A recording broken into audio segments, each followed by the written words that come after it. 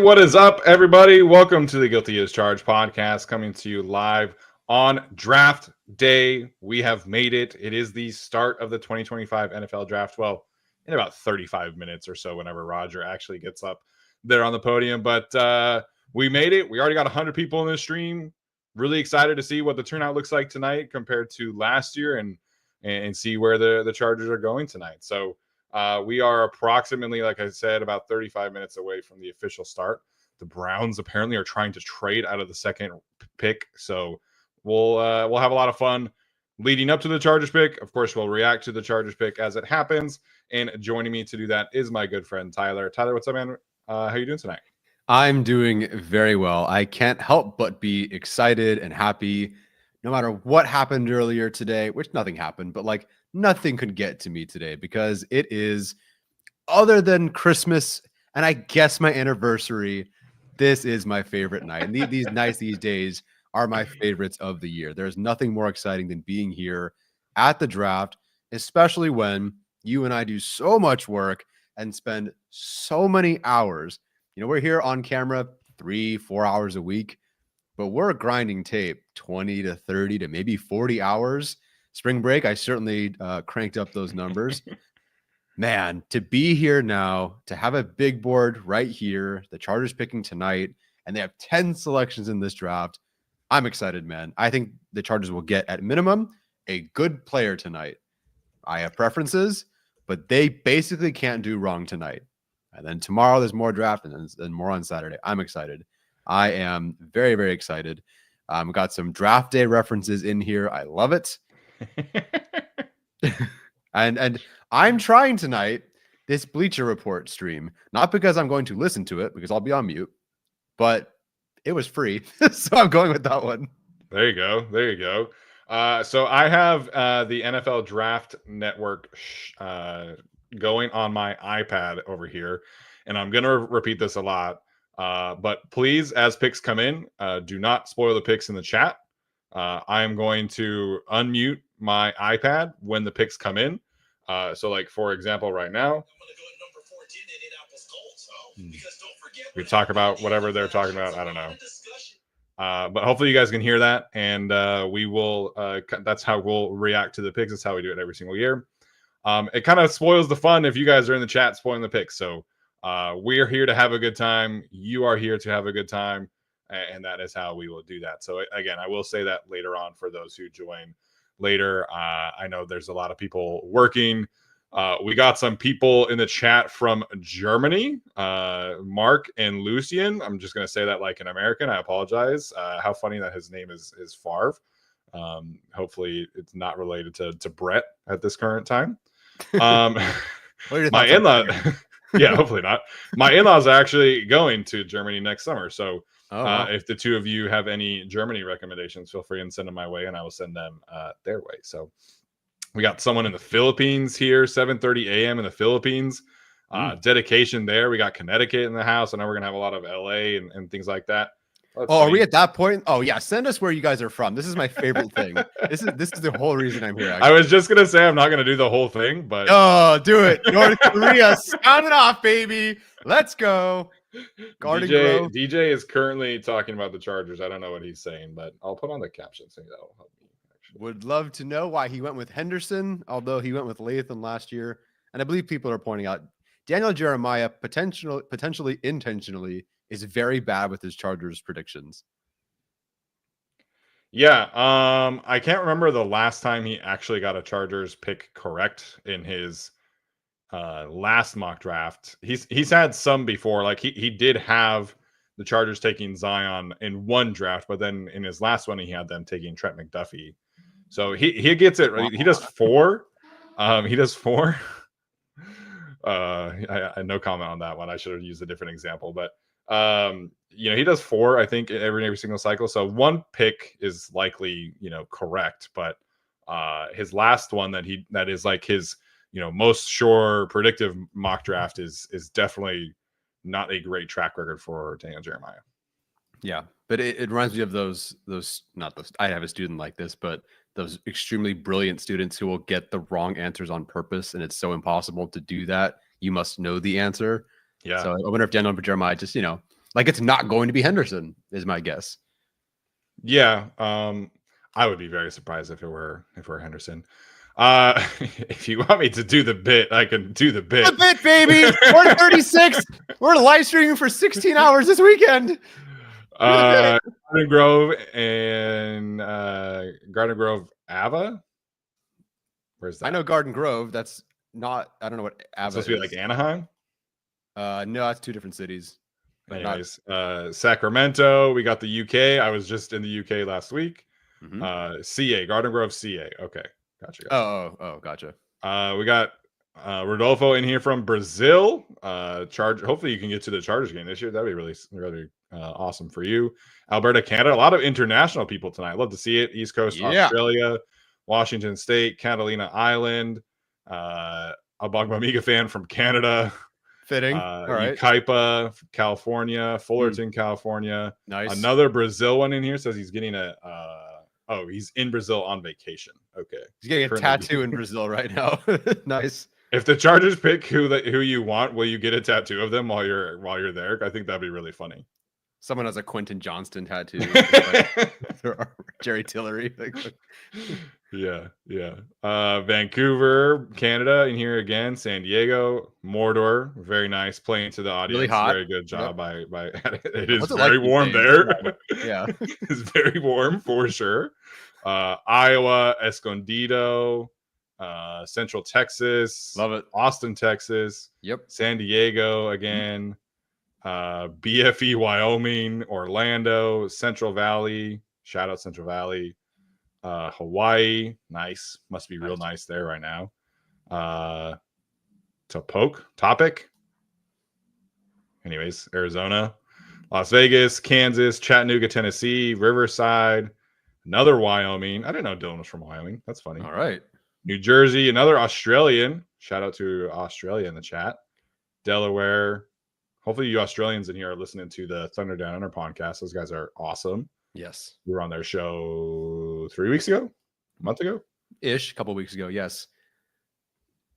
Another one from Texas. Wow, are the Chargers popular in Texas? We got a lot of Texas people in here. That's where all my exes are. Nice.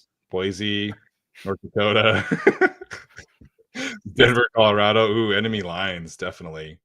Oh, bummer. Central Texas, another one. Tulsa, Arizona, Delana, California, Orange County, California.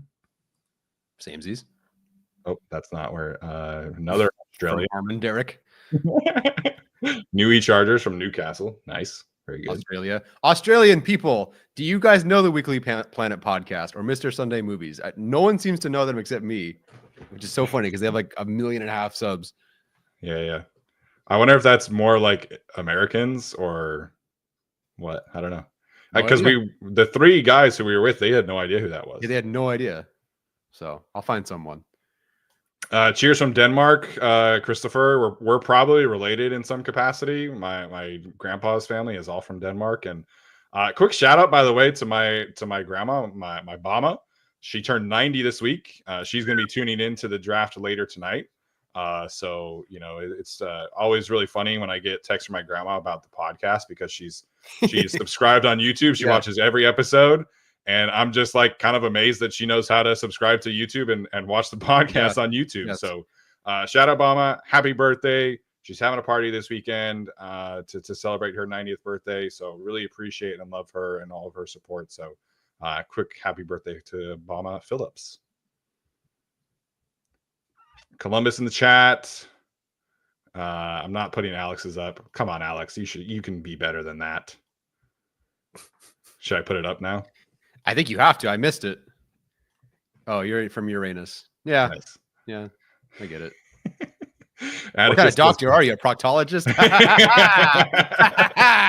Doctor joke. Nice. Very good. Very good. Trevor sends in a super chat. San Diego here. He says Loveland season. I hope so. That is what we are rooting for. Rancho Cucamonga, Minnesota.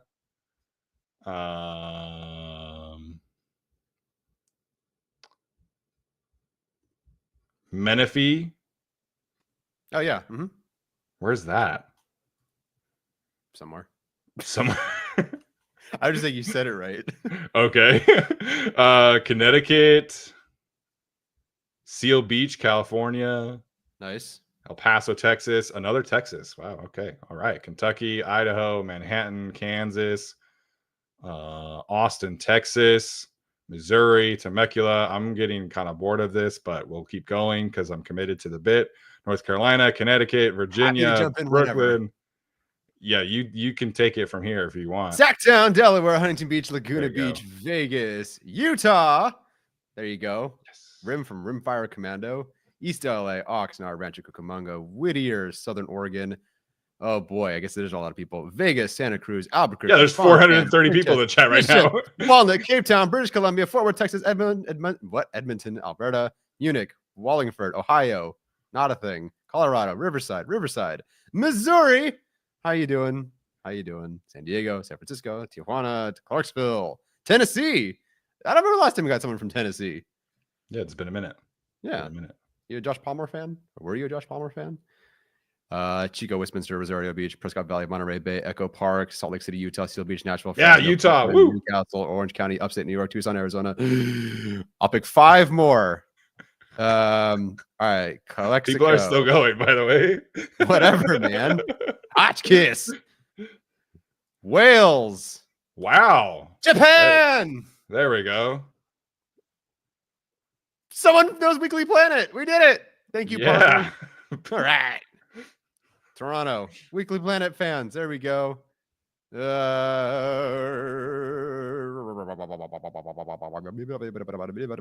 Are we live streaming day 2 and 3? Oh, yeah. And I rechecked how long that day 3 stream was. I'm going to have to buy my wife some nice flowers. I'll tell you that. That's a long one. Yeah, because it starts at 9. Yeah, it was the 7.5 hour live stream for us, basically. Yeah. All right, let me jump to the bottom here. Massachusetts, Minnesota, Oregon, a lot of Massachusetts, more Salt Lake. Very nice. And I'll pick a final one. Sure. Let's close it out with Clovis. Hey, let's go. Very nice. I guess that could be Clovis, New Mexico. Oh, I guess you would know. New Mexico. Hamburg, our guy Garrett in here in the chat. Amazing how many international people are in here in the chat. We love you guys. Hopefully this is not, I guess it's early for you, so you're waking up early, 1:43 a.m. according to Michael. Where is he at right now? Anyways, I know he's in Europe, but hopefully this is a fun night for you, or fun morning, I should say. Hopefully the coffee is brewing. Hopefully the dopamine is hitting. Again, we are a few short minutes away from kicking this thing off. There's been no real major changes for the Chargers. Obviously, there's like nothing leaking out of the Chargers. The Browns are reportedly potentially trading out of pick number 2, with the Patriots as well as the Jaguars being the teams who are looking to move up there.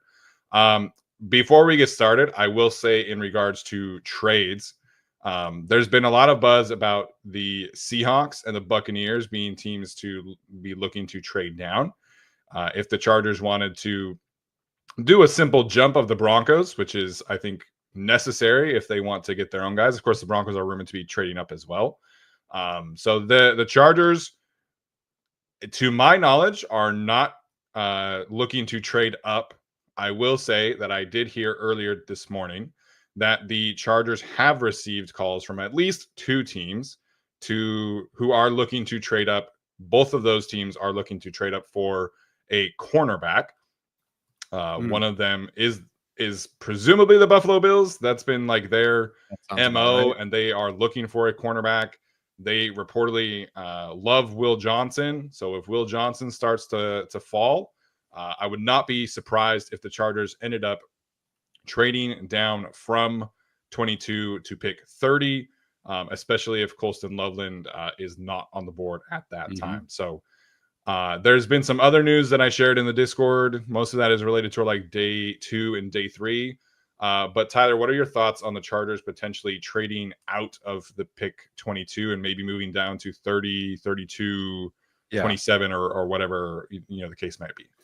Obviously, we've done that simulation pretty close. I think we ended up going with the Lions, but we decided between the Bills and the Lions in terms of trading back, and it worked out, I think, in our favor. We're definitely not a trade up like crew. We don't love that usually, although I don't mind this idea of leapfrogging a couple of teams to get your guy in like a couple of spots. But still, it was very expensive to move up. Trading back sounds lovely, and if they trade back, I'm going to assume in round 2, round 4, whatever, they're going to trade back up for something or someone, I should say. So I don't think they'll acquire picks and then now they have 12, and then they're trying to use all those 12. That will be, it'll be a fun draft for us, but I'm going to assume they're going to trade up with that ammo. As far as why they would trade back, other than like draft capital, I would assume at that point, like you said, like the Loveland is gone, Barron is gone.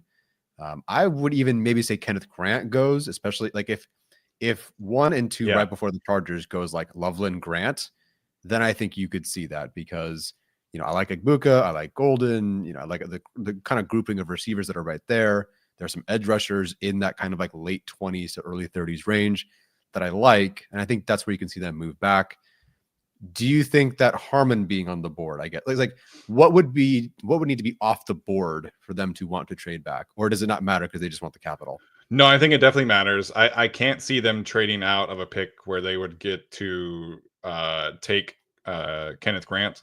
I think as well, Emeka Egbuka would be in that conversation because the receivers are probably going to go, in some kind of range of the 20s.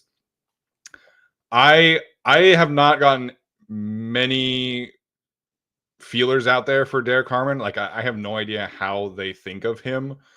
I know that like there are some medical concerns, but again, he didn't miss any games last year. He missed 0 games. He played in most of the games in 2023. So maybe there's like a minor shoulder thing, or it's just tough for me to think that teams will be that concerned. This is not like Jerzon Newton, right? Like everybody knew about the foot injury and things like that, and everybody knows about the Will Johnson injuries and things like that. So I think Harmon being on the board would not deter them from trading down. I think if Grant, Loveland, Egbuka are on the board, I think they will take one of those players. Maybe if they want to go running back, I could potentially see them sticking and picking Hampton if Hampton is available. But if Hampton is also off the board, then you trade down. So what they get in a trade down is kind of up in the air. This is not considered to be like a great trade down market. So you're probably getting, if you trade all the way down to the Eagles, maybe you could get like a 2nd round pick.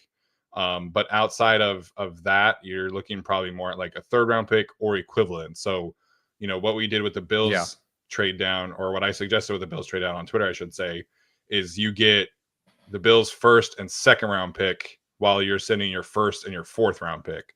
So that equals out to a 3rd round pick essentially on the trade chart. So for the Chargers, I think that is something worth exploring if the board falls a certain way, which is very possible tonight. Yeah, I'd happily give up a 4th round pick in some sort of swap like that. No one loses picks in that scenario. You're just swapping them. But then you could take what we did in another, I think our predictive draft was, okay, take the 2-6, go get that 4th you just lost. Not the exact same one, obviously, but go get another 4th rounder and you're set.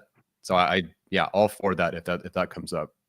Yeah, you could even use those 6th round picks, and you could use 1 6 and 1 7 to move into the 5th round if you're not crazy about that 4th round pick. So for the Chargers, having 4 picks in the top 100 would be really, really fun, and they'd be able to get multiple starters on day 2, in round 2, I should say, in that scenario. So the question at that point is like, who are you targeting? And there's been some minor buzz about the Chargers looking at edge rusher. And so to me at 22, I don't love any of those potential edge rushers. But if you trade down to 30 or 32 or 28 even, you could definitely talk me into Nick Scourton. You could definitely talk me into Braden Swinson at that point. I think Ezeraku is probably off the board at that time. But that's probably a scenario where you could talk me into Shamar Stewart. I know we don't love that, but in a trade down, you trade down to 28, 30, or 32. I could definitely get behind Shamar Stewart being the pick at that point. I honestly would even get Stewart at 22. As much as like crap as I've been giving that particular evaluation, it's somewhat more relative to the buzz that was when I watched him, which is like, when you watched him, he was like a top 10 consensus guy, and like now he's easily definitely falling. Yeah, right. I just thought I was kind of going crazy, and hey, he still might go, but at 22, like I would understand it. It's very much so for me. Any defender they take is in Minter I trust. In the offense, I've got more things to say. But when it comes to the defense, I'm like, yeah, whatever. Like, you want to take, I don't know, Jared Ivey at 22, I'd go, huh? But then I go, yeah, they'll figure it out. It'll work. Jared Ivey at 22. No disrespect to Jared Ivey. Like, in my top 65, I trust Minter to get whatever it is done, especially like D-line, corner in particular, and I guess linebacker. Yeah. You had Swinson pretty high, right? Yeah, so Swinson was 22nd for me, which again, as we mentioned on our big board episode, there's a lot of names, not a lot, but the tackles, the quarterbacks. But for me, yeah, he's 22nd.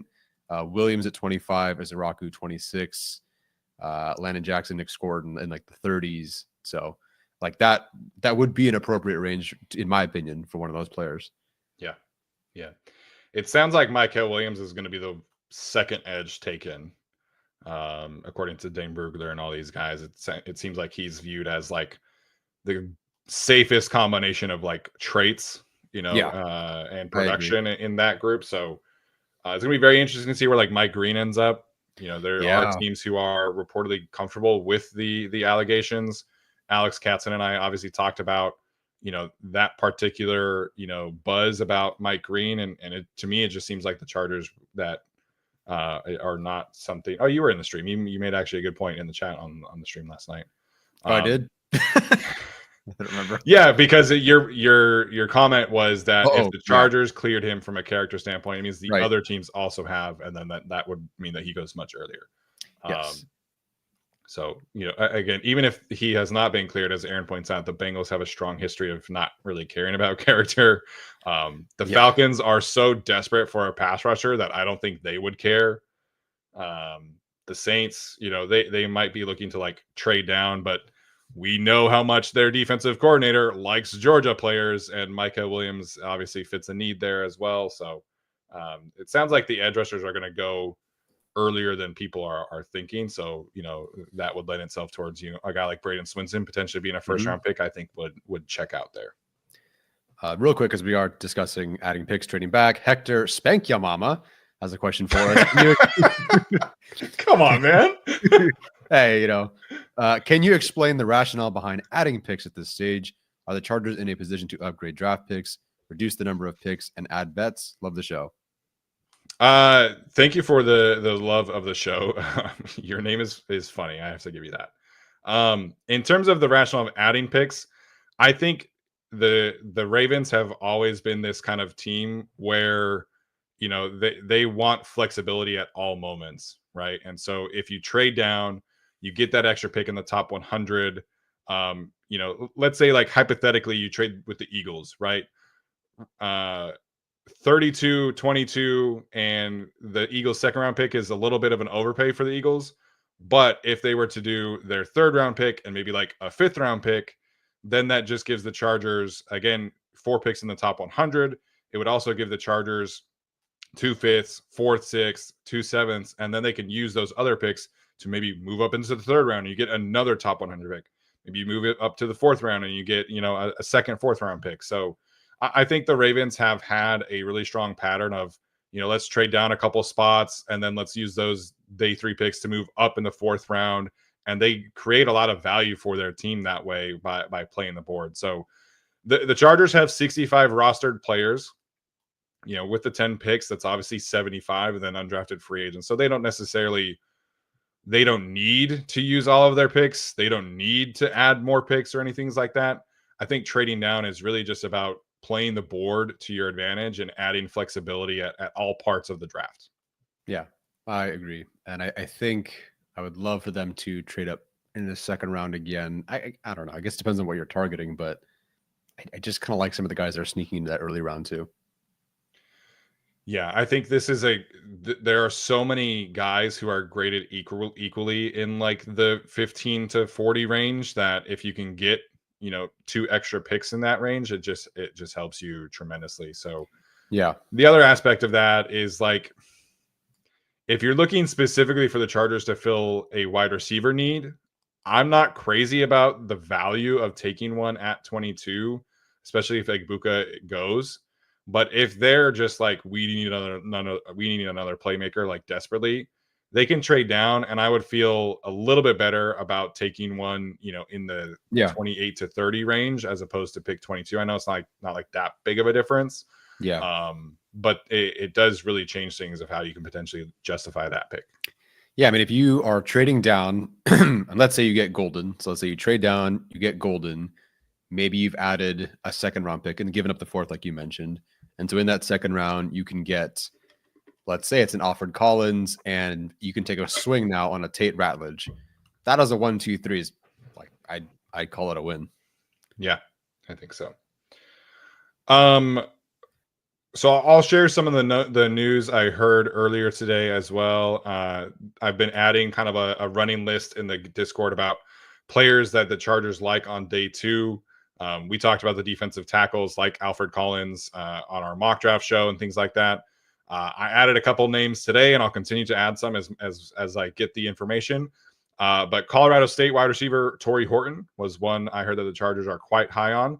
I talked about JT Tuimoloau yesterday. They're very high on him. We'll see. That's another one where if you trade down to 30 or 32, you could take JTT there, and I would love it. I think that's a great process by the Chargers if they do that.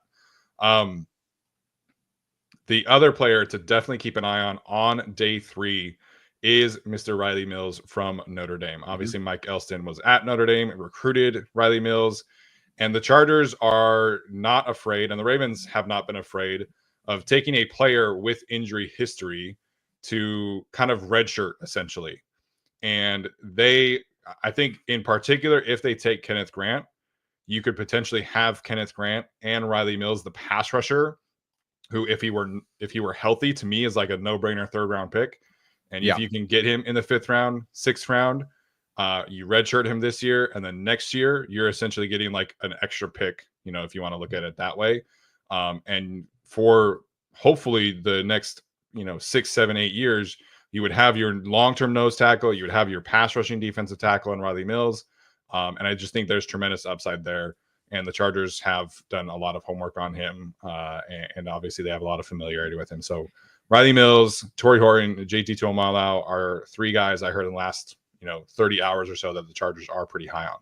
Yeah, we haven't really talked about Mills a ton. I watched him really early because of the obvious connections. He's got like an early 4th for me because, I mean, the injuries did not help. He should be ranked higher on my board. He's outside the top 100 for me, but that's a lot of injury issues that are there. Jacob points out, he's got to replace the Morgan Fox role. We talked so much about the loss of Poona Ford, but like we also lost Morgan. The Chargers lost Morgan Fox too. Morgan Fox played a ton for this team last year too. He did more than I realized, but you look at the snaps, like he played a ton. Maybe that's a testament or not so much to the effectiveness, but yeah, they need to replace multiple bodies on the defensive line, not just one.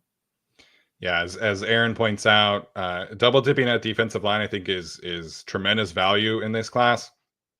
If they, wait on defensive tackle and they take like a Ty Robinson in the 3rd round, or they take some other kind of pass rusher, Derek Harmon obviously is a possibility.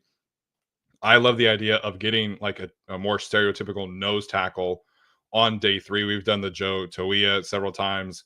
Junior Tafuna from Utah is another option there. There's Zeke Biggers, there's Nazir Stackhouse, etc. So being able to double dip at defensive tackle after losing Poona, after losing Morgan Fox, I think is definitely something that the Chargers should be looking at. And it sounds like they are. It sounds like they are doing homework on those day 3 defensive linemen.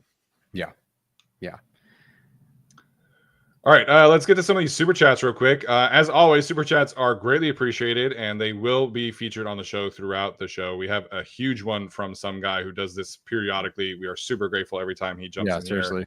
Here. He says, another year of the best Chargers draft content, period. Thanks to the GAC crew for the awesome and hard work, and to the Discord for the fun draft conversation. Join the GAC channel, 100% worth it. P.S. Trey owes him $200. So the Discord is very fun, but you got to behave yourself in the Discord. Some people jump in there and get a little crazy with it and end up getting banned. But some guy, always appreciate him jumping in here. He's been a member of ours for a very long time, Patreon, Yes. all that good stuff. So really appreciate him. Very generous super chat to kick us off here. Yeah, I appreciate it. Not that it's expensive to watch the draft because it's on Max and it's free for me, other than the subscription, I guess.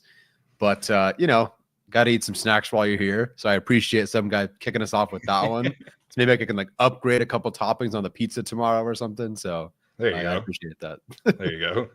Maybe do like what's your favorite pizza that you just a traditional pepperoni guy, or you add like sausage and peppers, or what are we talking about? I don't know. I feel like it just kind of depends. I will honestly just love like a good crispy cheese pizza to me, but pepperoni is wonderful. I'll throw sausage. I'm not a pineapple on pizza guy, by the way. I don't know if we're about to lose people because I say that, but I'm team Gordon Ramsay and no pineapple on pizza. We can balance it out. I will eat pineapple on pizza if there is a spicy component. So there's this pizza joint here in town. It's called Anesso. They do great Neapolitan style pizza, and they will do like a spicy Hawaiian with like Fresno chilies and stuff like that. And then there's like a hot honey glaze, and then they also have the pineapple on top of it.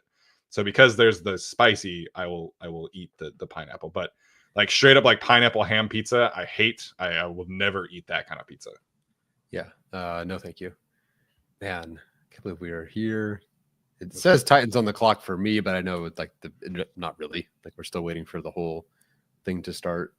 Yeah, I think that's just like automatic. I have not seen, like Roger Goodell does a whole like introduction and things like that. That has not happened yet. Yeah. So, it looks like the Bleacher Report stream is just 4 guys hanging out, talking football. Who's on the Bleacher Report stream this year? If I had my glasses, I could tell you.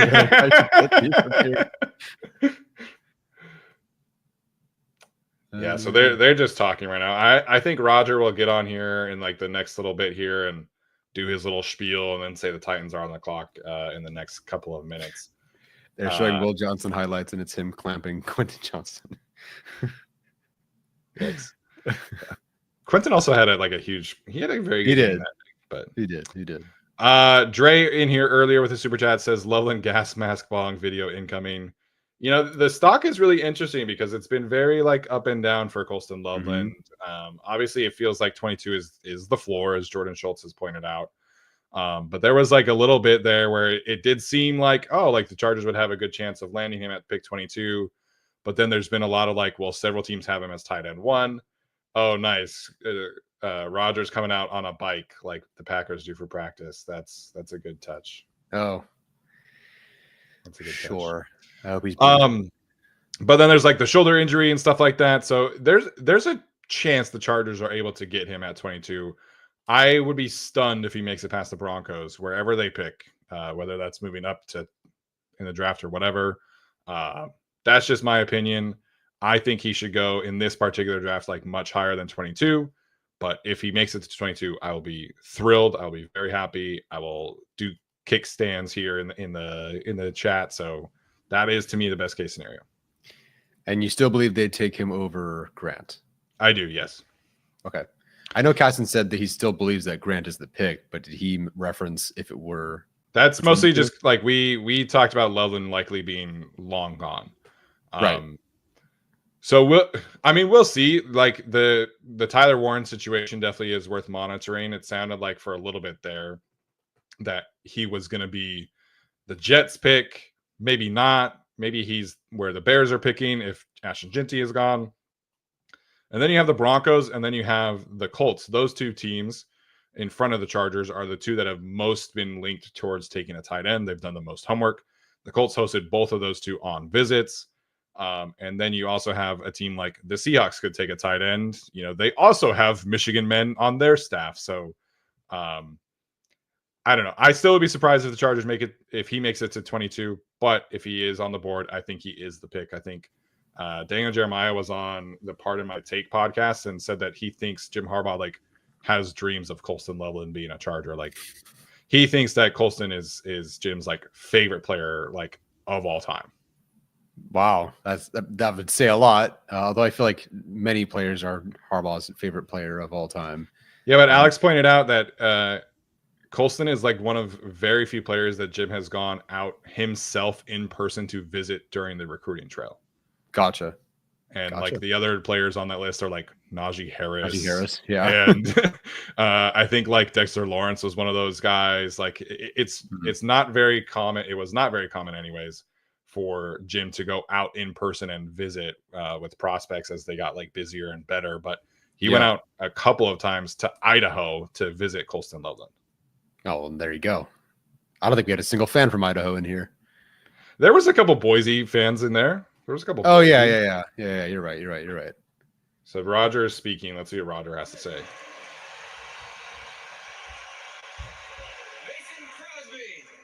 Oh, he's just announcing the Packers players that are there.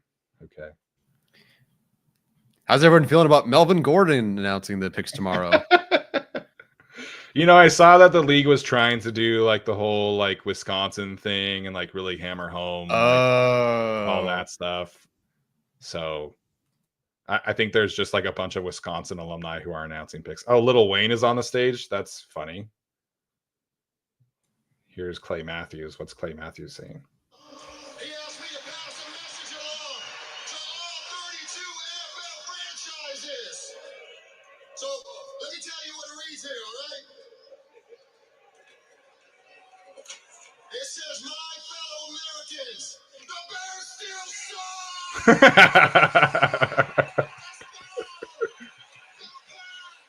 Why did they invite Lil Wayne? He's a huge Packers fan. I don't know. You could hear that, right? Yes. Yeah, totally. That was really funny. Yeah. I didn't want to make this joke on Twitter, but yeah, as soon as they announced Melvin Gordon, I just thought of like him fumbling the actual card as he walks out there. That's so mean. It is super mean. That's why I didn't want to make it. Thank you, Kevin, for doing that for me. That's the first thing I thought of. Oh, man. You got 600 people in here. Shout out to all of you guys. What's up, guys? Nitzer666 says, sorry I am late to the party. No worries there. Work priorities. I totally get it. I hustled home as fast as I could from work myself. Pumped for the next three days. Thanks to the GAC crew for all your hard work getting us prepared. We appreciate it. Your support, obviously. He's another one that's in here quite a lot. Yes. The draft prep is definitely a labor of love. We would not put as much time into it if we ourselves were not as interested in it. So you guys are sickos, we are sickos, and it's why our community works so well together. Yeah, I love that our content is it's definitely not the popular mainstream content often. Stuff like this, yeah, but then like other guys and my guys and talking about some late players and Harbaugh guys and the safest prospects. It is not the most entertaining potentially, but I love doing stuff like that just to know every name front and back, backstories, their character stuff or lack of character stuff. Yeah, pretty it's been a fun one. It has. And draft is always fun as Chargers fans because this is usually like our Super Bowl. Unfortunately. So we're conditioned to this. So love the draft. Yep.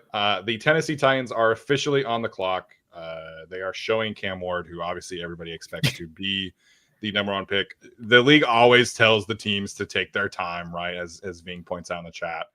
They've probably known for a month that they're going to take Cam Ward. Initially, I thought, okay, this is going to go chalk 1, 2, 3. Maybe 4 gets a little bit interesting.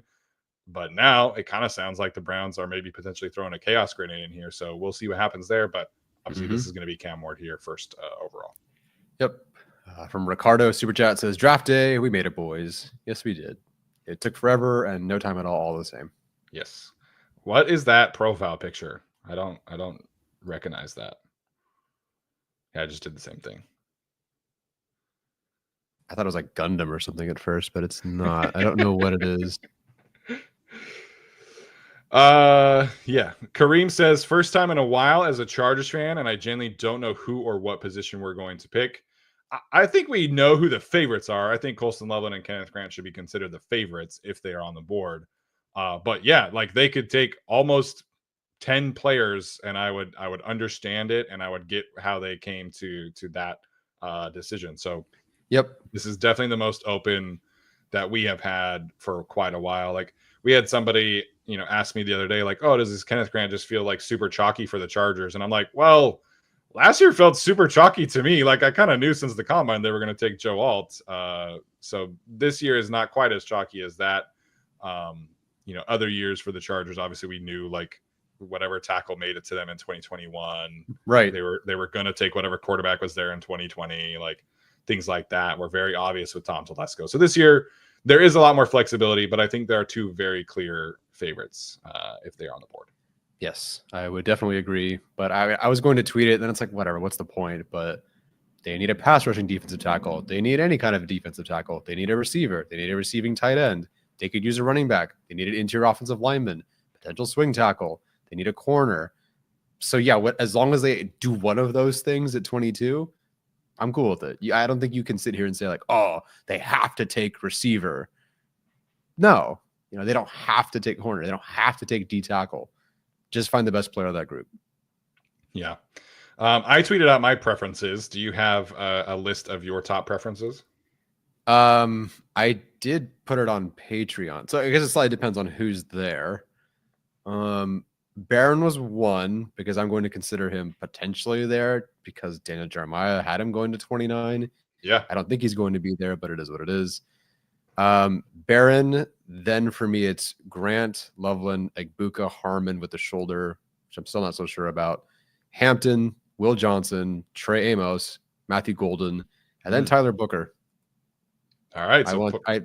He made the list. I think I have to include that as a potential option because they could just go, yep, someone over Zion. And I would get it. I really would get it. No, I put Donovan Jackson on my list, and I ended up putting him on there for basically the same reason. Because it's like you can't have a list of this right options for the Chargers and not include an offensive lineman. I think so. My list ended up being I'm assuming that Colston Loveland is gone, but if he is not gone, he's my number one choice. So after Colston Loveland, make sure I get my list correct. I've thought about this like so many different times. So I would have Colston Loveland 1. I would have Derek Harmon 2, Kenneth Grant 3, Emeka Egbuka 4, Jahdae Barron 5, Will Johnson 6. Trade down, I did include for what it's worth. Then Omarion Hampton, then Donovan Jackson, then Shamar Stewart, then Braden Swinson. The last three all I put with a via trade down tag, if possible. Yeah. First of all, cheater. Second of all, I think you could take the trade down off though, and like just have that list. But in general, no, I get you there. Even the guys I didn't include in the top 10.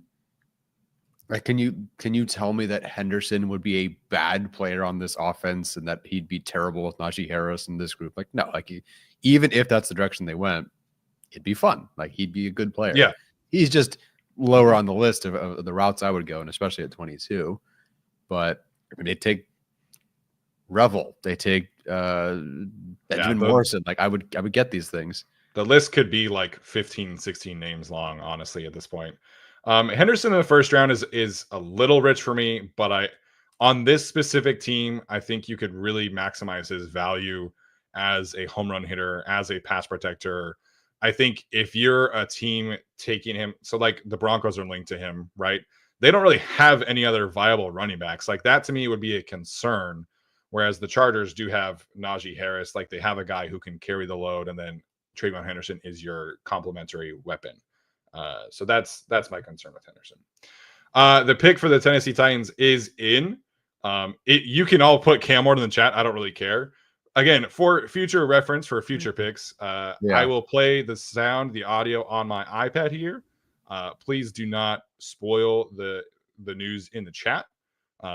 Again, it just makes it more fun for everybody if we can all react at the same time, even if some people are like slightly ahead. So here is Mr. Roger Goodell. Come on. With the first pick in the 2025 NFL Draft, the Tennessee Titans select Cameron Ward, quarterback, Miami. There we go. Odds they go anybody from Miami in round 2. Oh, the Titans? I think so. I think so. Looks like We have a trade. The Jacksonville Jaguars are picking here at number 2 now. All right. Interesting. I don't understand it, man. I do not understand what the freaking Browns are doing. I do not get it. I do not get it. So the Browns have traded back to 4? 5. 5. Right. Okay. Browns have traded back. Sure. Why not pass on Travis Hunter? Schefter says the Jaguars are trading 5, their 2nd round pick, a 4th round pick, and 2026 1st round pick to the Browns for pick number 2 overall. Never mind. I would also trade back in that scenario. I mean, that's... future first is nice for a team that probably needs a quarterback next year. Yeah, no, that's... Hey, man. Ugh. Okay. Yeah, future first. So the Browns, the Jaguars also get a 4th round pick and a 6th round pick. Okay. So yeah, getting a future first to trade back 3 spots is pretty nice. That is pretty nice. Quick shout out to my amazing wife, Brooke. She is officially done teaching for the day and watching the stream. So shout out to Brooke and the rest of the Bowman clan who are watching the show tonight. Appreciate you guys so much. Love you so much. Hello, Brooke and the Bowmans. I don't know, man. I still think I would take Travis Hunter.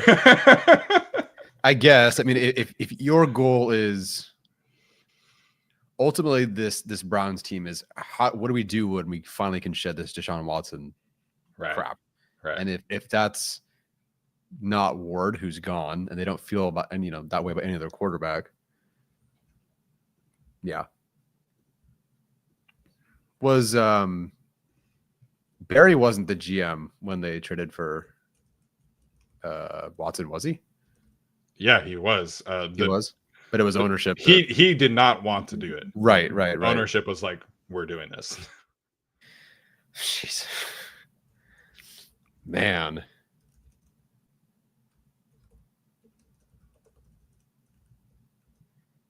Okay, even though I know what 536 and 126 are at, the Bleacher Report stream just says the number, not the round.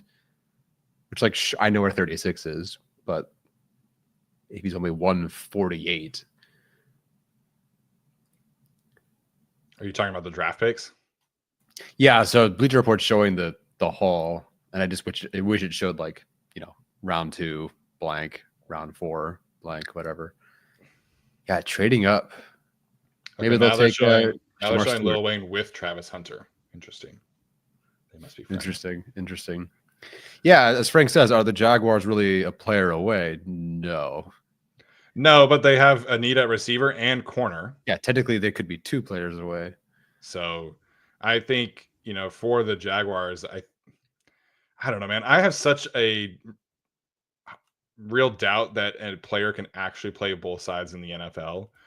But hypothetically, you could play, 30 to 40 snaps on each side.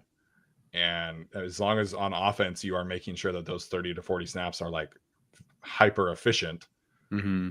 But I don't know, man. The Travis Hunter thing for me has been so tricky because as a corner, I think he is just as a pure corner at number 2. I would totally get it. I think he's definitely worth that. But is it worth it to take a player who's splitting sides like that? I think is tricky because he's not going to be like, I mean, I guess he could be as a Pro Bowl or All Pro as like a weapon or whatever. Mm-hmm.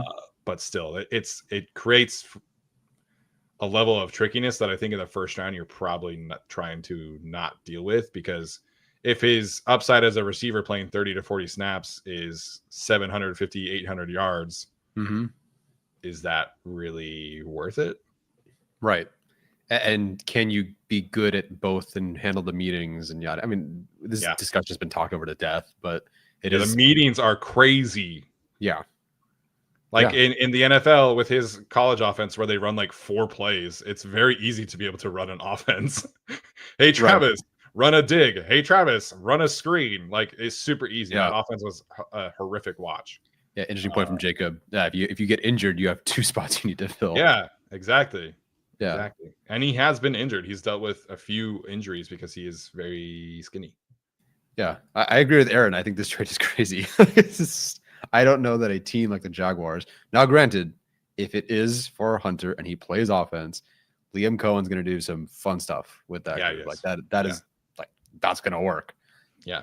But offensively, there was no real wrong way for him, right? Because Stefanski's awesome and Liam Cohen is really good as well. So, yeah, looks like the pick is in.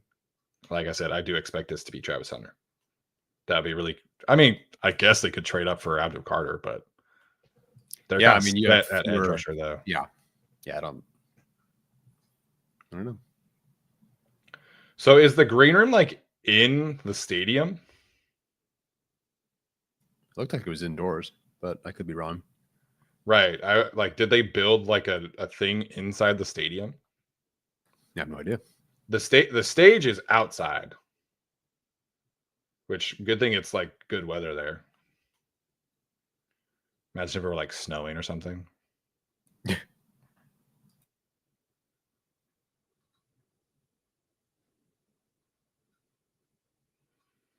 So are you gonna do wings later since you're doing pizza tomorrow? I'm not gonna lie. I had a sandwich. I've got a drink and some snacks. I'm going just with that for the rest of the night. Saturday, oh man, dude, it's gonna be nasty. But today, I don't need too much. All right, here's Roger. 32 young men entering the NFL. And Eric Armstead. Large man. Profound impact on and off the field. The Walter Payton NFL Man of the Year Award, presented by Nationwide, recognizes one player each year who best represents greatness and compassion both on and off the field and in the community. Tonight, we are proudly joined by the 2024 Walter Payton NFL Man of the Year, Eric Armstead.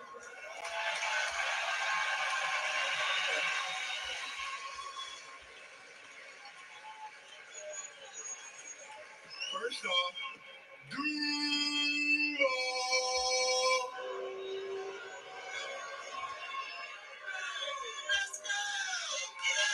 I want to say thank you to the commissioner.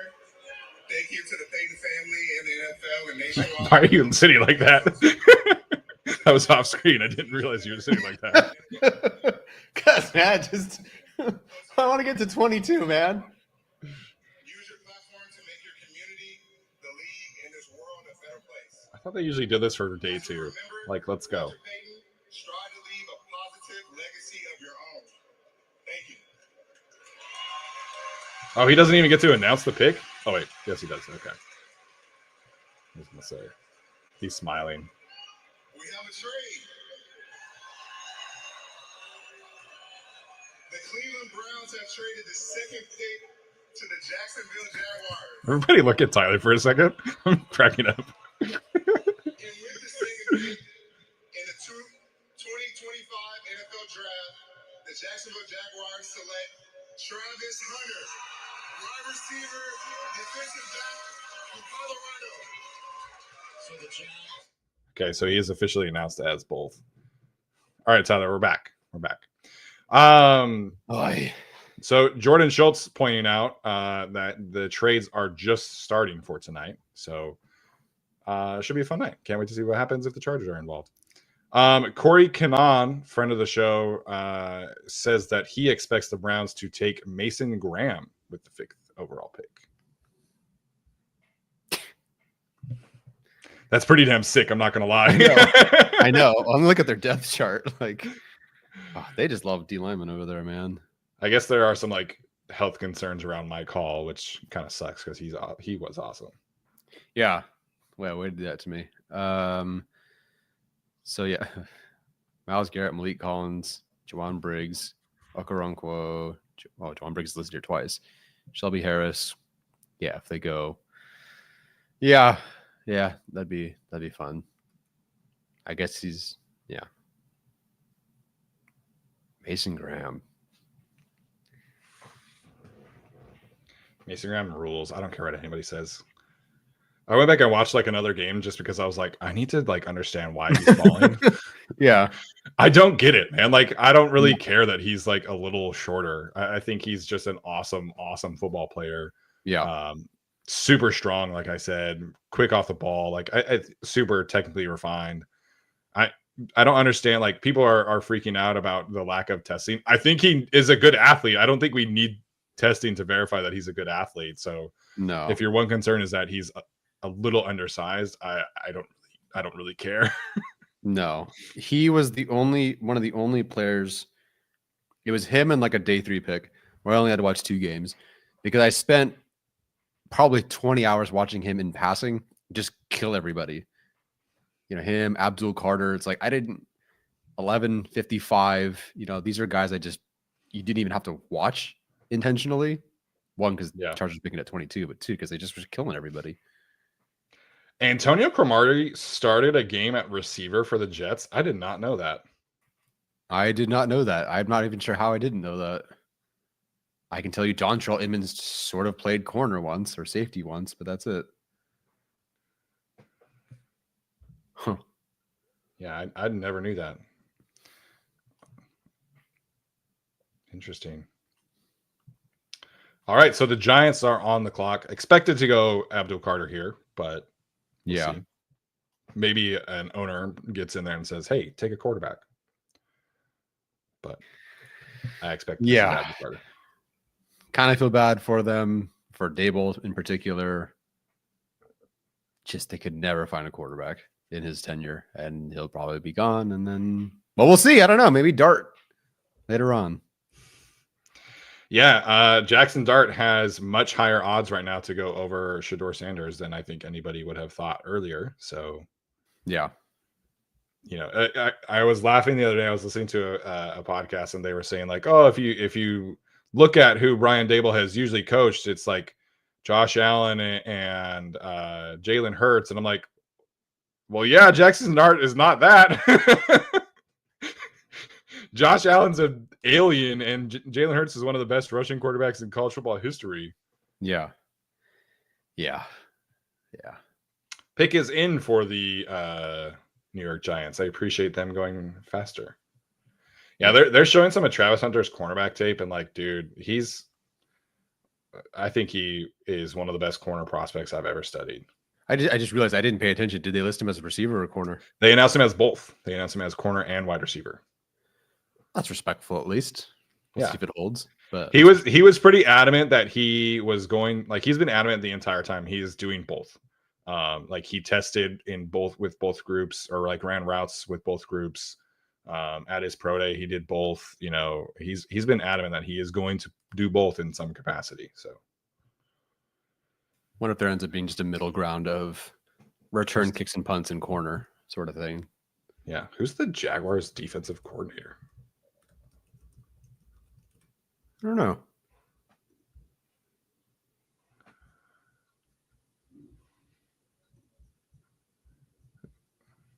Their defensive coordinator is Anthony Campanile. I'm ordering pizza from him, I think. He was the Packers linebackers coach last year. Or was he before that?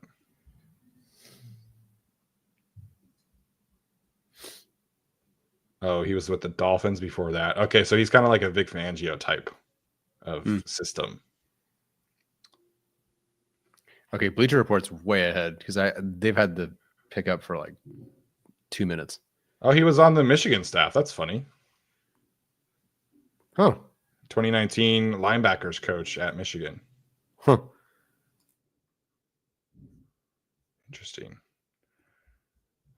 So yeah, Travis Hunter going to play a lot of zone. Cool.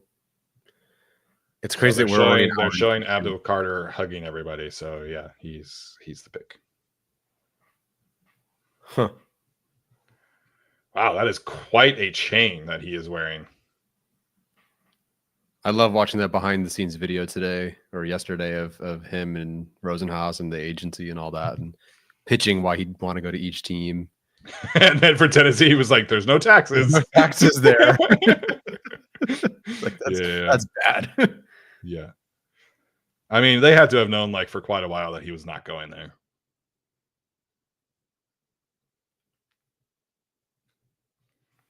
I kind of want the Browns to get Genty, even if they're not doing that, because I would love to see just. Can you imagine you just go from Nick Chubb to just Ashton Genty? That's true. And their main starter is Jerome Ford right now, so they do need a running back. Yeah. Oh man, he is all iced out. He's got a grill, he's got a big watch, he's got a big chain. Dan Rossini saying Cleveland is taking calls to trade back again. Wow. Well, if you want Loading to jump up the for next Raiders, year, probably. Raiders draft a sucky player, please. We'll see. For what it's worth, Brian, Genty is not, or excuse me, Tom Telesco is not the GM of the Raiders. Yeah, it is Spytech. What's his Yes. first name? Joe. I don't know. Phil. But Tom Brady is making those calls, basically. Mason Graham. Mason Graham. That would suck. I would hate that.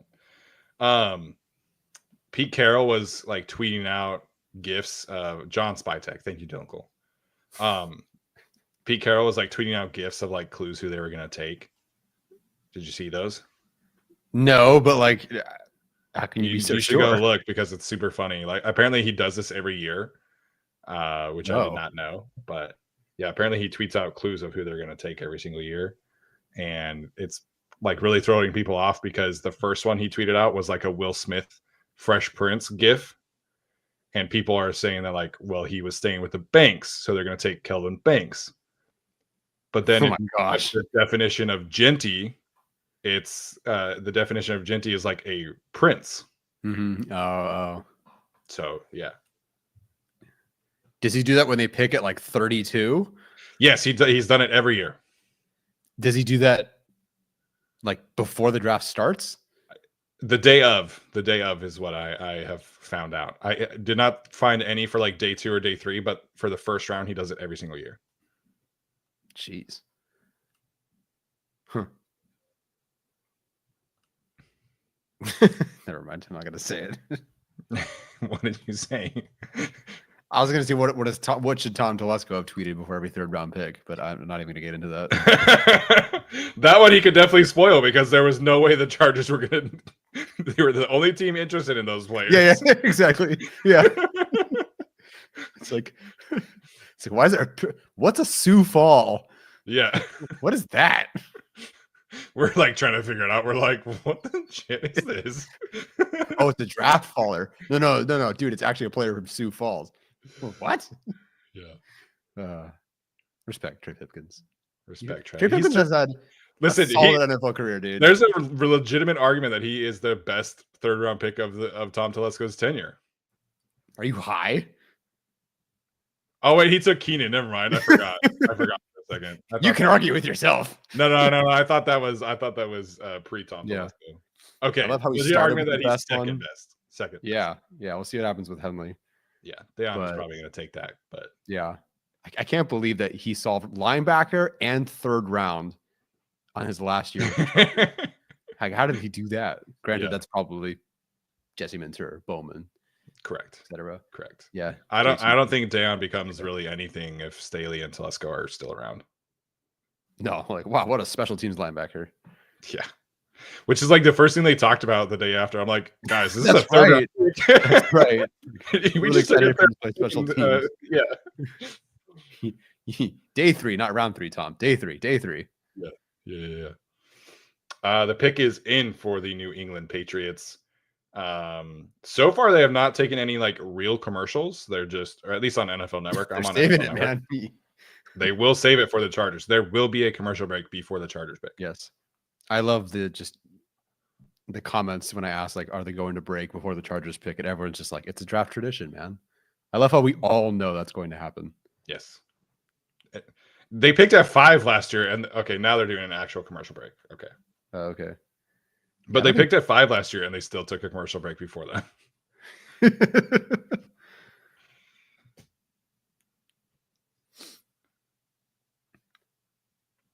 You I have a had lineup, I pick is had in. I know who the selection is. Just for reference, that's all I had this stream is. on Bleacher Report. Yeah. Okay. Do you want me to change mine? No, I don't care. I won't when it comes down, like I won't look. Once they start saying like the pick is in, I'll just pivot away from looking at the screen. It's all just kind of whatever right now. Okay. Man, Matthew Stafford has the biggest fake teeth I think I've ever seen. I never noticed until someone mentioned it the other day, and then all I could do is stare at them, and they're just like headlights. Yeah, one of my coworkers just got his teeth replaced, and I'm like, dude, that was a really drastic change. Like, really drastic.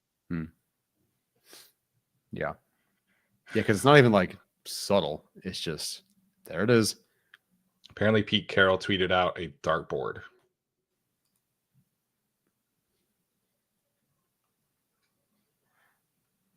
That's way too easy to be Jackson Dart. There's no way they're taking Jackson Dart at 6.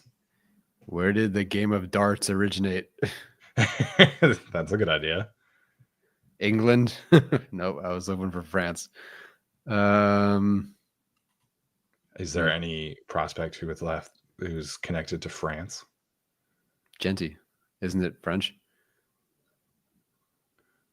Is Genty not French? No, I mean he's like African, but I mean like his last name is Genty. I thought Genty was like French or something. No, am I crazy? He grew up in Europe, I think. No, is that what it is? Yes, Italy, I think. Yeah, random guy says Italy. I think that is correct. But he did. I want to say he played football like in France a couple of times. I don't know. This is probably way overthinking it, but that's probably a good poll because dartboard is way too simple. Pat select Tyler J. Shoon. Yep. Honored to be a part of such a historic organization. Unfortunately, F the Patriots. Wow, the Patriots have a much bigger war room now that Bill Belichick is not the coach. They used to just show like 6 players or 6 players. So I'm six, really 6 far ahead of. Are you guys still commercial still? No, Roger Goodell is walking to the stage right now. Okay. Is that stream showing Roger at all? Nope. Oh, so they're just doing their own thing. Okay. Yeah. With the 4th pick in the 2025 NFL Draft, the New England Patriots select Will Campbell. Yeah. That is a great suit. I like that suit a lot. Yeah. They apparently have been on Will Campbell since like the second that Vrabel got hired. Like they have loved Will Campbell. Yeah, that's makes a ton of sense to me. They needed O-line. Oh, Cameron says Genty is a French name. Oui. Shout out Cameron. Good pull. Je m'appelle Genty. My dad speaks French. He'll be happy to hear that. Not if he goes to the Raiders. I mean, my dad's not a Chargers fan, so. What is your dad a fan? Did your dad have a team? I mean, he roots for the Chargers and Eagles because myself and my brother, like, we're the big football fans in the family, and that's who we like. But he like kind of rooted for the Cowboys when he was younger because they were like the popular team in Utah. He doesn't really have like a true NFL team. That's true. I guess Utah, like, you kind of have to just pick one of them. Somebody. Yeah, growing up, most of my friends were Broncos fans because that's like the local team. Or there was back in the day a lot of Cowboys fans, a lot of Steelers fans because those were like the national teams. Yeah. So now I think the Raiders are really getting more popular there because they're 6 hours away instead of 8 hours away with Denver. True. So the Raiders are growing in Salt Lake, unfortunately.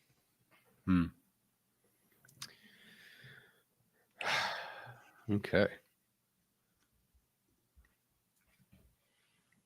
So if it is Grant, my dad really wants Genty because he rocks. So the Chargers tweeted out a picture of Jim and Joe fist bumping with the caption "Locked TF in." Nice. Same. Over under 1.5 Michigan players this draft. 2.5. 10 for the picks. Chargers. Yes.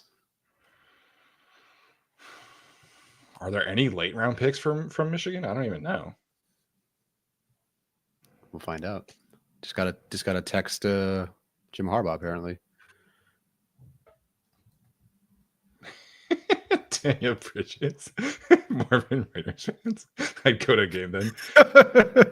Listen, Tyler and I went to a game in Vegas, and It's it really was the game they were honoring John Madden. And listen, like nobody said anything bad to us. Like people were not crazy typical Raiders fans. No. I know that you have had better experiences with like the LA Raiders fans crowd. I personally will never go to a Chargers Raiders game at home. I just will never do it. But the Vegas fans are much nicer. They are definitely much nicer. Yeah, thanks a lot, everybody. I love going to that game every year, you fuckers. So later option: Miles Hinton, Khalil Mullings, Donovan Edwards. Oh, that's right. Josh You have the Green. running backs. Yeah. Yeah. Did you say 2.5 though? Yes, Or to the 1.5? Chargers. 2.5. I'll say under, unless you're including undrafted free agents, then I will probably say over. Yeah. The pick is in for the Browns, so we'll see what happens there. I think this is probably Mason Graham. All right. My bad, Piper. Piper lives in Sioux Falls. I hear it's lovely. You have a great player from there. Yeah, and that's a wonderful looking dog in your picture. Yes. Do you have Galadriel with you? Over there. She's on the bed. She's over there. Okay. So she's over there. I'm gonna let Sully in here later because he's gonna be alone with just me home tonight. Oh. Brooke's doing what? She's over at her parents right now. So she has a school event later and didn't want to drive all the way from school to home back to school. And her parents live like basically halfway in between. So oh my gosh, I forgot the Browns signed Joe Flacco. That's so funny. Yes, who's starting for them in about 3 weeks into the season? They could take like a second round pick, I guess, but I think with the future first in mind, they're probably potentially taking. Yeah.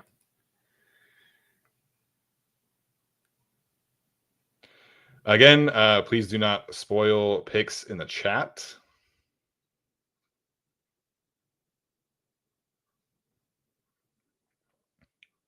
Did you figure out who was on that Bleacher Report stream? Oh, here's Roger already. With the Browns moving down to make this selection. With the 5th pick in the 2025 NFL Draft, the Cleveland Browns select Mason Graham, defensive tackle, Michigan. Wow. All right. Mason Graham, Myles Garrett. Who else do they have? They have, Mike Hall, Shelby Harris, Malik Collins, Jawan Briggs, Okoronkwo, Sam Kamara. Oh, Joe Tryon. I didn't realize Joe Tryon ended up over there. Oh, interesting. So, yeah, and now Mason Graham. Myles Garrett, Mason Graham. Okay. I forgot they signed Malik Collins. I would have loved him on the Chargers. Yeah, see, they're showing the Alabama game, dude. The Alabama game was insanely good. Mm-hmm. I mean, all his games are good, but the Alabama playoff game, yeah, sheesh. Yeah. He has the Bosa double swipe. Like, he loves the Bosa double swipe. Mm-hmm. He's so good at it. Yeah, that's every time I see that, it's like a big point at the screen. All right, Raiders on the clock.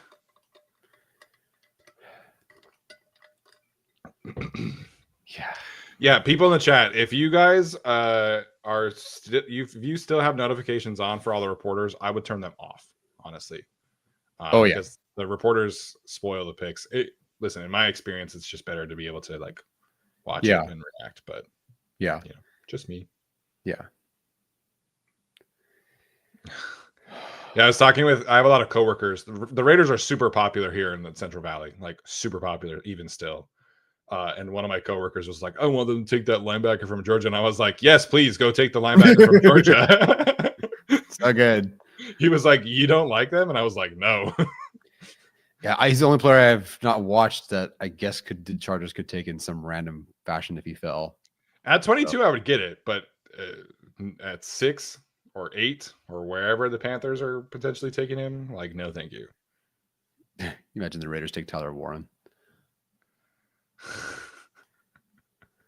Trevor Sikkema actually like made that case for them on one of their collaboration mock drafts where they were like, he was like, you're gonna trade Michael Mayer anyways, and Brock Bowers is basically like a big slot receiver, and I'm like, well, yeah, but like, so is Tyler Warren. Right. Adam Schefter saying the Panthers are taking calls for pick 8, so that was something that was tweeted out earlier. I think my dad might have gotten his wish. I don't think my dad is. Your dad's spoiling the pick without spoiling the pick? Yes. Yeah, Trevor was on with Brett and EJ, and Brett and EJ were like, "Are you high?" So at the same time, I don't know. Good player is a good player. It would open up Michael Mayer officially. Yeah.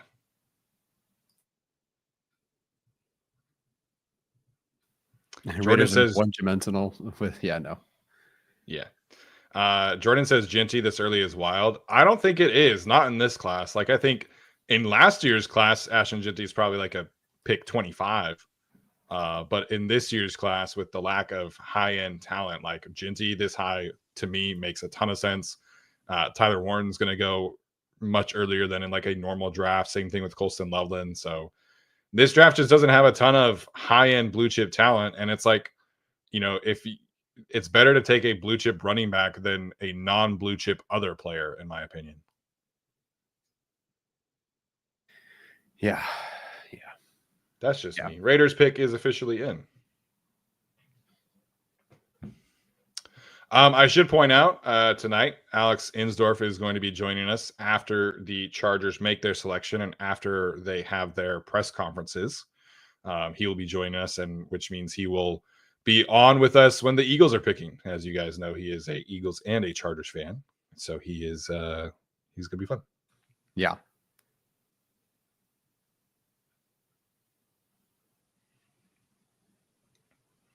All right, here is Roger announcing the Raiders pick. With the 6th pick in the 2025 NFL Draft, the Las Vegas Raiders select Ashton Genty, running back, Boise State. As Frank says, within minutes of Pete Carroll being hired, they take Genty. Yeah, I'm bummed that it ended up working out for them that way. I didn't really know what their backup plan would have been if the Jaguars took him, but guess you don't have to find out. So now we have to face Genty and Bowers. and they could, whoever they take in the second round could be a receiver, and that player could be very solid for them too. Well, the good news is the Chargers have Henley and Derwin, which can work on Bowers. With Genty as well. Jeez, man. Well, the Raiders officially have the best tight end I've ever studied and the best running back I've ever studied. Oh, Genty was your RB1 of all time. Well, that I've ever studied. Yeah. I didn't study Saquon and things like that. So right. Yeah, I haven't matched up. He would have been over Najee. I had him over Bijan for sure. Yeah, I don't remember if I would have had him or Bijan. If just based off of like film grade, Ashton Genty would have been my top player overall. Like his film grade was basically as good as it gets. Yeah. But Ben's asking, are you guys scared at all that the Chargers are becoming the least talented roster in the division? I'm not saying I agree with this question. That's why I want to bring it up. But I'm very nervous about the Denver Broncos. We'll see what they end up doing. Oh, I'm nervous about the Denver Broncos as well. The Denver Broncos. Yeah. If you look at like the Denver Broncos defense, man, like it's it's insane. They have Nick Bonito. They have good edge rushers. They have Zach Allen. They have John Franklin Myers. Like, their defensive line is good. They just added Dre Greenlaw. They added Talanoa Hufanga. Their corners are sick, obviously. Their defense is probably the most talented defense in the division, for sure. Yeah. Offensively, like, their offensive line is really, really good. I wouldn't say it's like, I don't think it has the highs that the Chargers could potentially get to, or the Chiefs could potentially get to, you know, assuming they fix their issues this year. They don't have the Broncos don't have like star offensive linemen. Their running backs are basically non-existent. Their receivers are like okay, but I'm definitely nervous about the Broncos. Like, if they get Colston Loveland and like another, you know, like a really good running back, I will be nervous about the Broncos. Yes, definitely. I'm going to call my dad real quick. Yeah, go ahead. Put him on speaker. You could talk to him first after you mute yourself. All right, so Arjun's Jets on the clock here. It'll be interesting to see what the Jets do. Oh, wow. The Browns are having a draft party in their stadium, and Journey is performing.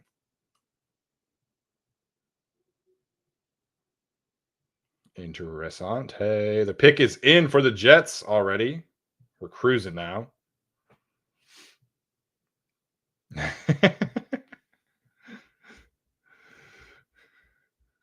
Mama Shun says, Dad is happy in all caps. Good for him. Good for him. Spam bot. Get out of here, spam bot. Ban, ban, ban, ban, ban. Put him on speaker. Let him say what's up to everybody. He doesn't want to. Okay. Fair. That's fair. Well, I'm happy for the Shun family. Hopefully, dad and son are equally happy tonight.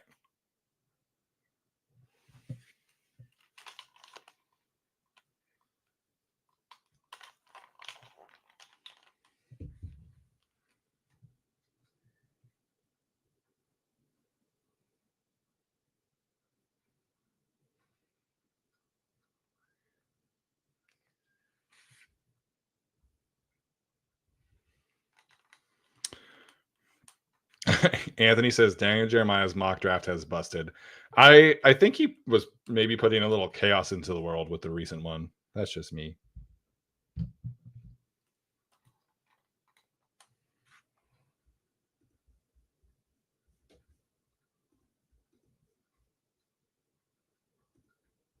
He's out of his mind. That is 100% the player that he wanted.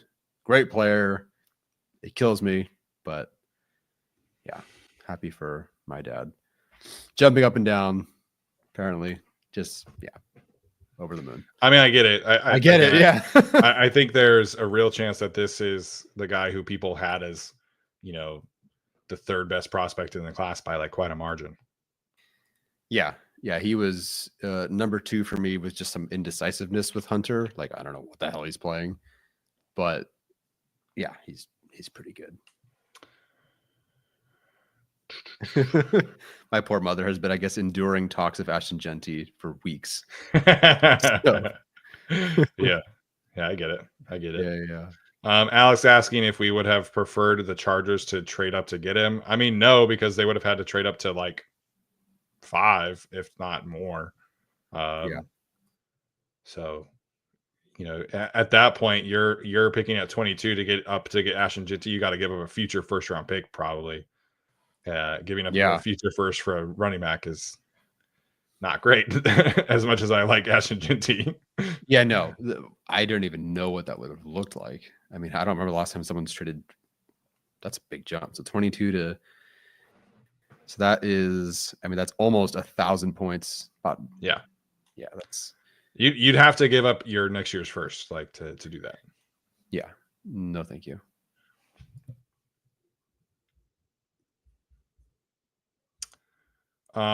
Couple other super chats in here. Ving13 says, thank you so much for all the amazing content you provided over the last few months. We appreciate you so much for tuning in. Oh, the picture for Ricardo was RoboDuck from DuckTales. Okay. Oh yeah, I can I see couldn't that even now. have noticed the yeah. I can see that now. Joe Alexander says this is the one sport where coaching supersedes talent. In my opinion, I would rather have Harbaugh with average players over Staley with our stars in the past. I mean, like, yeah, Yes, I would rather have a going great coach into than a that coach. season. Yeah, I wish we had the whole great talented roster with this group, but Ideally, you want both for sure, yes, but both is good. both is good. Why not both? Both is good. Okay, pick is in. It's been in for a little bit, but they are still talking at the desk. Where's next year's draft at? Does anybody know? Anyways, sorry. Is it Here's not in Roger. LA? Maybe. I can't remember. With the seventh pick Not in even close. the 2025 NFL Draft, the New York Jets select Armand Membu, Missouri. Cool. I think both of us didn't watch him. Yeah, I did not watch him. I like watch him in passing while watching like Luther Burden and those guys. But yeah, like it sounds like he's a good tackle prospect. I don't really know. He is a shorter kind of prospect, but you know, Yeah, it is and it's in Pittsburgh, by the way. Pittsburgh next year. Okay. Yeah, which is pretty cool. Okay, so they didn't go. They were a Tyler Warren team. Yeah, it is crazy that they've passed on both Brock Bowers and Tyler Warren, but I get also going with offensive line. Who did they end up taking last year? I don't even remember. Olu. That's right. That's right. And Olu was like a redshirt. Man, if they can get Olu and Memu to hit, though, You're cruising. Yeah, and Cruising. Olu finally got to settle back into this old spot at the end of the year last year and played very well. yeah. He That's just- a very Lions-esque pick. Oh yeah, fair enough. Yeah, you get two. Is Vera Tucker still? He's a still starter there, for them? but he's been very injured, which Yeah, sucks. that sucked. So Titman, I'm guessing, is still the starter. I don't remember. Like, Yeah. Tittman, and then I think their left guard is John Simpson, sure. the former Ravens guy. Yeah, and Stone Smart's over there. Okay, the Raiders or the Panthers pick is already in. Okay, so they were thought to have been a potential trade down team, but their pick is in. Yeah, this is one. I have no idea. Yeah, I'm so curious what the Saints are going to do. Like the Saints are such a chaos team every single year. Like honestly, if they took Shador, I would not be shocked. Yeah, they should not. They should be. They should start Spencer Rattler 17 games next year, be horrible, and then get the number 1 pick next year. That's what they should do. But yeah, it's the Saints. Yeah. I don't know. Do you get Brandon Staley some help? Aaron says Saints take a corner. This is way too early for a corner. If they do that, I would be stunned.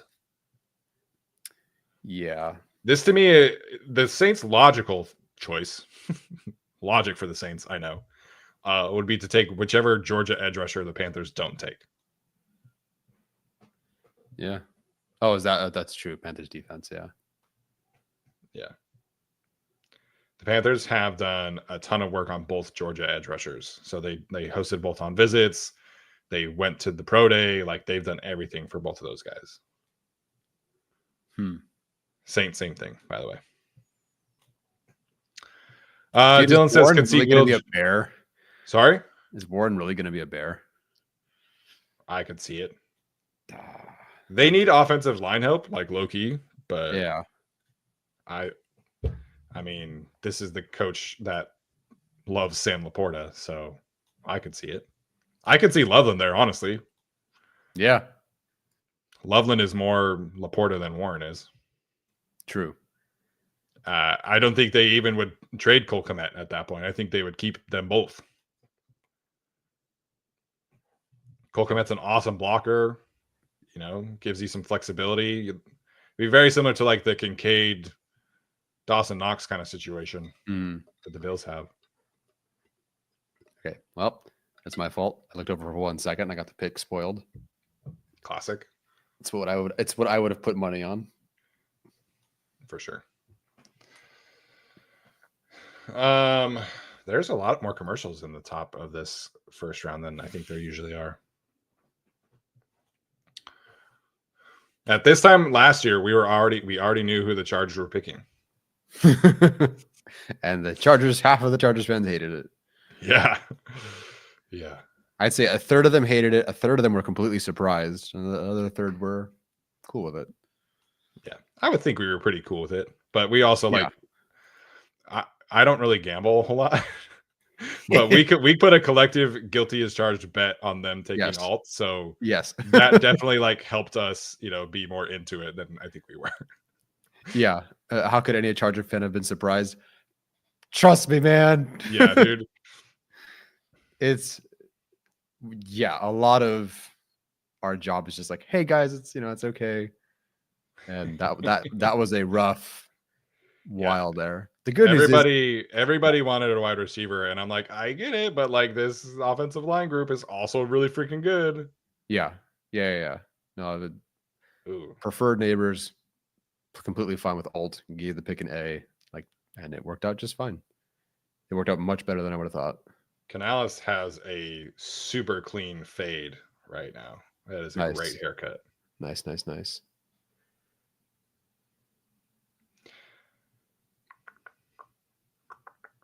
One thing I'm really interested about tonight as well is, does anybody take a chance on Jahad Campbell, because his medicals apparently are bad? Yeah. But he's awesome. He's so much fun. Like he's one of the most fun players in this class to me. Is there at all a fit with the Chargers? I mean, I think they could have a lot of fun with that. I just would be really surprised because they're kind of set at linebacker. Like they have 4 guys who they could start tomorrow. But Campbell can give you enough. Like he can actually play on the edge a little bit, unlike Jalen Walker, who might be the pick right now.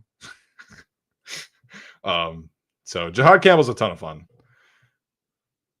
Jacob Alvarez wants to know, where would Joe Alt rank in this draft? Number 1. Number 1. Okay, so I would have him over Warren. I'd probably have him over. I'd have him over Genty, with maybe Genty graded higher. I don't know if I'd have him over Carter. With the 8th pick in the 2025 NFL Draft, the Carolina Panthers select Teteroa McMillan. Whoa. Wide receiver, Arizona. Okay. All right. Yeah. T-Mac. Okay. Happy for Bryce Young. The turnaround last year after watching him play the Chargers and be one of the worst quarterback performances I've seen, and I've watched Easton stick in the preseason. I'm glad he could turn it around. Good stuff. Yeah. I would not they've been so linked to the defense. I think everybody kind of just assumed they were going to go with the defense, but I like that pick for them, even though, Xavier Legette is there. Jalen Coker is there. That's not stopping me from taking somebody like him. So kind of sus a little bit of reaching his potential, but I get it. Yeah. Yeah, because I don't know how you. I mean, not that Legette was neighbors by any means, but he did a really good rookie season and turned it on a lot more when Bryce Young got better. So I know Jalen Coker was sneaky good. The film community loved him. Yeah. Legette had 497 yards last year. That's pretty good. 4 touchdowns. That's pretty good. Yeah. It was and I'm pretty sure if it's you look at the game log, it's just nothing. And then they were oh yeah. Back half of the season for sure. Yeah. So we'll see. Oh, were they high school teammates? I didn't know that. Oh, no way. Oh. Oh, no. Bryce Modern Day, Tet Servite. But okay. That makes sense. I was I did not know that. I feel like I would have heard about that. Because I know him and Noah Fafita were best friends. Oh, he gave Roger his little lay thing. That's cool. That's cool. That's a nice suit. That is a nice suit. Okay, so McMillan's gone. That's the first player outside of my top 10 to go. Are you crossing names off your big board? Yeah. Are you doing both? Are you on like the Both. big board, or your own one? I'm on my own. Just because I have all 133. That's fair. That Yep. is fair. Here I go. So best available, Warren, Saints are up, Barron, Grant, Loveland, Harmon, Hampton, Egbuka, etc.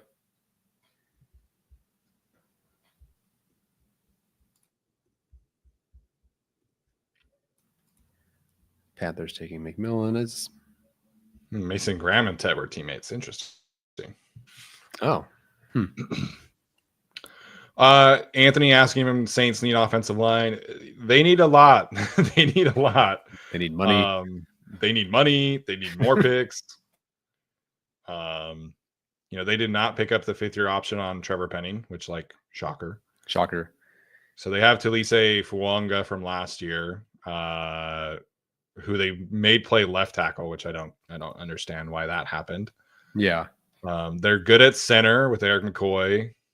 They're good at right guard with Cesar Ruiz. So I guess like interior offensive line, they're probably okay. Yeah. Where'd you have Banks? I had Banks as 19 overall and my second interior offensive line. He would make sense for them because he could. I don't know who their left guard is, so he could play left guard and then slide to right tackle or left tackle or whatever. The pick is in for the Saints for what it's worth. Saints depth chart is. If Chris Olave is healthy, they're probably set at receiver, but that's a big question mark. First of all, Will Clapp is their backup center. And then Nice. Their left guard options are Nick Saldiveri from Old Dominion. We mock drafted him a few years ago. And Dylan Radunes. They are showing Shedeur Sanders right now. No way. He's like walking around and like he has a drink, so I don't know if he's okay. like reacting to being picked or not. But yeah, that's as someone who doesn't have all the audio on, like that's a little potentially misleading. I don't know, man. Like what I know about Kellen Moore and who he likes, what he likes at quarterback, I cannot imagine him wanting to coach Shedeur Sanders.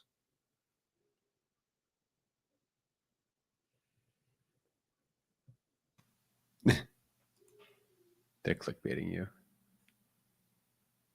They clickbaiting us. Yeah. Brian says he's nervous about pick 22. Don't be. I would not be pick, nervous. Yeah, they'll pick a good player. It just might not be like the player you want. Massimo says Dion going on a generational social media rant if Shedeur keeps falling. I mean, yeah. Is Brandon Staley in that picture? I don't see him. If Brandon Staley ends up with Jade Barron, I'm going to be pissed, by the way. That is an absolute ruinous, awful thing to do to one of my favorite players. Here is Roger Goodell. With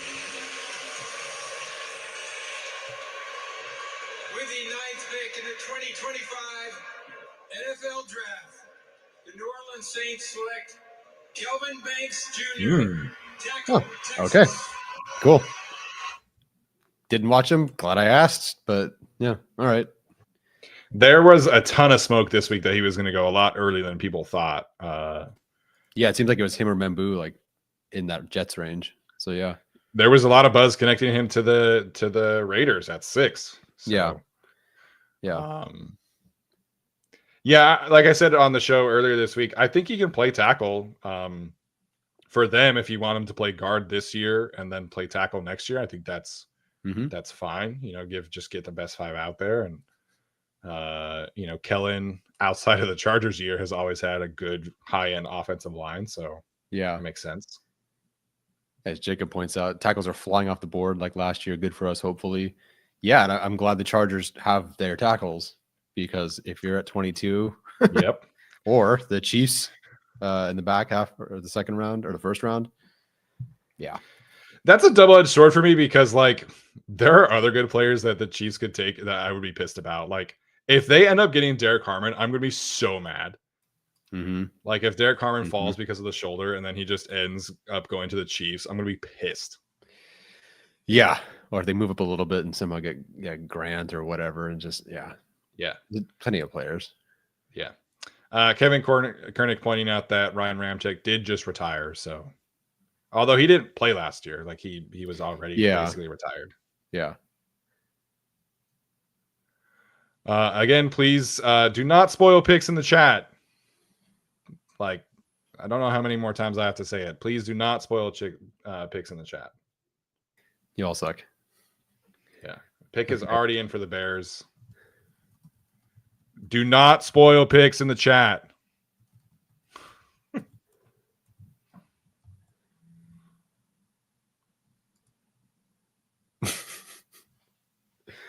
I hate it every single year. Yeah. Well, I guess, okay. You will be banned from here on out. Yes. Generally, I don't think it's going to be an issue. It hasn't been an issue, but a specific linked to Chargers player. And here we are. If that's the pick, I actually have no idea. Oh, they're having the two ladies do like their hype up thing. I don't think you need to do this, NFL. Like the fans are already hyped to be there. I don't think you need to do this whole thing. But yeah. Well, if that's the case, I suppose. Listen, if he has to go somewhere, yeah, exactly. I'm glad that it's to a really cool place and it's not Denver. Yeah. Hashtag not Denver. No, Aaron, you're good. Like Aaron in the chat says that I was just guessing Banks. I knew that you were guessing. I knew that was not like a reaction. So you're good. I can tell the difference between a guess and this is the pick. So yeah. Landon said Steven used Tyler's teacher voice.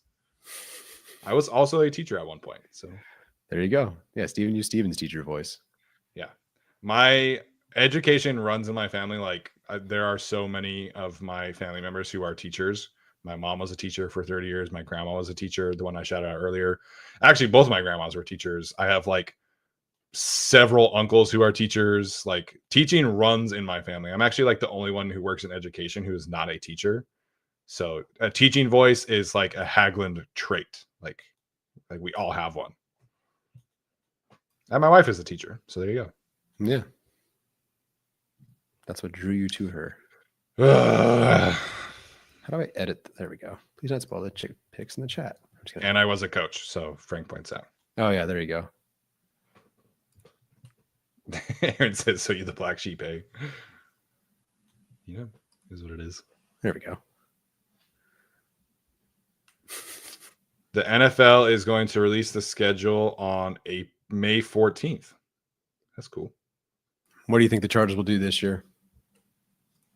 Obviously, we know week 1. Week 18 is always a rivalry game, so that's probably Chiefs or Raiders. Probably an early bye again, which sucks.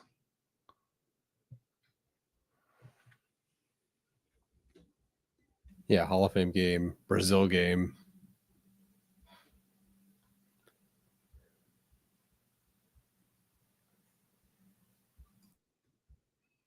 All right, here is the Bear selection, which we already know. Yesterday, the NFL family lost a true legend. Bears Hall of Famer Steve McMichael. My heart is with the McMichael family during this incredibly difficult time.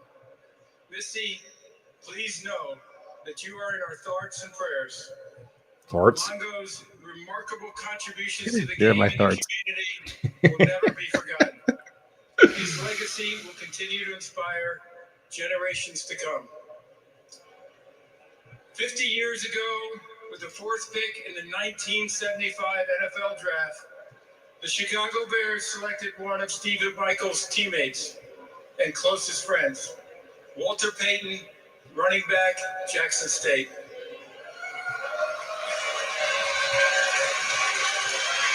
That's cool. Walter would go on to rush for nearly 17,000 yards and 110 touchdowns over 13 seasons, all with the Chicago Bears. As you heard earlier, the NFL continues to honor Sweetness, not only for his performance and excellence on the field, but also his commitment to give back to his community with the Walter Payton NFL Man of the Year award. So with the 10th pick in the 2025 NFL Draft, the Chicago Bears select Colston Loveland, tight end, Michigan. Wow. I guess the shoulder injury was Not that big of a deal. the deal. Yeah. Him going before Warren is not a surprise. It's just a matter of preference. So yeah, Colston Loveland, pretty good player. Who's next? Yeah, I had them right next to each other. You were the same, right? I dropped Loveland a little bit in the end because of the shoulder Just the thing shoulder. being a potential thing. But yeah. No, I had them right next to each other. I think I can totally understand why he would go higher. And again, in this specific offense, like they just did Sam Laporta. Now they get, Colston Loveland. So that's as clean of a swap as you can potentially get here. Yeah. The Bears offense, man, if they can hit running back, I was going to say it's going to be sick. Like their offensive line probably needs, an interior guy. Yeah. But their receivers are sick. Now their tight end is sick. Their tight ends, I guess, because Cole Kmet's still pretty good. Mm-hmm. If Caleb can hit, Ben Johnson running the they ship. pick 39th and 41st tomorrow. That's Caleb Johnson. I can't remember how they got that other pick. Caleb Johnson would be sick there. I don't love him, but with the Bears, that would be nasty. Yeah. Loveland, Caleb, Odunze, Kmet. Yep. I guess they showed Tyler Eifert cooking Brandon Flowers. Man, sick. That's a 1-2 combo I haven't heard in a while. Yeah.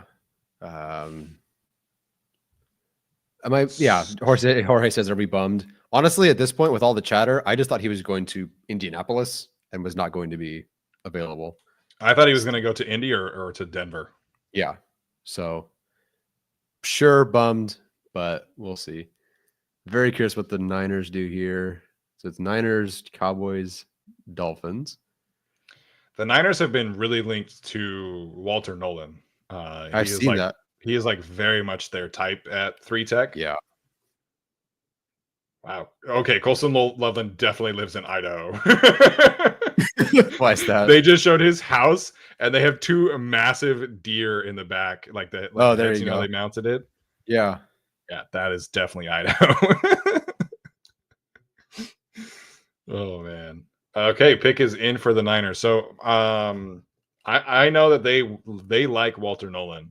So this could be a Walter Nolan spot. There we go. They do not really have an edge rusher opposite of Nick Bosa, so they could take Michael here. Michael would be their type.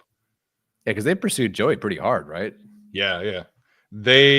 So Joey ended up signing for was it like $15 million with the Bills? Something like that, yeah. The Niners were like half that.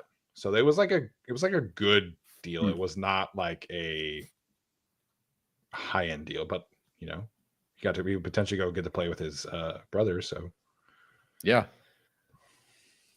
And again, reminder, please do not spoil picks in the chat or you will get banned.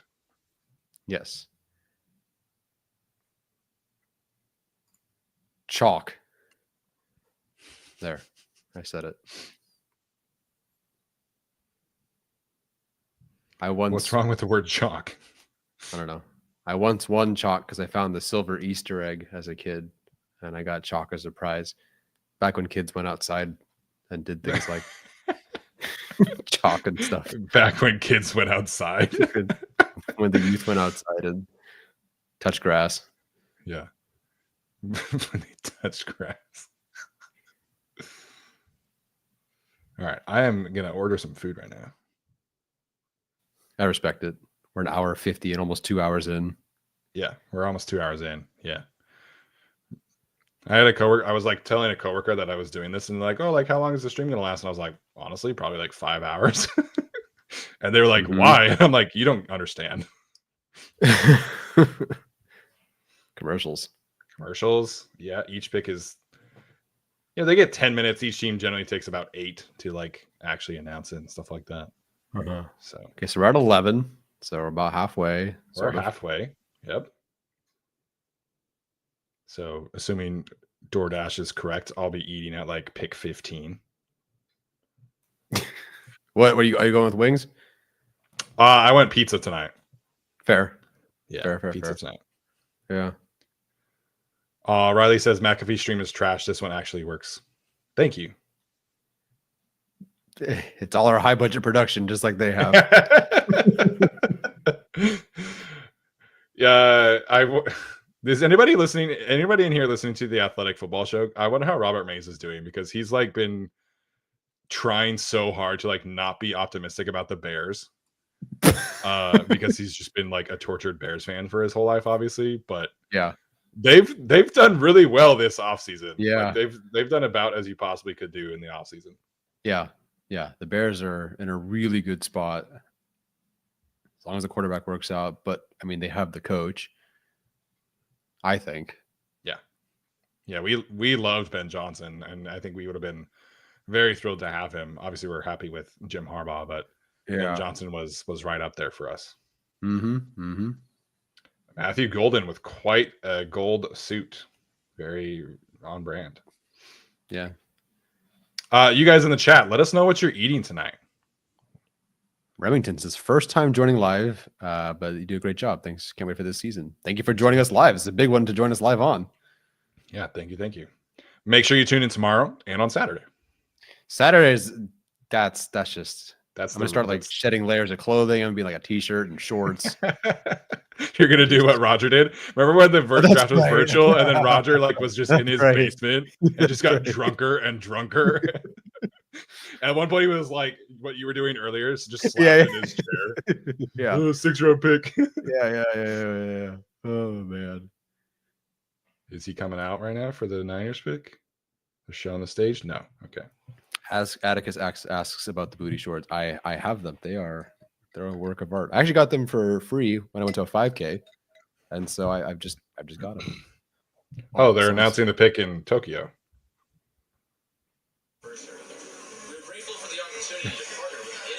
Good thing Loveland's not available.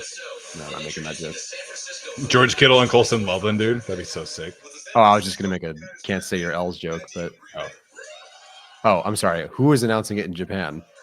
That was a military thing, but they were just like saying back to the NFL, basically. We have a Meg Bowman in the chat. Oh yeah, it's my sister-in-law. What's up, Hello, Meg? sister-in-law. Shout out.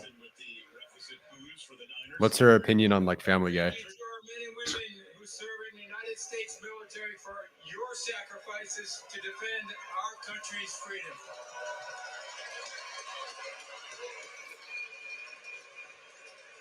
With the 11th pick in the 2025 NFL Draft, the San Francisco 49ers select Michael Williams. That makes sense. Defensive end, Georgia. That makes sense. Cool. Yeah. Solid player. Ended up being a player. Just felt good about. Where do I have it? Michael Williams. Where are you? I had him at 16 overall, edge 3 for me. Yeah, edge 4 for me. 25. That's a great spot for him. Get to go with the best edge coach in the league. That's a great spot for him. Yeah, that's a pretty good spot. All right, so Williams off the board. Shamar Stewart didn't go top 10. Yep. We'll see. I'm going to be eating so much shit when he goes 22. Dude, at 22, like, and with Mike Elston and Jesse Minter, that's a great spot for Shamar Stewart. We'll see. Watch out, Myles Garrett. Yeah, he points out he looks just like Chris Jones. He does have a very similar face to Chris Jones. Who's this? Michael Williams. They just showed him, and I swear, really? At Chris Jones. Yeah, I gotta look that up now. I haven't done that kind of analytics. Cowboys up next. This is probably a Matthew Golden spot. People have been making that connection. We'll see. Since Tet is off the board, I guess they theoretically could take Tyler Warren. Yeah, I mean that would be. Barron is from Texas, also, I guess potentially Low if they moving wanted to do costs. that. Hmm. Because Hampton. they have Ferguson, Yeah. but that's not stopping me from taking Tyler Warren. No. Yeah, I don't know here. The Cowboys draft room is very happy. I Who's still there? can't believe they hired Schottenheimer's kid, Brian. Oh, Schottenheimer's. I heard a different word. Okay, yes. No, I'm surprised, but it makes complete sense Yeah, for Jared it to do is that. the very Cowboys move. Yeah. They're an interesting draft team, man. Like they low-key have an insanely good first round hit rate, Yeah. but it's almost always like a surprise. Like remember how surprised you were that they took Tyler Smith, but he's just been like awesome. Yeah, no, we laughed at him because he came We out. did. Jerry We Jones did. came out with like the paper. He's like, "Look, see, we had him ranked as the highest guy," and we're like, "Whatever." Granted, I didn't watch Tyler Smith. With the 12th pick in the 2025 NFL Draft, the Dallas Cowboys select Tyler Booker. Whoa! Whoa! Look, as someone who just said I made fun of them for Tyler Smith, I'm gonna wow. That is Steven, hilarious why do timing. you hate That is Tyler Booker? hilarious timing. Oh my Oh, gosh. man. That is definitely a surprise. I did not see Tyler Booker here at all. Granted, they are running out of like pure offensive linemen, I suppose. So they must think Tyler Smith can play tackle full time, Yeah, so their depth chart is or one of them is moving to the right side. so you just have your Zach Martin replacement, I guess. Yeah. So they have Okay, Guyton. Bill Quackenbush, you're getting banned. You spoil the pick, you're getting banned. I'll give you a warning right now because I'm nice. Same thing for you, Joel. I didn't even see that person. Spoil the picks, you get banned. That's the new thing right now. So. Oh. Yeah. All right. So Guyton's their tackle. Hakeem Adenji's their backup. Terrence Steele, Matt Wiletsko as their other tackles. Wow, just these names.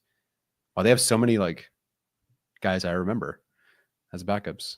So yeah, Tyler Smith, Cooper Beebe, and so Robert Jones is replaced by Tyler Booker, I guess.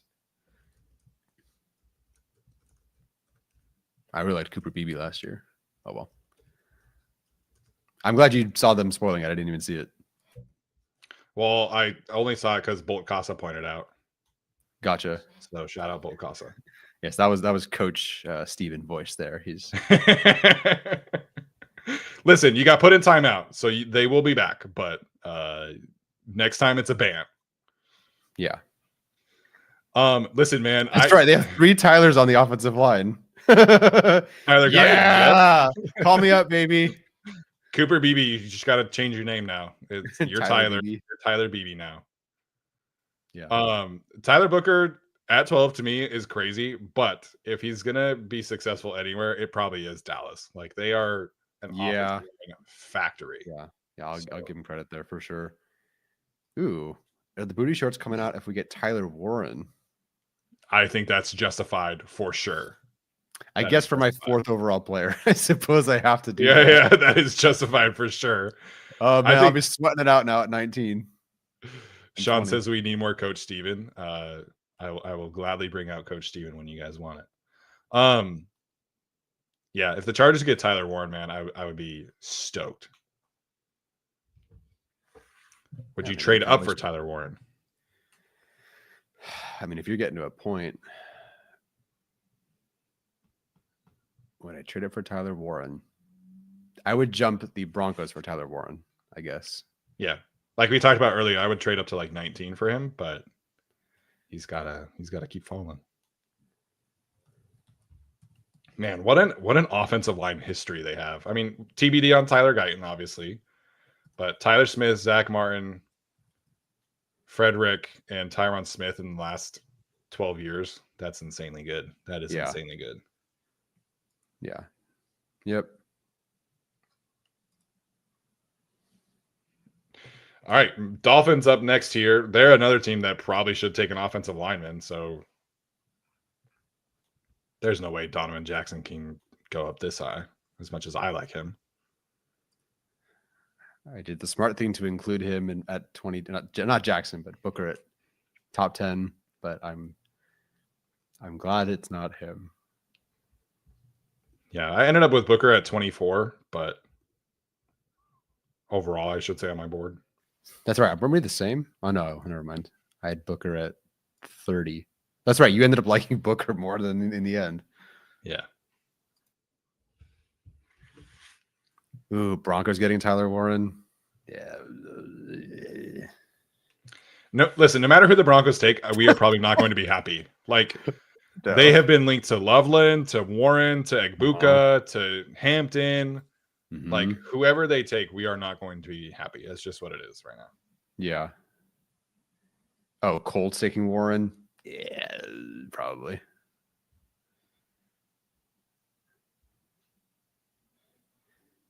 Dolphins taking Matthew Golden. Let's be real, says Kevin. I don't know what the Dolphins need anymore. The Dolphins need a lot. They are not good. No. They went all in, and now like all these players are potentially getting traded out. Like they're potentially in teardown mode next year. Yeah. They definitely need a corner. Sorry. I will happily take Frank Smith. Yes, come back, please. And he can call plays for all I care. Who's their D coordinator now? It's one of the Ravens guys. The one who was the D-line coach. Weaver, I think. Oh, yeah. Anthony Weaver, I think. Yeah. Or is that a player? Or was Anthony Weaver a former player? Yeah, he was a former player, Okay, yes. okay. Yeah. The Ravens drafted him and Terrell Suggs in the same draft, by the way. I was looking at that the other day. And they both ended up sick. If they're potentially going to trade Jalen Ramsey this week, so they do need a corner. Their current left guard projected starter is what's his name from Notre Dame? I forget. Eichenberg, yes. And he has not been a good guard. Their tackle situation is Patrick Paul at left tackle. And Jackson? Jackson's been okay. Yeah. His rookie season was tough, but yeah. Then Frank Smith waved his wand and resurrected that career. Frank Smith does what Frank Smith does. They lost Javon Holland in free agency, so Jacob says they could take Starks here. This is a little high for a safety, I think. Yeah. Barron would be sick here because he can do all of that. Pick is in for the Dolphins. Oh, there's actually a commercial on my screen now. Huh. And there it goes. That was a commercial. I did not mean Sonny Weaver Jr., but that is. I actually, on the way to London, I put that on as like my background movie to try and fall asleep, and I did fall asleep. So wow, okay, yeah. What's the ultimate like fall asleep movie, guys? What is the movie you just will? You gotta fall asleep in 10 minutes. What movie is it? I don't know, man. Brooke is still watching, and she's gonna hate this, but we watched Pride and Prejudice, and that movie was so boring to me. My wife loves that movie, dude. I think it's like yes, it's like every woman just loves Pride and Prejudice, but it put me to near sleep. I did not actually fall asleep, but it nearly put me to sleep. And she's gonna text me like right now and be like, "I hate you." I know. I almost took my wife to the 20th anniversary or whatever. Have you seen Sinners yet? No, I hear it's awesome. Okay, we're gonna go see Sinners on Saturday.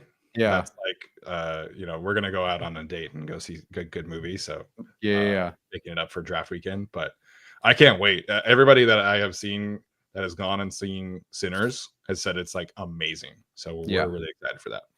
Yeah, I don't mind Pride and Prejudice. I saw Succession before I saw Pride and Prejudice. It was really funny to see Tom as Mr. Darcy. He was in Deadpool also. Yes, right. Very different. Here's the Dolphins pick. Sorry. Okay. With the 13th pick in the 2025 Brooke texted me and said, "Take it back." No! Oh, no way! What? Oh, oh, wow. Okay. Wow. All right. Well, get ready to learn Egbuka or Hampton. Wow. Dang. Okay. I didn't realize- liked Kenneth Grant a lot, but that is early. Yeah, that is definitely a surprise. Kenneth Grant. Atticus, this is getting crazy. I did not Yeah. expect that. As people have been saying, everyone's board is so different. There are so many different. Okay, I guess if you're looking at it, other than Warren, but like if you want a defensive lineman, okay, you're taking Mike Green with his history, Nolan with his potential history. Are you taking a corner with their injury issues, or just Kenneth Grant, who just like is good and apparently has excellent character? So I kind of get it if you were going defensive line here. Well, dang, I thought we were going to wait on Kenneth Grant's name for a while.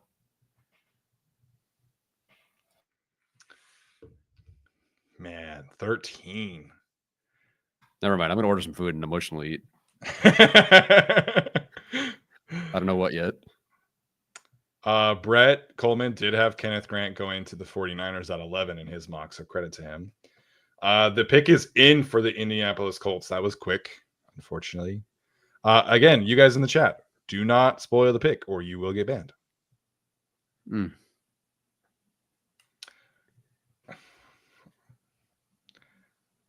So they lost I guess they have Bordellini, so they're good at center, but they did lose Will Fries as well. Yeah. And I think their right tackle is a free agent after this season.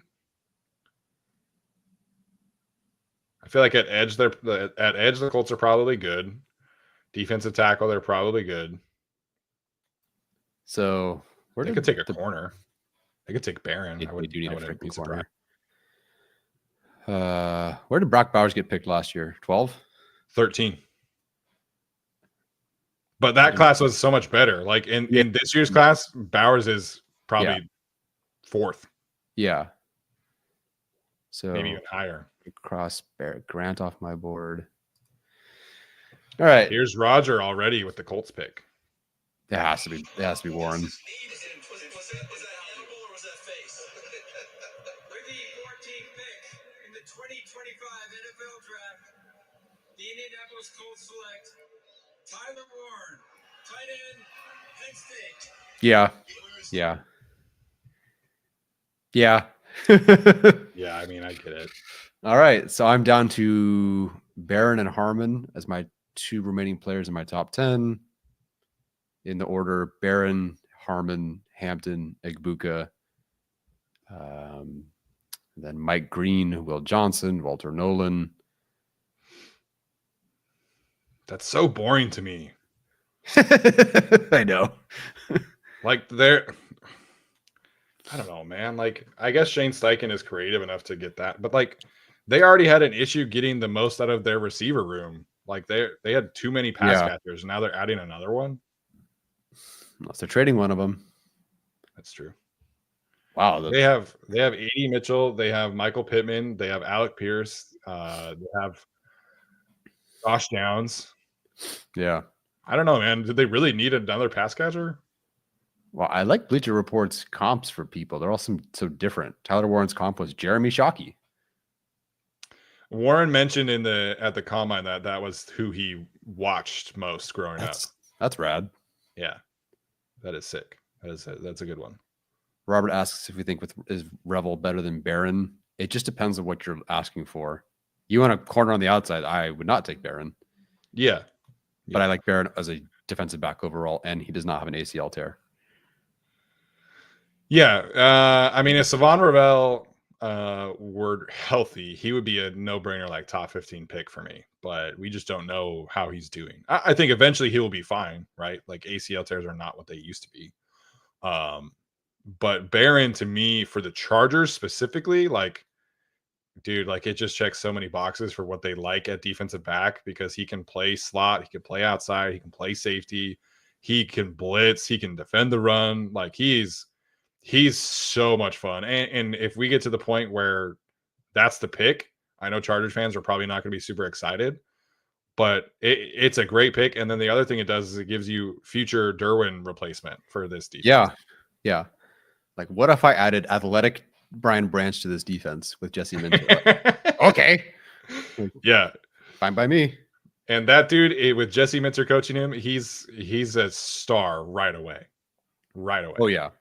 Yeah. With not a ton of, I mean, a lot of responsibility, but it's not like he has to go be Derwin. He has Derwin and like, who's going to kill the quarterback today? Is it Barron? I'm trying. I can't get ahead of myself. I'm sure he's going to go with the next pick. But I like Barron is my number one like dream option.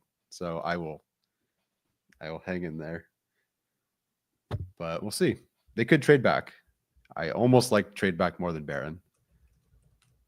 I said almost. Almost. I still can't believe the Dolphins went there, man. Did not expect that at all. Nope, did not expect that one. So again, Barron, obviously I would love. Harmon would be great. Hampton, solid. Egbuka, solid.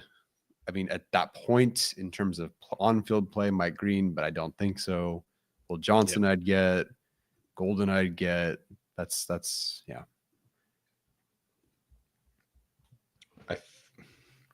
Let's talk about the wide receivers for a second here. The Falcons, things can change, right? But the Falcons have been desperate for an edge rusher for my entire life.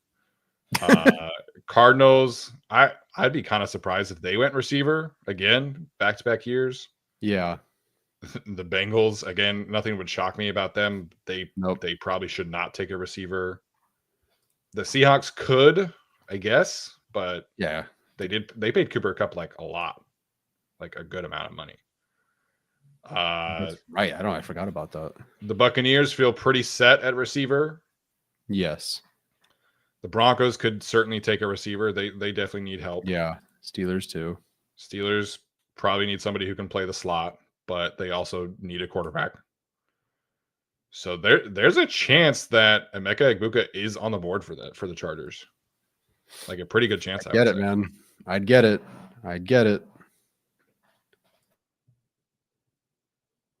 Okay, I'm not going to eat in case I have to do a handstand. Kevin says athletic Brian Branch. Now he is interested. I think that Brian Branch was a better tackler and I think a better safety. Like I graded him as a safety. Yeah. But Brian Branch as like a slot corner. Like again, what Minter did with Sainristil still. Yeah, that's exactly right. Yeah. So I'd be all I gotta shut up because I swear it's gonna you're gonna see some stuff if it ends up being him, man. Yeah. Robert asking about Walter Nolan. I mean, I would think it's justified, and the Michigan coaching staff recruited him quite heavily, but there's some character stuff that I think would take him off the board for the Chargers. Like I just don't think that. Yeah. And I don't think that there's a big gap between like Harmon and him. I like Harmon more. I think you liked Harmon more too. So it's not like you have to take the great player. I do think there's a gap between Mike Green and the next edge rusher, but that's a worse situation. Sure. For sure. Good question. Massimo Barron is number 6 overall on my board. Again, didn't do all the offensive linemen and no quarterbacks, but Branch's year, he was a first round grade, like top 12, I think, for me. So yeah, love Egbuka. We've discussed it ad nauseum, I think, but like his character's off the charts. I mean, we were told like Harbaugh specifically would love Emeka Egbuka because that character is so good. Comes from a place where they're pro ready. Like the worst case scenario is like 800 yards. It feels like because they are pro ready out of Ohio State. Yeah. Wow. The Falcons are really taking their time with this one. The pick is still not in. But yeah, man, to me, Egbuka is the receiver that Chargers fans should have been like. If you wanted a receiver, you should have been on the Egbuka train first, in my opinion. He just checks so many more boxes, and it's funny to me. Like, I don't want to come across as anti-Matthew Golden because I do like him. Yeah, but it's like people thought that Matthew Golden could play outside and Egbuka can't. But Egbuka is bigger and just as fast, I would say, on tape as Golden is. So yeah. Yeah, I think he's shown more, in arguably more so the previous year too. Yeah, I think Egbuka rocks. Like I watched him and went, oh, okay, there's Lad, and that's why Egbuka is my without Travis Hunter, Egbuka is my wide receiver 1, and so I'm like, Yeah, that's just I get that's it. who I like. That's my style. So I'm all for it. And Egbuka will block his tail off. Like he is a fantastic blocker. Yeah, he doesn't come off the field. Yeah. And with him and Ladd, dude, like you get so much flexibility from a vertical standpoint, from an intermediate standpoint. Ladd is better after the catch, but yes, yeah, that fits a ton. We have 1,000 people here right now in the chat. Tyler. Yeah. 1,000 people about to watch me twerk for Jahdae Barron, man. So, do it a little bit after so we can still make the Chargers clip out. No context. Just have Alex jump back on. Just right as Alex comes on, you just start twerking. Yeah. So we'll see. All right, the pick is finally in for the Falcons. And again, do not spoil the picks, especially as we get closer to the Chargers. And as Daniel points out, hit the like button, please. We would really appreciate it. Make sure if you're watching this on replay, which I don't know how many people will watch it on replay, but if you're watching this on replay, like come back and leave a comment for us. Yes, definitely, please. Seth says we don't need to see that, but you want to see that.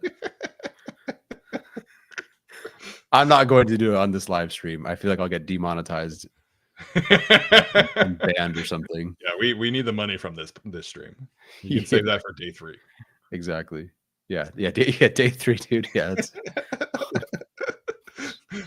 Yeah, post it up down there that says no context twerk. Yeah. Just for like the 28th pick in the draft, we'll just get up and start. There you go. Here's Roger with the Falcons pick.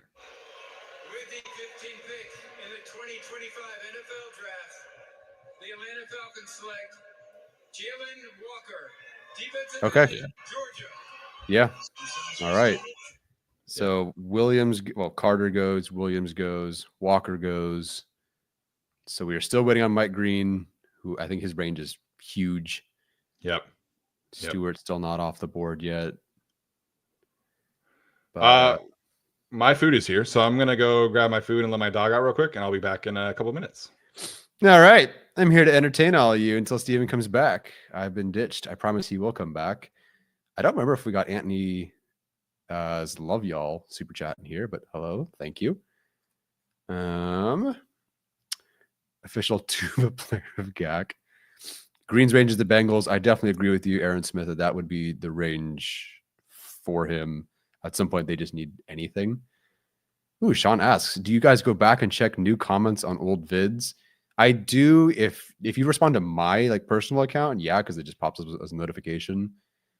Old videos depends.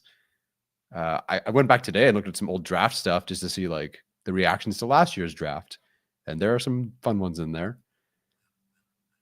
I saw a couple of fun Zion reactions. I still don't understand why Zion has not worked out. I loved Rashawn Slater. It worked. I loved Zion Johnson. It has not worked. I loved Joe Alt. It didn't work, or it did work. I don't know what I missed with Zion. I really don't. But whatever. Alex asks, how far are you being behind the NFL draft, the live NFL draft, perhaps? My Bleacher Report team is way ahead, if that's what you're asking. I'm way ahead. I think this is the most ahead of Steven I've been in a draft for a while. What's the worst case scenario? Asks Badass Sam. Again, it's very difficult because if you tell me it's Zabel, I get it. Darius Alexander, I get it. Azaraku, I get it. Henderson, I'd get it. Swinson, I'd get it.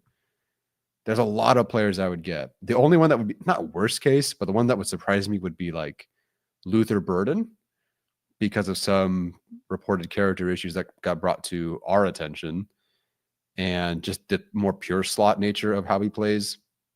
He's a really good player, top 20 player for me, but him maybe. I worry about any corners because of the injury history.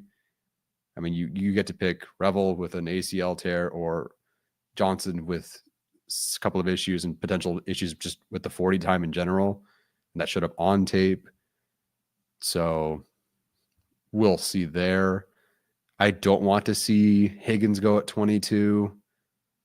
I'm not a huge Shamar Stewart fan, but I would get it. Again, anything on defense, I'm like, yeah, whatever. Like, you do whatever you want. Tar Heels still was my least favorite pick in terms of grade last year, and it worked out fine. Yeah, I think that's probably it for that. But I don't really have one. Y'all were Joe Alt haters, LOL. He was, I think, my top 6 player for me, and Steven took him in our final mock. So I don't know about that one. Most embarrassing Steven story. Do I have one? I don't think I do. I don't think I have an embarrassing Steven story. So yeah, I don't think I have one. Nick asks, what are your thoughts on the Raiders offensive line, Tyler? I got a lot of flack from like Raiders fans because Delmar Glaze or DJ Glaze had a PFF grade one time that was similar to Joe Alt's, but he gave up like 50 pressures. Joe Alt did not. So my thoughts on their line, Colton Miller is a very good tackle unless he's playing Khalil Mack. I looked at it recently. I think he's given up a sack every time he's played the Chargers, like in the last 5 games. If I'm not mistaken, I believe that would be Khalil Mack, but Joey's, done his damage too. Aggression asks, at this point, would you want to trade back? Still do, regardless of what's on the board. I'm sorry. But I want to trade back here. Give me a little bit. A few more players. Harmon or Igbuka would be sick. Yep, both very good players. Ooh, okay. Josh asks, can you give me your remaining Chargers big board?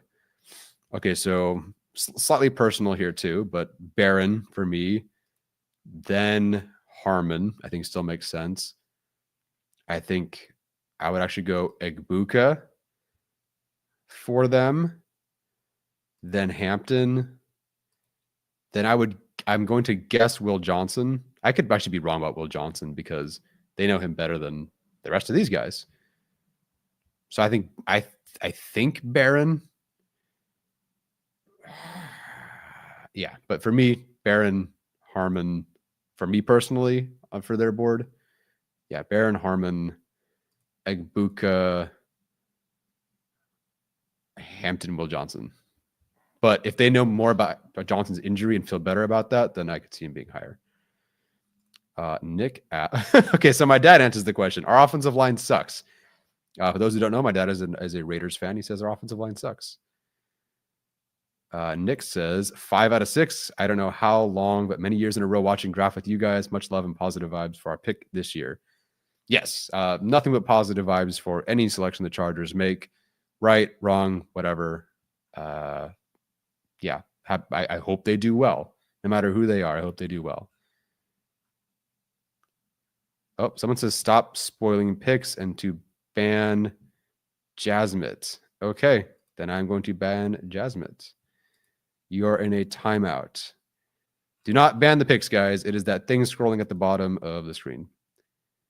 And now the Cardinals have picked. Okay, so Steven has the player, so I don't know. They're banned. They took Walter Nolan. The Cardinals took Walter Nolan. Okay, cool. Good player. A little inconsistent for me. Some minor off the field things. Okay, cool. Nolan's off the board. So the Chargers, if it's D tackle, they are squarely looking at Derek Harmon here. And I'm feeling good about that. We'll see with Harmon, though. I mean, there's that reported shoulder injury, which at least we know about right now. With Johnny Newton last year, it became more of a story with, I think, separate leg issues. So we'll see.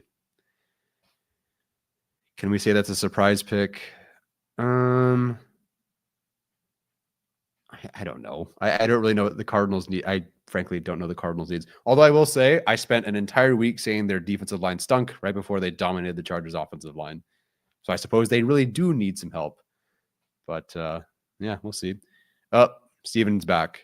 Let me just BS him right here. Anyway, so wait, I'm waiting for him to put the thing back on. Hold on. I'll just totally pretend to see if he's putting the thing back on. Wait, ready, 3. Hold on 1 second. Here, he's about to put it back on. I can see him in the bottom of the screen. Here we go. Okay, cool. Anyway, that's the most embarrassing story that I've ever heard of Steven. I hope you guys enjoyed that one. And you guys, I'm just kidding. Someone did ask earlier, what's the most embarrassing Steven story I have? And I don't have one. And you're on mute. This is an embarrassing story. This is an embarrassing story for me. Yeah, someone asked what's the most embarrassing story. I don't really have one. I can't think of one. I mean, we've only known each other for 5 years. It's not kind of difficult to have a. Who did the? They took Walter Nolan. The Cardinals did. If that's what you're asking. Yep. Okay. So that makes sense. Yeehaw. What was a better overall character, Pikachu or Stitch? I love that when you leave, people were just like, let's give Tyler something to talk about. Better overall character, Pikachu or Stitch? Stitch, for sure.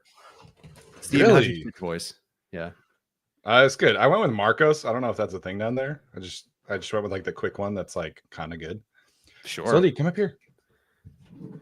There's Sully, everybody. Hello, Sully, who's now squarely right behind you. Exactly. I know. Oh, there he is. Hi, Sully. Who are they picking? Hi. Brooke asked me to put Sully on camera, so I get it, man. Sports Fix asks, any chance we get a shocking Zabel pick? Zabel could be picked right here, and I wouldn't be surprised. Yeah. Go up here. Up. Sully, go up. So Bengals next. Sully just ate, for those wondering. So if green goes, or if a corner goes here, or if a corner doesn't go here, Seahawks wouldn't take a corner. They could. They could. I guess. Does Weatherspoon play inside out? Probably. Yeah. I guess that depends. Like, how much do they think? Yeah. About Bucks could rip my heart out. Broncos will not take a corner. I'm surprised the Broncos haven't traded up. I guess they still could. I guess with both tight ends gone. I guess, like you said, like if the Bengals are not taking a receiver, who's their running back? Who's the Bengals running back? Zach Moss and Chase Brown. Those are their guys. Yeah. Yeah. People pointing out McDonald recruited Will Johnson. Yeah. This feels a little early, like for him, just based off of the health stuff. Yeah. Yeah. And then Steven is you remain? I assume that's what is your remaining okay, board. Sorry. Yeah, what's your remaining big board? For Chargers specific, I would have Derek Harmon, number one. He entered tonight my number one without Wilson Loveland. And then I would have Emeka Egbuka. And then I would have Jahdae Barron. That would be my three. B is asking, would you love Will Campbell? If you mean Will Johnson, Will Campbell's gone. And yeah, I assume that's Will Johnson. Yeah, Will Johnson, though, would I'd get it. Again, with they're showing Shador again. Like, what are we doing? Ratings. We're doing the ratings. Yeah. And again, please do not spoil picks. Yes, I've already banned someone. Would be very proud of me. We'll nice job. Good job. Yeah. Will Johnson. I would get it. Again, if there's anybody who can get the most out of Will Johnson, it would be this particular team. And he is on my list. So I would have Johnson behind Jahdae Barron. But yeah. Okay. If Tom Alonzo's pick is correct, then I will ban Tom Alonzo for spoiling it in the chat. Once we get to like pick 20, I'm just not even gonna watch. Comments are mostly off for me.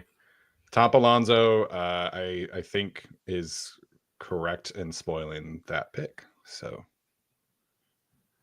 I will wait. I'll give you that much time. You enjoy this until I figure out. Here's Roger walking out right now. I'll call your parents. Don't make me call your mom.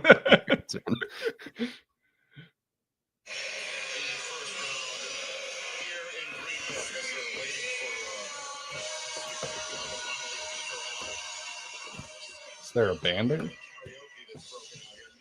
Sully, come up here. 2017 pick in the 2025 NFL Draft, Cincinnati Bengals select Jamar Stewart. Defensive Well, Ban. see ya, Tom. See ya, You're in a Tom. timeout. I think eventually you can come back, but you are on a timeout. Hello. That's a good Dante one. saying, can't believe the Bengals took Shador and traded Burrow. That's good. That's good. Yeah. Listen, man, like I just have the stream of NFL Network on here, so you know, it just makes it more fun for us to react live. Shamar Stewart to the Bengals is crazy. Like they need instant impact from an edge rusher. So I don't know, man. I don't know if this instantly improves your defense. Yeah. I think Devin sent in a super chat followed by a comment. So Devin sent that in, and then he said, I've been listening to you guys for the past 3 years. I truly appreciate the coverage and insight you and the team bring. Excited to be here live for the draft. Yes, we're getting very close. You cannot see my heart, but it is currently racing. The heart rate's going up. Yeah. It's we're getting close to the Chargers pick. I don't want to set myself up for complete sadness, but someone asked me to do a mock draft with what was available, and I'm like, just double checking these guys are all available, and I took Barron over everybody else. So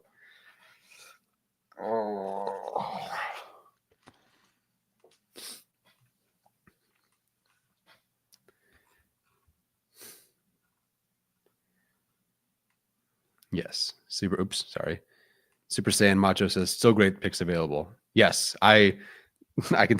They don't take Barron, but they take Harmon, like Buka, Hampton, all these guys. Like I get it. I'm happy. Up here, go up. You funny doggy. Oh man, Jacob, good question. Who would take Barron? Who else needs a corner? Not the Seahawks, because him and Witherspoon are like the same kind of player. The Buccaneers, they've been like edge and corner. Mm-hmm. So Barron is a little out of their usual wheelhouse for corner. Yeah. They usually like their corners to be 6'2", 6'3", length, you know, outside press coverage man corners. Mm-hmm. Barron can press, but it's just not stylistically who he is. Mm-hmm. It wouldn't shock me if the Steelers took him. They don't really have a slot corner. And yeah, that was the one that McConkey torched last year. So yeah, you have obviously they have Joey Porter Jr. Yeah, they signed Darius Slay, so they could take Barron. Mm-hmm. Especially they have been gone. Katzen thinks that they're going to take Harmon. Oh, okay. I didn't realize they were kind of still in that range. And, okay. Dane Brugler had them going Harmon in his last mock too. So gotcha. Joe's asking, can we deal for Hendrickson after this pick? I think like Steven said, the instant impact issue. I think you want to give him a year as for the Bengals. Yeah. Manuel, a hot take. If we don't take a receiver, do we see Keenan Allen back? I think you'd have to get past the first 2 days to start to talk about that, but I don't, not yet.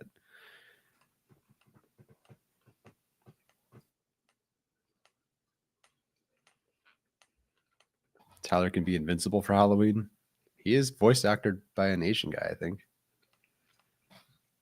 You like that show, don't you? I've not watched it. I've watched like the moments. It just pops up in my YouTubes every once in a while. But Jimmy asking what toppings I have on my pizza: pepperoni, sausage, and bell peppers. That's good stuff.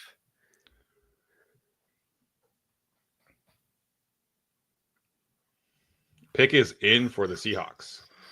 Mike McDonald is just wearing like a polo and jeans. That's so funny. All the other coaches have been wearing like suits and stuff like that.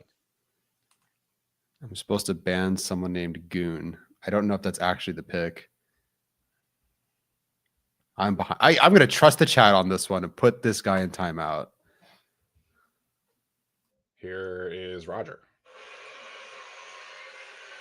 With the 18th pick in the 2025 NFL Draft, the Seattle Seahawks select Gray Zabel, Ooh, Cool. North Dakota State. Cool. that makes sense. All right. Their offensive line is horrendous. So Yeah. that makes sense. Yeah. So, yeah, my 3 top interior guys didn't watch Banks, but they're gone. So Donovan Jackson is my next best available interior guy.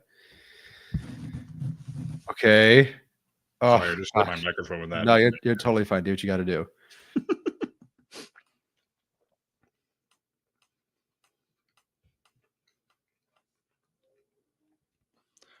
What are you reacting to? Nothing. Just a possibility. Oh, okay.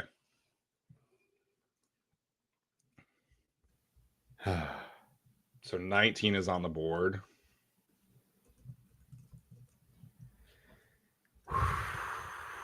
Tyler, you want to tweet out the link since we're like really close? Yeah, sure. Give me 1 sec.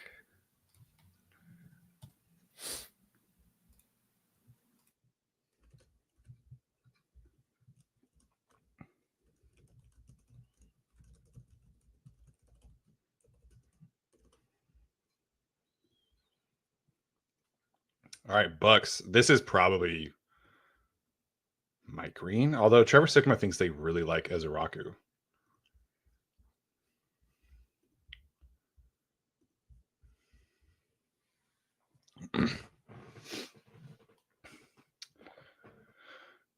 Whew. Now I definitely am feeling the stress balls, Tyler, for sure. You wolfed down a pizza. I have had like 4 bites. Oh.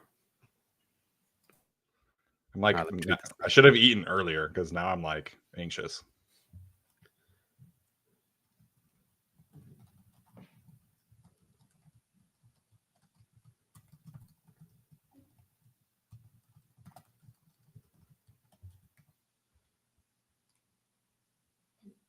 All right, I'm gonna let my dog out real quick. I'll be right back.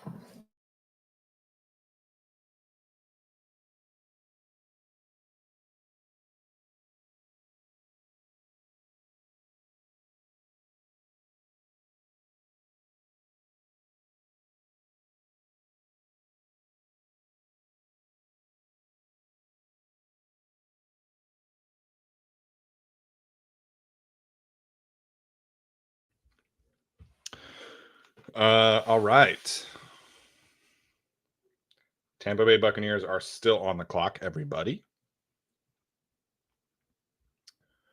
Again, please do not spoil picks in the chat. My beard is clean. Jordan. Or wait, not Jordan, excuse me. Kem.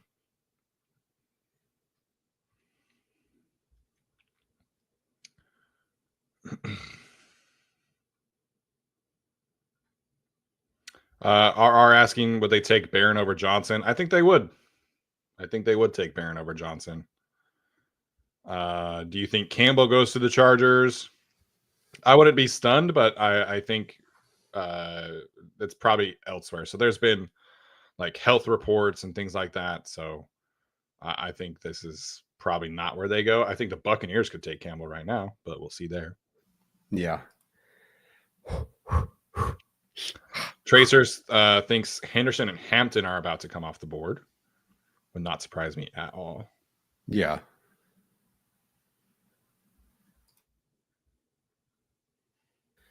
What was the answer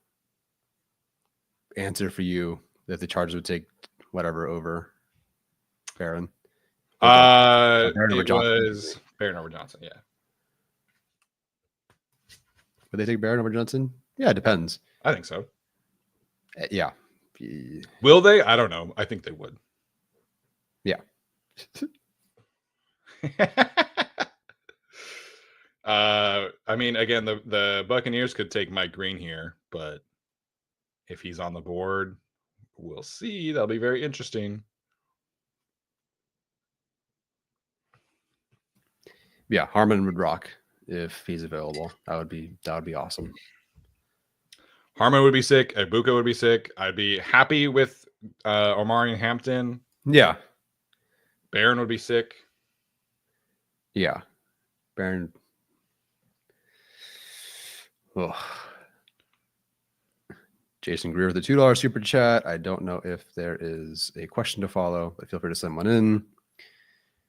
Are we surprised? Oops, sorry. Do it. Barron Johnson is available. Sorry, wrong one. Are we surprised Sanders hasn't been picked yet? Not really. No. Once we go past the Steelers, yeah, I think then we'll have more discussion. That's so funny. They just started showing him again. Tyler eats crayons at school. Hey, colored pencils, first off.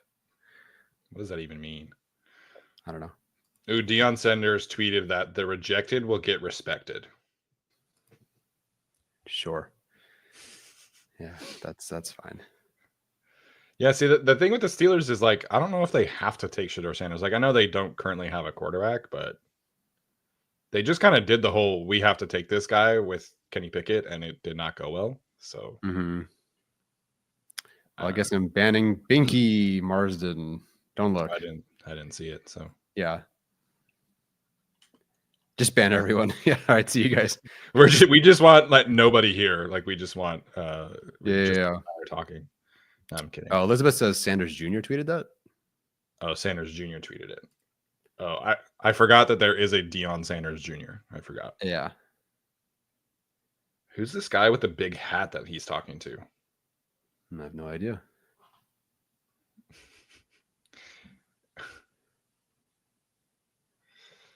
All right, let's announce this Buccaneers pick and then let's get rolling. Okay, that's funny. Here's Roger. Here we go. Last pick of the teams. With the 19th pick in the 2025 NFL Draft, the Tampa Bay Buccaneers select Emeka Egbuka. What? No! Why? Why? I guess. Hmm. Yeah. Well, hey, happy to see him go early. All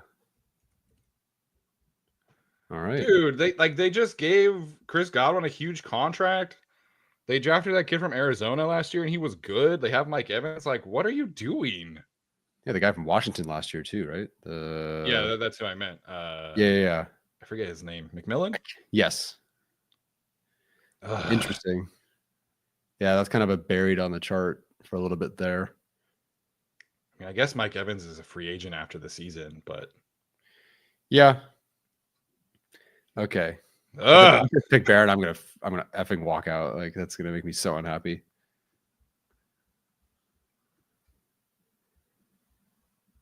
I don't understand. All right, so best available at this point: Barron, Harmon, Hampton in that order. Egbuka was fourth on that list. Yeah. Mike Green, which I guess at some point Mike Green's got to go.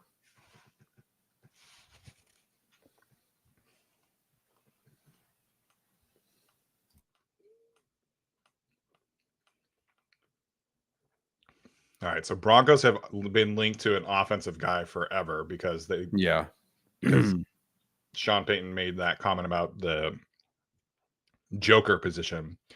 But John Franklin Myers does not like his current contract situation.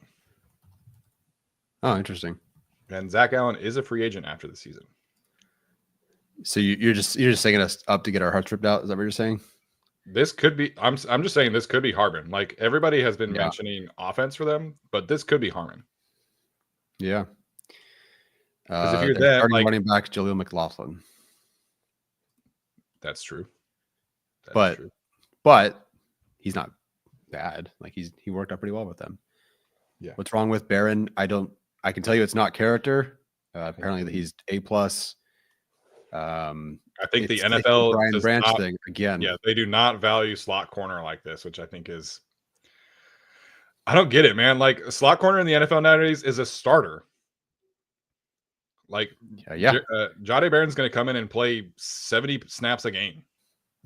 Yeah. So Jason Greer talking about trading down. I think that's definitely an option for the Chargers at this point. Yeah. With Barron and with Johnson still on the board. Mm-hmm. People like Savone Ravel. People like Trey Amos. I think that's on the board. Yeah. Shit, we did the trade down for a corner one. So I get it. Do we have any missing super chats, or is that the most recent one? I believe that was the most recent one. I got through the. Aloha says, I've been saying all night, Will Johnson. Nice. I get it. Yeah. Did you do this one from Alex Bridgeforth with his 4 sons? Nope. Alex says that he's watching the draft with his 4 boys: Asher, 10 years old; Arden, 8 years old; August, 6. Wow, you guys like the A names. Okay. Atlas, 4. Reminds me of watching Rivers and Manning. Stoked for the Chargers draft. That's awesome. Very cool. 4 boys in a row: Asher, Arden, August, and Atlas. It's pretty good. My family was 4 boys in a row as well. So yeah. Yep. Got to teach them young, man. Make them draft addicts right away, just like you. Love to see it, though. Very cool. Brewies? Any handstand option left or better? Barron, yes, for sure. Harmon, yeah. I think Barron's my only handstand. And I know it's like, oh, like I wouldn't like Harmon. I'm not saying that, but like you got to be like Jim Harbaugh is, joining the Chargers kind of level. I guess while we're talking about it, Matthew Golden, 17th player for me, would like that. I don't think Burton's a fit. I'll be back. 1 second. Go right ahead. The Broncos have 1 minute left on the clock for those wondering. I can't do a handstand, but if you're asking me like pass set version, that's still Derek Harmon. And I would be very happy with Jahdae Barron as well. Yeah, we got 1,300 people in chat. Shout out to all you guys here watching tonight. I just got a text message that my parents are watching. Shout out to Cindy and John in Salt Lake. Appreciate and love you guys. Can't wait to see you in June here in Clovis.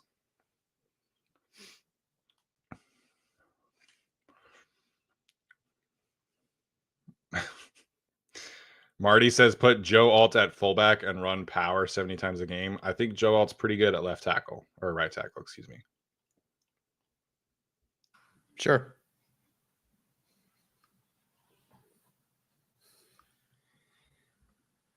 God, are we in a commercial? Yes, pick is in for the Broncos. They are on commercial. Sergeant wants to know what kind of gymnastics I'm capable of. Like literally nothing. I even when I was actually like athletic, I could not do a cartwheel. Oh man. We can get you to a forward roll. Like maybe when I was athletic, you could coach me and practice with me and I would be able to do it. But right now there's zero chance I could do a cartwheel. Man, the Broncos draft room is huge. There's a ton of people in there. And as always, do not spoil the pick. Mr. Nihad, we do not want you to get banned, so apologize.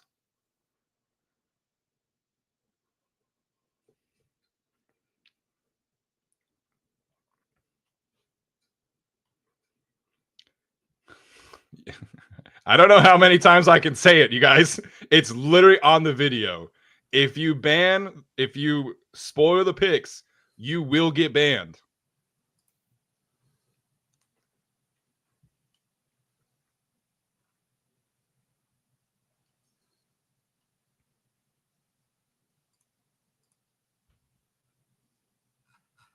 Man. Of course, it's freaking. Ugh. It getting spoiled makes it that much worse, too. April is World Wish Month, and the NFL is proud to support the life-changing wishes that Make-A-Wish grants. Yes. One of those wishes will be coming true right now. Sam is a 17-year-old Broncos fan who has bravely battled cancer. Hello, Sam. Raise that fist up, baby. His wish is to announce the first-round draft pick for his favorite team. Please join me in cheering on Sam as his wish comes true. That's a good wish. Take it away, That's a Sam. good wish. Awesome. Let's go, Broncos. All right. With the 20th pick in the 2025 NFL Draft, the Denver Broncos select Jahdae Barron, DB, Texas. I hate it.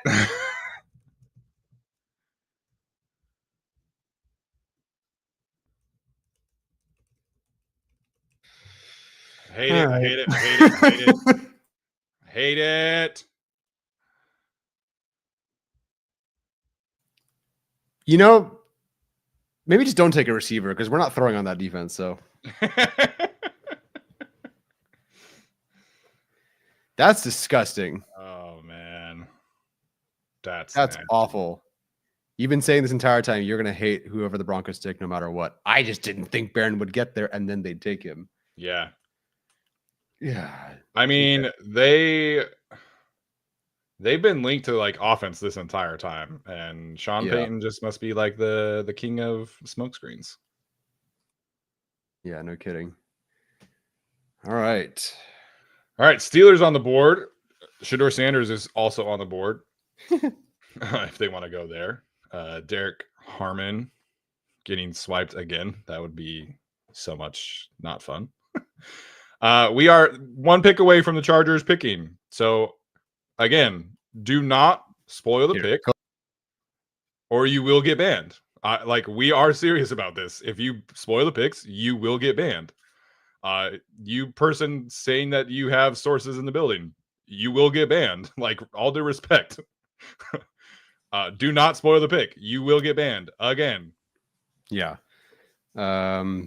And obviously yes, once the Chargers on the clock. The two of us, when the Chargers are picking, we will hide the chat. But there are other people in here who are also wanting to not have the picks spoiled in the chat. Mm-hmm. So do not spoil the picks or you will get banned. This is like the 15th time I've said this tonight. I feel like an educator talking to my students. Correct. I don't want you guys to get banned. I want you guys to be here and have fun. So do not spoil the picks. No.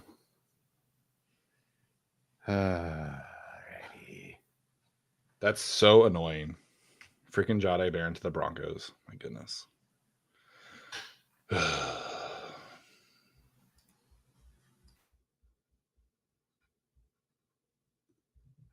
Yeah, no matter who they took, I was going to be upset. Like, because they liked all the players that we liked. Yeah. All right. So Harmon, Hampton, Will Johnson kind of feels like my 1, 2, 3 there.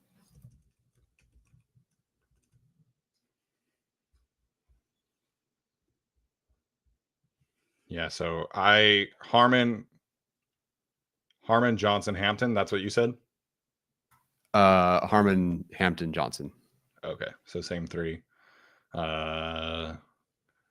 We'll see if they can maybe trade down. Yeah. Yeah, definitely. That'd be sick. All right. At this point, I'm just going to go to private chat. You can't ruin it for me. You can't ruin it for us, but you can ruin it for other people, which you should not do. So here is Roger about to come out for the Steelers? Or are they going to go to commercial right now? No, that's next. Well, they're showing like a blimp. Okay, here's Roger. Okay. They were doing like an aerial shot of the stadium, so I was wondering if they were going to go commercial. The mystery's about to end. With the 21st pick in the 2025 NFL Draft, the Pittsburgh Steelers select Derek Harmon. God damn it. Dude, the Chargers have gotten sniped like nobody's business right now. Oh, man. All right. My 11th overall player is Hampton. 15th is Will Johnson. 17th is Golden. Could definitely be looking at a corner here. You said Walter Nolan went, right, to the Cardinals? Yes, to the Cardinals. Okay. And Mike Green has not gone. Mike Green has not gone. Kelvin Banks went. Shamar Stewart went. Literally, my top players now are Mr. Omarion Hampton and Will Johnson and Braden Swinson. Those are my next three. Oh yeah. I would and technically Jahad Campbell, but again, I don't think they would take it. Right. No, hey. I forget what stream we were on. Maybe it was Katzen with the dueling mocks, but Will Johnson at 21 or 23. I don't know. Will Johnson specifically at 22. I get it. I would totally get it too. I mean, you've talked about this from the jump. They are going to play much better wide receivers this year than they did last year. Yeah. Including some of the ones that have gone tonight. So that's true. Because they play Tampa again, right? Yeah, let me check. Hey, up here. So they don't play Tampa. They will face, they'll face Tyler Warren. They will face Travis Hunter. They will face, well, at least the Dolphins didn't take a receiver. Cowboys with a lineman. So what are the chances this is actually Will Johnson right here? It just depends on the medicals. They're in a position where they can wait for Will Johnson to be 100%. Sure. So I'd get it. Good player. Yeah. We're a little worried about 2024, but I Yeah. think you specifically reunite him with a player or with a coach who, rocks. Yeah. If the Chargers are comfortable with the medicals and if Will Johnson can be healthy and hit his ceiling, dude, like the Chargers with him, Tarheeb Still, and Cam Hart for their future, Rocks.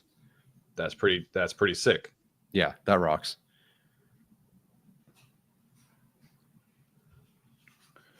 Five minutes left on the clock For the Chargers? For the Chargers. So Okay. the pick is still not in. Maybe potentially working the phones. I don't know. We'll see. Also, Mike Green, man, if they're comfortable with the character, that would be a lot of fun. Oh, yeah.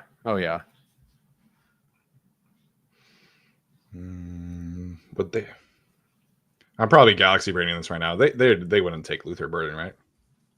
I don't think so. I'd be much more likely to take Golden, I would imagine. Yeah.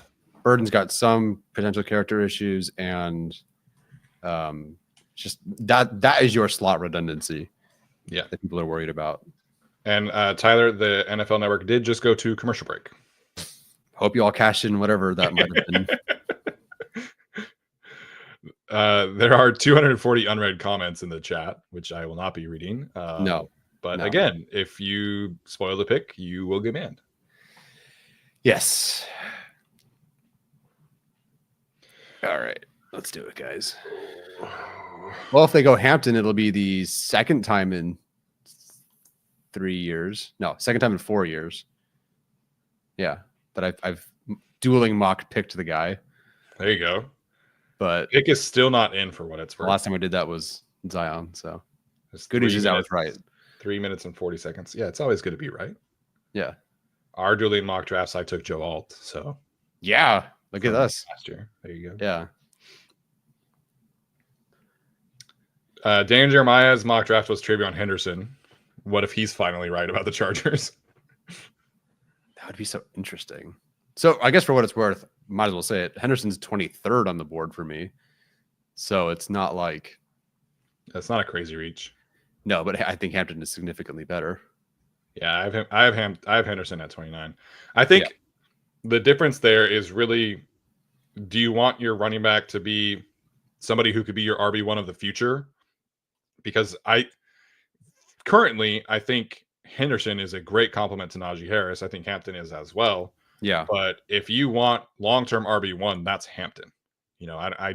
I like Henderson a lot, but I think he's probably best suited as a 1B 2 type, hyper electric 2 type Yeah. would be good. I'm a little concerned about his. Looks like the Chargers are making a call right now. They're showing Ed McGuire make a call. So that either means the pick is in or they are sending in a trade. Because Ed McGuire is the one who calls the I picks. was going to say, oh, he does? Yeah. Oh, okay. I didn't realize that. Alrighty. Who's it going to be? I guess I should. They're taking their time. There's 2 minutes left on the clock still, and the pick is not in.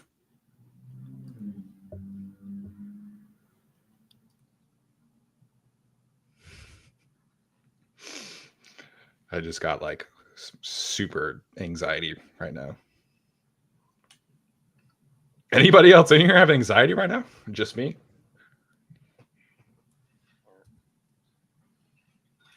That is a lot of face paint on that Chargers fan.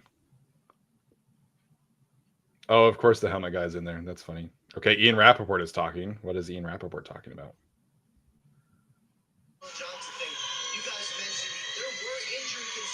He's talking about Will Johnson's injury concerns. Yeah, that's fair.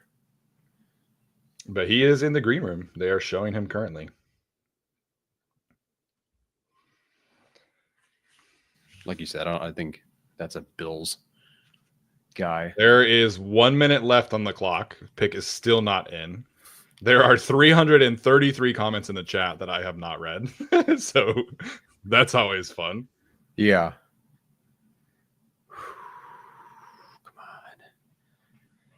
Come on. They're taking every second of this thing. Yeah, I don't know.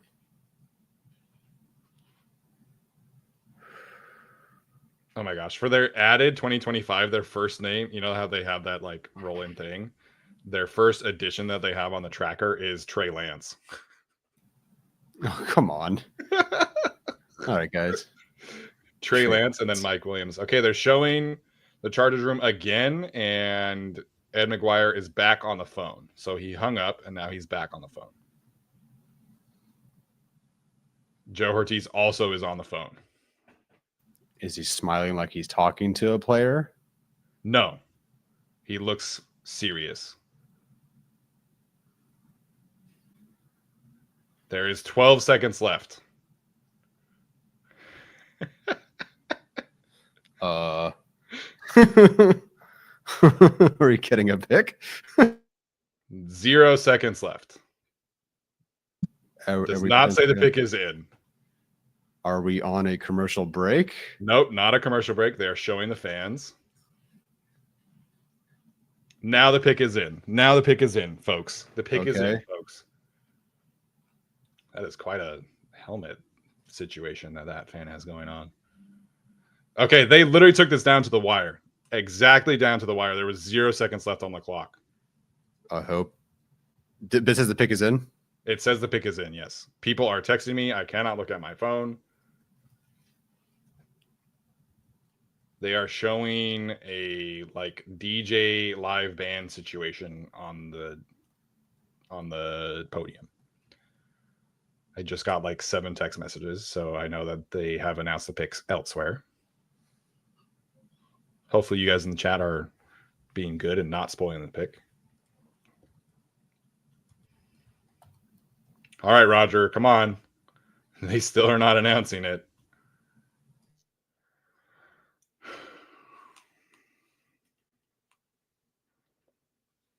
You haven't seen anything, right? No, I'm staring at my big board. So I was okay, so I have. So they went. They're back to the NFL Network desk. Okay. I have Hampton best available at 11, Mike Green at 13, Will Johnson 15, Golden 17, Burden 18.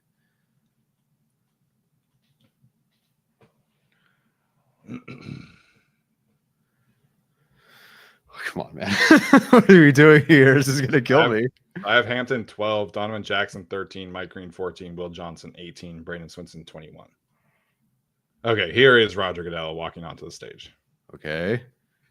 Okay. With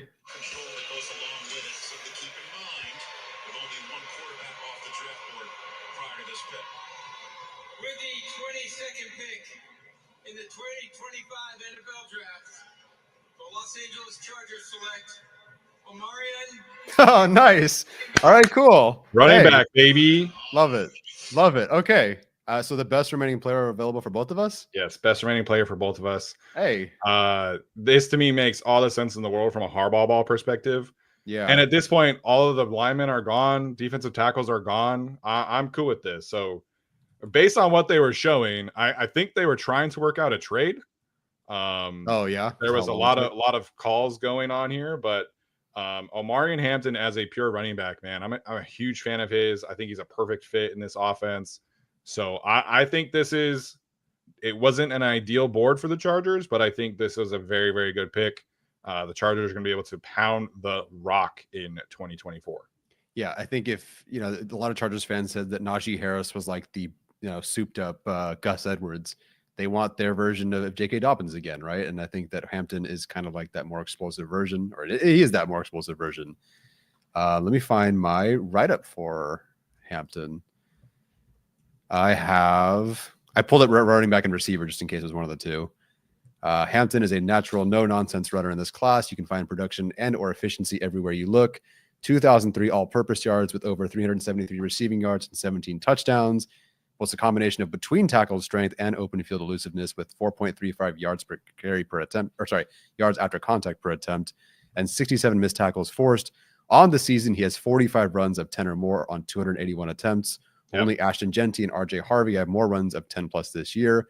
His ability to create momentum throws off tackling timing and angles, creating more runs after contact. Him being hit rarely slows him down, and he keeps himself square and moving up the field. He hasn't shown any kind of pure route running opportunities as a receiving back, but his work on design catches and on shovel passes are as electric as anything in the draft, with multiple scores off of these. He's not as phone booth laterally quick or twitchy, requiring a tiny bit of a windup to maximize his potential. I see him as a lower end speed Jahmyr Gibbs with more desire for contact. Ooh. He did struggle in 2023 versus Clemson for half his carries, where 10 went for 3 yards or less. It occasionally pops up in different games and sometimes makes him look a bit boom or bust. Still, he's a day one starter. So yeah, I guess I liked him enough. And that's the kind of shit we do when we're not live, with you guys. We are writing up stuff like that. That kind of information is just right there for every player. Yep. Right off the top sick. Of the dome there. All right. Yeah. Let me pull up mine real quick. I should have had this open, but no, you're good. I'll let you do that. I'm going to try to screenshot this.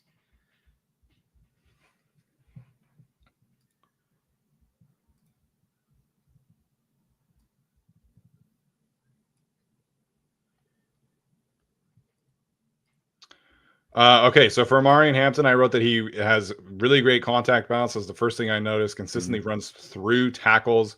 The leg drive that he displays on a consistent basis is absolutely elite trait for Omarion Hampton. I love his ability as a route runner to create mismatches from an angle standpoint. Think he can flex out to the slot on occasion. So I do think that he can, once Greg Roman remembers he can throw the football to running backs, will be a fun option out there. Loved his hands. Thought that he has really soft hands as catches the ball away from his body. But obviously, what you're getting here is a future RB1. Like he is built like a future RB1 of this league. Yep. He can constantly create, home runs as well as doubles. I think this is a really, really good pick for the Chargers because I think he fits the scheme. And the nice thing about the Chargers is that they do kind of a bit of both. So they're not like 100%. Apparently Ian Rappaport is saying that Harbaugh shrugged off a trade call. Okay. Huh. Okay, interesting. I guess I should go to the comments now. Hold up. I guess I can go to some of the comments. Okay, so what are we thinking? 600 chat, 1500 in the chat. Okay, because I'm just now catching up, can you guys please give me like your out of 10, what is your reaction to this pick? Out of a possible 10, with what was available, obviously, what is your selection? Yeah. Okay. So Ian Rappaport says Chargers shrug off trade calls, not specifically Jim. To the source off of who did the shrugging. Yeah. Source off. Yeah.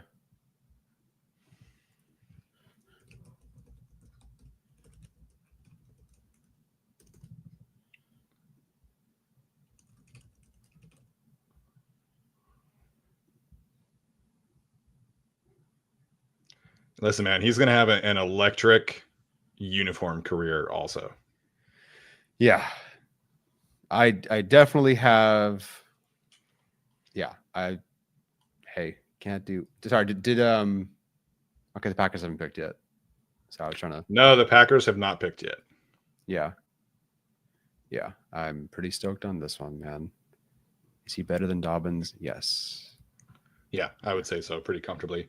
And I think the nice thing about him, this kind of situation, and we talked about this as something Joe Ortiz mentioned, that in picking a future running back, they were looking for somebody who could complement Najee, but also be capable of carrying the load if Najee gets injured, which he has not been injured, right?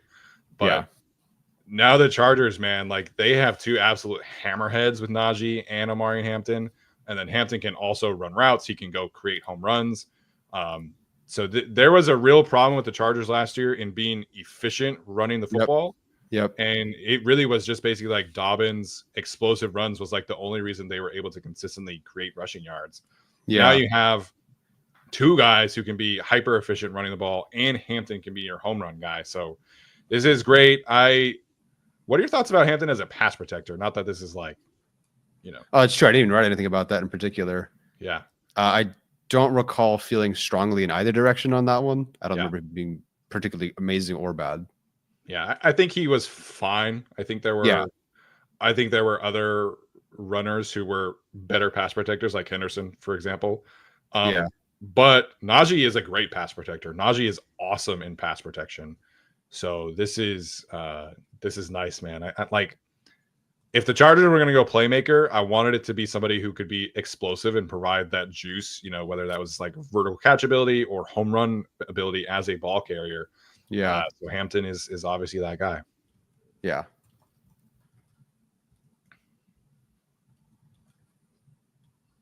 Dane Brugler in the Beast says that he rushed for over 100 yards or more in 10 of 12 games last season. Yeah, which is pretty good considering they did not have Drake May last year, and their quarterback situation was much, much worse. Yeah. Let me see if I can pull up the statistical rankings for him. Dane Brugler had him at 29 overall on his big board, for what it's worth. Yeah, that works for me. Very curious where he had the other quarterbacks, I suppose. Do I still have it on here? Yeah, he averaged almost 9 yards of reception last year at Carolina. Yeah, he's awesome.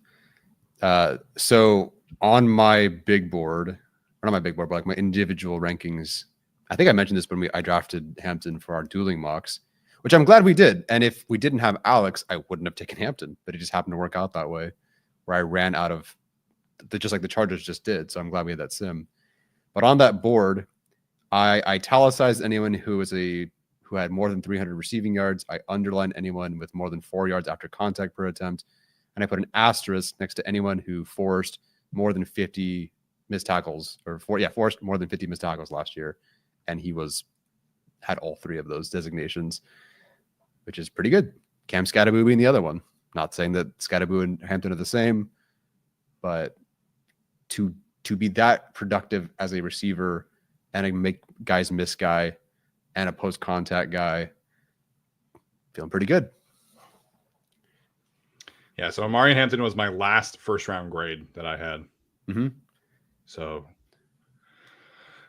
I think you can be a little frustrated at like this particular board falling the way that it did for the Chargers. Yeah, I would agree.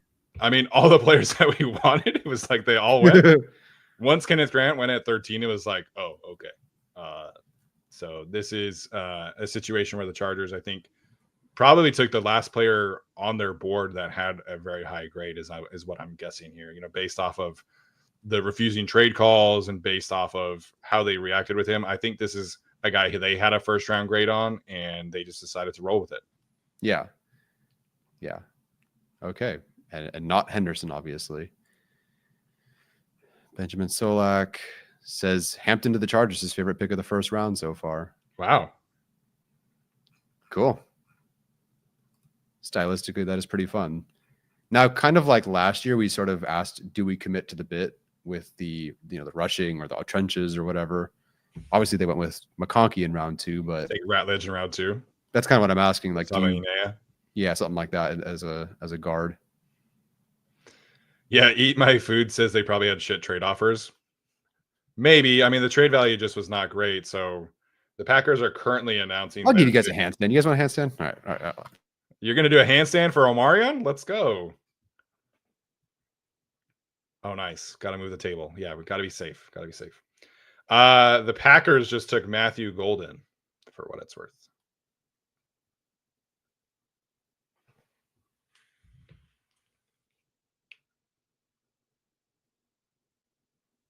There you go, Tyler. Nice Gym Shark joggers.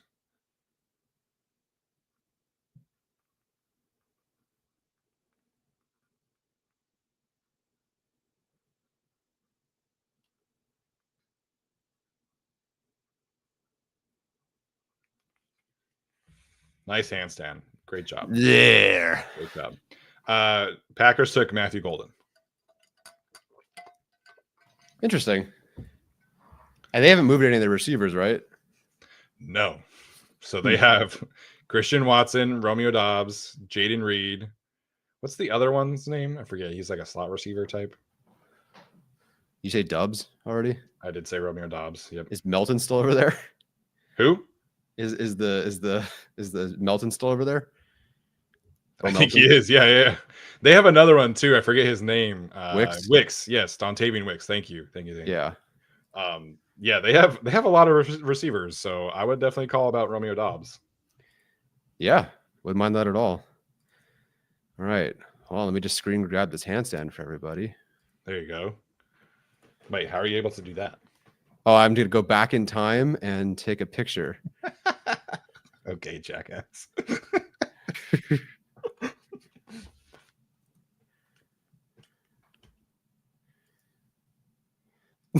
Your face is so not amused in this screenshot. It's amazing. Okay. Oh, man.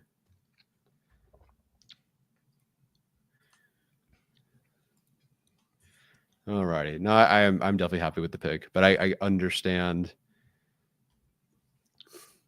the rest of it. Okay. Highlighting Omarion Hampton in blue on my big board. Yeah. Makes me pretty happy. Okay. Sorry, I'm just pretending I'm not having a heart attack underneath my shirt right now because I'm so out of shape. But man, the medicals for Will Johnson must be real bad. Yeah, no kidding. Chargers pass on him. Packers pass on him. Yeah. The Packers who were linked to a corner like the entire process. That medical situation must be horrible. Yeah. Okay, so at this point, granted, we do have players to go. If you look at like the dueling mock that I did that we discussed, obviously we're not going running back in round 2. So sorry to Cam Scatterboo and all those guys, not happening. What are you doing in round 2? I went with Higgins in round 2. I think that would be. What did I miss? What? Just check our group chat with the rest of the GAC guys. Oh, I'm excited. Let's see. Oh. I don't think anybody is happier than that one individual. No. Not even Hampton's mom, I don't think. Edwin says that him and his brother-in-law were tilting watching our favorites get sniped. Yeah, totally. I get it. Thanks for keeping us company through it. Love the Hampton pick. Apparently people are upset on Twitter, which is like classic. I want Jim Harbaugh to take the tackle and a running back in round 1. That's the most Jim Harbaugh sequence ever. First round pick, offensive tackle, running back. Yeah. Ooh, I wonder how close Hampton was to like Frank Gore. I know Frank Gore is smaller, but who did I compare Frank Gore to? I think was that RJ Harvey? That was Scatterboo. Him and Scatterboo are really close. Up next, okay, we got the new sports app. Oops, sorry. Ad on the RES website. Okay. Yeah, pretty good. Pretty good. Okay, so who's at this draft now that hasn't been picked besides Milrow? Or is that everybody? You said Will Johnson was there, right? Oh, yes. Will Johnson is there. That's correct. Thank you.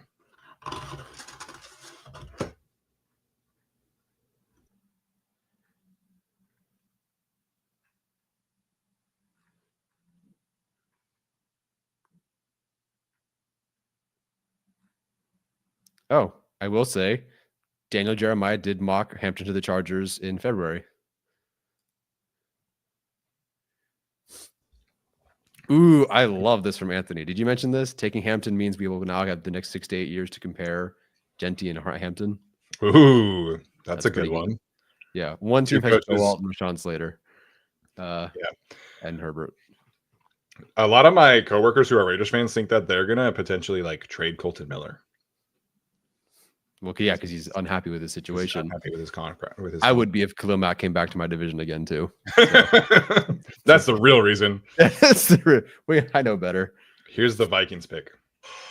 Okay. With the 24th pick in the 2025 NFL Draft, the Minnesota Vikings select Donovan Jackson, guard. Oh wow. Okay. Nice. I'm glad Great Jackson got pick. that kind of buzz. Yeah. Great pick from the Vikings. Yeah. Well done. Well done with Jackson there. Loved him. Mm-hmm.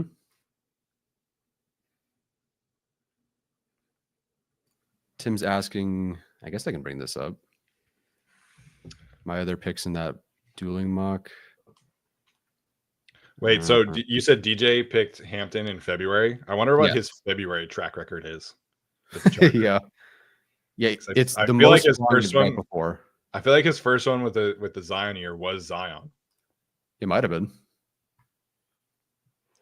Kareem says we should trade for Mark Andrews now. Hey, you know.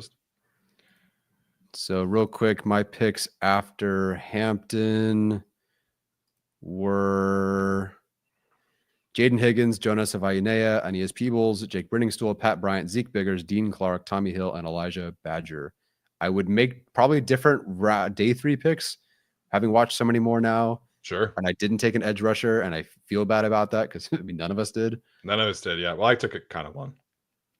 Yes, with somebody. Roberts, kind of. Oh, the Giants just traded up. Oh, well, okay, there we go. Or wait, here we go. Texans, not the Rams, excuse me. Wait. Oh, sorry. Okay. It's the Giants traded up. Giants traded up. Okay.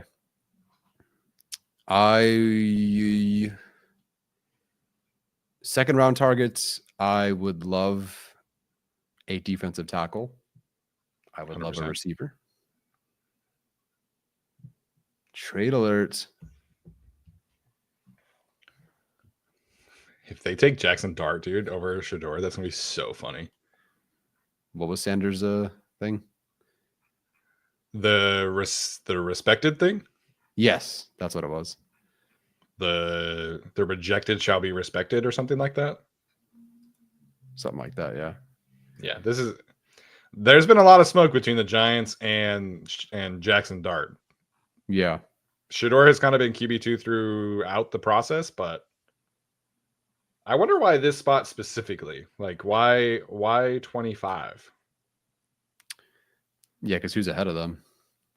Oh, this was the Texans. That's so funny. They must have seen Donovan Jackson and were like, "Nah, we're good," because they would have been a good Donovan Jackson team. That's true. So now they maybe they wanted to get ahead of the Rams. Are the Rams going to go quarterback? Maybe. Yeah, people in the chat pointing out the Rams. I guess, and you could also jump the Lions for that same thing, I suppose, if they're starting to plan that. Pick is in, and they are now going to commercial. The Lions have a few years with Goff. They just extended him. Yeah, that's true. Forgot about that. Somebody on your Twitter feed tweeted out a Jackson Dart GIF. I'm seeing it on the bottom. Oh, he switched over tabs. Oh, sorry. I didn't even realize I was still on there. I just went back to the thing. Oh, well. I will get rid of that in case it spoils something.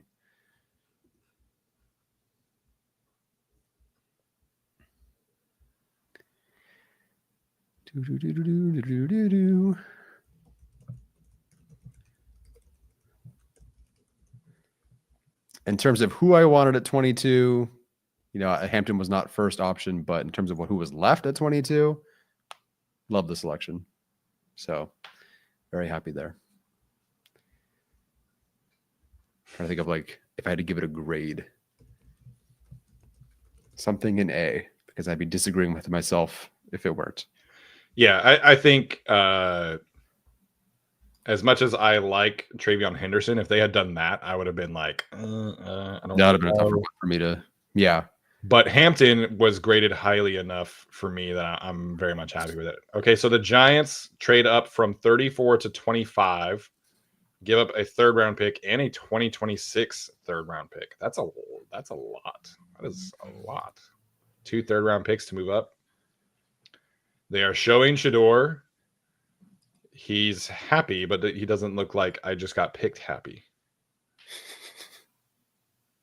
Oh my gosh. He's wearing, so they're his logo is the money sign with a 2 next to it because he was number 2.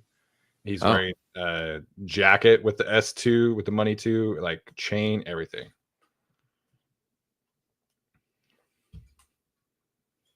I'm not going to lie. After the first 4 picks, this is kind of flown.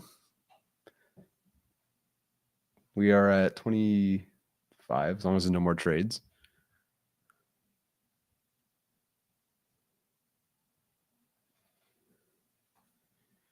Luis asks if Hampton was the second best running back I've ever graded. No. But he would be close to the top group. So not over Bijan or Genty or Najee. He would have been in Gibbs range, I guess. Was Najee 2020? 2021, I think. Yeah, because they declined his 5th year. So 21, 22, 23, 24. And then now he's with the Chargers. Yeah, so it would have been those 3. I can't think of other years. He would have been, okay, so he would have been my RB1 last year over Benson and Brooks. Okay, so I had Najee graded a little lower than Hampton. Which is so funny that they're So I would have had Genty and Bijan would be in their own tier in this regard. I agree. Mm-hmm. And then what grade did I have on Gibbs? That was 2023, right? Or 23? Mm-hmm. Yeah. It's only been 2 years with Gibbs in the league. Here is the Giants selection. The Houston Texans have traded the 25th pick to the New York Giants. With the 25th pick in the 2025 NFL Draft, the New York Giants select Jackson Dart. They really did it, man. They really did it. All right. Really did it. Wow. So I did not have a first-round grade on Jahmyr Gibbs. In my notes, I said that I was a little concerned about his contact balance. Same. A little concerned about his frame holding up in the NFL. Yeah. So I would have Genty 1, Bijan very close behind him at 2, and then I would have a bit of a tier break, and then Hampton and Najee after that. Yeah. Yeah. Didn't have a first on Hampton, but okay. So my cutoff is 8.8. And he is an 8.75. Did you say you didn't have at first on Hampton? Nope. I only had 10 first-round grades in this class. Yeah. He's literally off by 0.05. Yeah, I get it. But high second-round grade at pick 22 in this class means you're getting a really good player. So yeah, easy for sure. And I think, huh? Frank says round up. Round up. Yeah, exactly. Yeah. I think with the there were a lot of people who made a comment about, the Chargers after the season were saying that they feel like they failed Justin, in the playoff game. Part of that is that they could not run the football at all. And I think J.K. Dobbins' injury was definitely a part of that. I think the offensive line stuff was definitely a part of that. But you better believe next time the Chargers are in a playoff game, they are going to run the football with Najee Harris and Omarion Hampton. Yeah, for sure. That is damn. Jackson Dart's house is huge. Ole Miss has that good NIL money. He's from Utah, actually. Oh, Yep. And his family looks like they are very, very wealthy. oh, Atlanta's trading up apparently. Yes, Atlanta is trading up. This has to be Mike Green. Because they just jumped in front of the Ravens and the Lions. Both of those teams definitely could take a pass rusher. And the Commanders, frankly. Yeah. I agree with Will. Go for it. Ben says poor Tommy DeVito. Will says you fixed the run game with an O-line, not a first-round running back. Yes and no. I think obviously with Alt last year, having Slater, with Becton, you feel better. I kind of like we discussed with Najee, would have liked one more piece, like a pretty significant piece at center, let's say, and or guard. Oh my gosh, his younger brother looks just like him. What's that? Jackson Dart, they're showing his whole family and everybody, and his younger brother looks just like him. Where'd the Giants trade up from? 36? 34. 34? So the Falcons moved way up because they would have been picking. Oh, that's right. At 45, 47. Okay, slight. Not spoiler, but it's not a spoiler, but Rams got a first. They got a first round next year for that. Wow, maybe it'll be for a defensive lineman they don't play for 85% of the season. Falcons. Shouldn't they trade up for Rook? They did get a 2026 first round pick. Wow. So the Rams did give up a third round pick this year. So they move up from 46 to 26. That's a pretty expensive first round future first because the Falcons aren't going to be good. No. That's a top 15 pick at least. Dang. I mean, and they could be bad. This is a potential, Texans getting a pick or what, I don't know. Or Bears.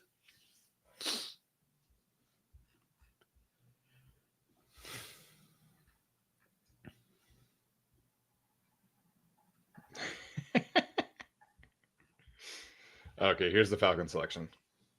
Traded the 26th pick to the Atlanta Falcons. With the 26th pick in the 2025 NFL Draft, the Atlanta Falcons select James Pierce Jr. Okay. Oh my gosh. I know you're definitely not a fan. I'm slightly more of a fan, but he was 37th for me. Giving up a first and your future first for James Pierce Jr. is something. That is.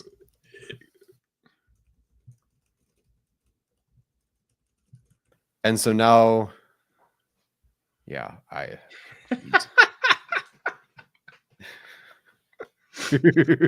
don't know, man. Future first round pick for a speed rusher who can't do anything else. Yeah. They're showing his highlights right now, and it's nothing but cleanup sacks. Yeah. Yep. Oh my gosh. Yeah, Wait, who did they take at 15? The Falcons? Yeah. The Falcons drafted someone at 15. Yes. Oh, they took Jalen Walker. Well, they are not going to stop the run. That's a light edge room. That is a light. Yeah. Defense. Edge 3, I think, is Ebiketie, who's also very small. Yep. So Mike Green is definitely falling. Defense. And this has been, the Falcons front office is pretty dumb. Yeah, that's brutal, man. I mean, last year they traded up to take Rook and didn't play him, and then they drafted somebody else the next pick on defense and didn't play them. Yeah. That's crazy. Yeah, that's crazy. That's brutal. Okay, well, should we do a mock draft real quick? Yeah, let's do it. Do you guys want to mock 3.5 hours into this live stream? Let's go. Let me down this energy drink.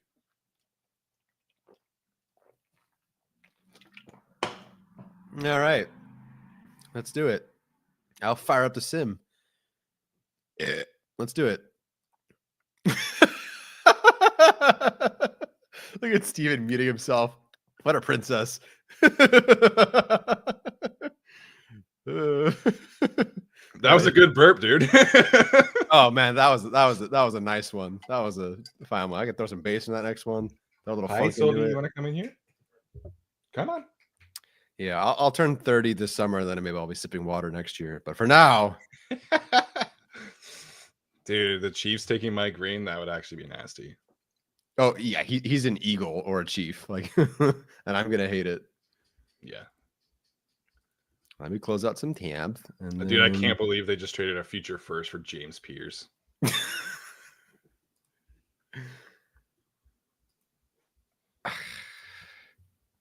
Yeah, I listen.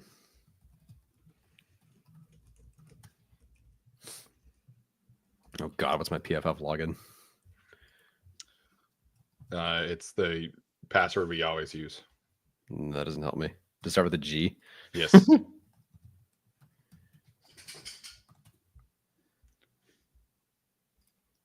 Oh, I had caps lock on. Here we go. All right. You and me and you, both of us together. Wait, is it updated the board yet? I think it has to. Yeah. I'm assuming once I hit enter draft, it does. Okay, cool. Falcons are on the, or not Falcons, what? Ravens are on the clock. So we can just do that. My mom says, Tyler, John. Sorry, I did burp. I learned from the best, Mom. Just kidding. Although I've heard she's an elite burper, says her sister. All right. Tyler Steven took a shot. No, Steven does not do alcohol. What am I doing? That was a chicken nugget. He took a shot at chicken nugget. Okie dokie. Mock draft sim. Wow, that looks like something. All right. They're fine. All right. Okay, Ravens haven't picked yet, so I'll just hit start draft. You wanted to do a whole mock or just the next day? Or do we want to wait until the mock is actually over? Okay, I'll put your mock away. That's probably makes sense. I mean, we can run it, but no, it's okay. Do you want me to do a 3-round mock then? Yeah. Okay. Good. I don't want to do all 7. Ravens get Starks. Sure, add another great safety. I guess BPA. Yeah, they could take Braden Swinson. So it's Ravens, Lions, both looking at pass rusher, supposedly. Commanders also looking at pass rusher. Bills want a corner, so they could take Will Johnson. They could end the slide. That'd be sick for them. Unless they like, so they definitely play a lot more zones. So I don't think that's Ravel. That probably is Johnson. Chiefs have been looking offensive line, so they could take Connerly.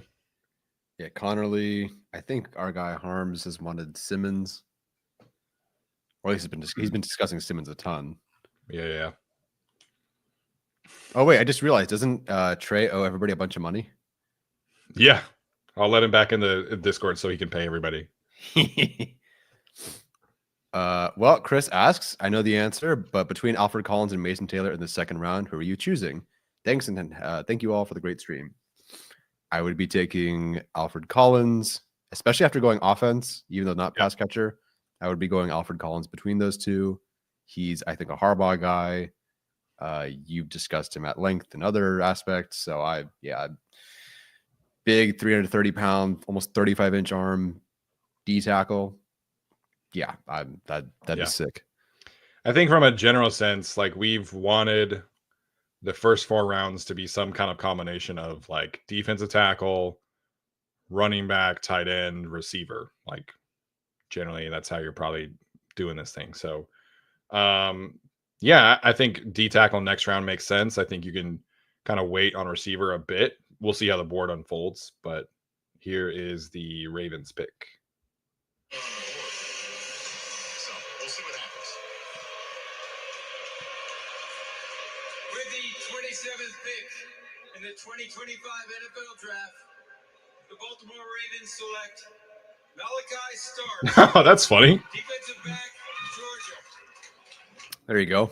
Shout out to the guy for predicting it. Alrighty. So yeah, I think you can. I mean, with the way the defensive tackles have gone off the board, I think we probably see something similar start tomorrow. So I think defensive tackle is probably where I would lead. Mm-hmm. Dang, so they have Kyle Hamilton and Malachi Starks. That's pretty sick. That is pretty cool.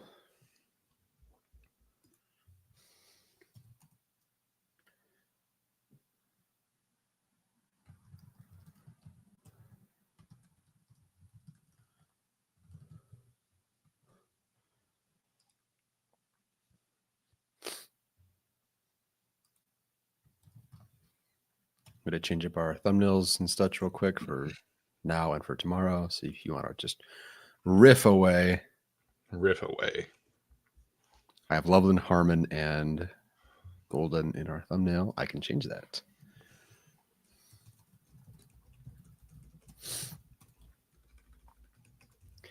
Do do do do do do do do.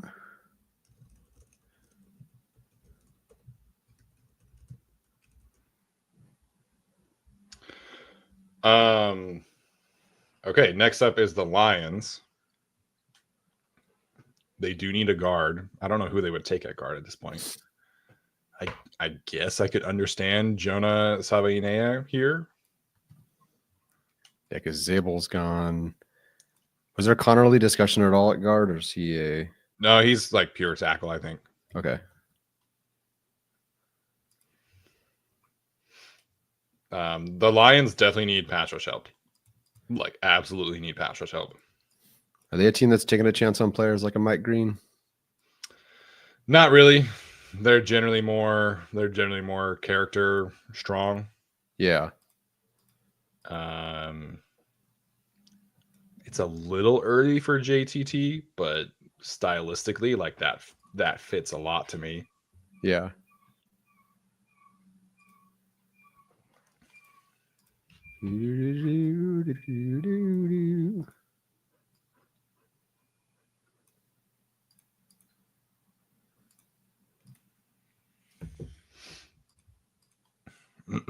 They take kneecap biters, as Thomas Martinez points out.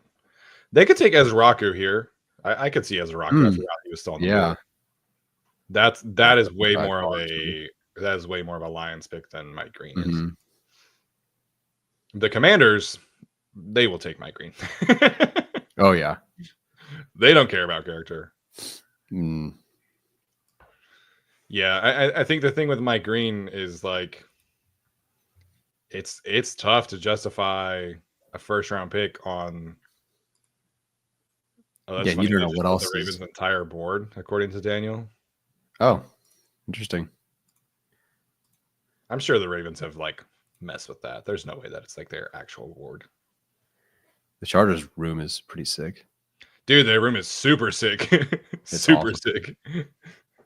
I know. I just want that'd be fun.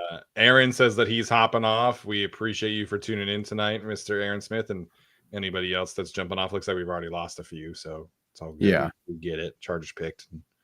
It's 8:15 here on the West Coast, so you know, yeah, we got stuff to do tomorrow, and it's like 7 a.m. in Europe for our European listeners, and yeah. Be nice. It's okay. I get it. Some people have kids and all that stuff, so it's all good. Yeah, not me. I'm pounding energy drinks, burping into a microphone. So. Yeah, dude, it's a little late for an energy drink, man. Like you're gonna have a. Says you. Brooke always makes fun of me for this. Like once we get past like 8:30, like I can't have like sugar or like coffee or anything like that because then I am wired. That's why you'll outlive me. Say nice things at my funeral. You say that, but like you're in great shape physically. I am not. Okay. So I'll take it. Plus, there's the whole white people thing here. I'm halfway there. You never know what's gonna kick in. Wow, Kelly Strange is in Thailand. I did not see that earlier, but it's Oh, nice. 10 a.m. in Thailand. Jeez. Went there for a few days. You been to Thailand? Yeah, my buddies were out there for like a month training Muay Thai, and then I met them over for like a week out there. It was my first international trip by myself, which was something. Dang. Yeah. Pick is in for the Lions. Dan Campbell's fired up, as he always is. Yeah. Expected nothing less. Yeah. Very cool. I have never been to Asia. But... Well, you know me, close enough. It's like that, but a lot of them. I have an Asian friend who's half Asian. I have a black friend who's. Here's Roger. The 2025 NFL Draft, the Detroit Lions select Tyreek Williams. Whoa. Oh, that's awesome. Heck, that's fun. All right. That is definitely a Lions player if I've ever seen one. Interesting. I thought they would kind of prioritize a pass rusher, but yeah. Dude, they have Lee McNeil and Tyreek Williams. That's pretty sick. That's pretty sick. Yeah, that is pretty sick. Can you talk about why some NFL fans are haters of the Hampton pick for the Chargers? NFL fans, like in general, or maybe just Chargers fans? I mean, everyone just a lot of like anti-running back bias, you know, like running back in the first round traditionally has not been a great pick, but like the Lions are very happy with Jahmyr Gibbs. The Falcons are happy with Bijan Robinson. You know, I think the Raiders unfortunately are going to be very happy with Ashton Jinty. So I just think I think a lot of this for Chargers fans in particular was like, we want this guy or that guy or this guy. You know, the board just kind of fell away for the Chargers, where Omarion Hampton was kind of our last one. It was him or you take the medical concern Will Johnson. So I totally get why they took Hampton. It's an identity pick. It's a need. Like it is a need. You know, Chris Collinsworth wasn't a fan. Yeah, the king of analytics, not a running back fan in the first round. Like Arjun doesn't like this pick either. I know that for sure. I have to ask him. I know. Yeah, but yeah, it's all good.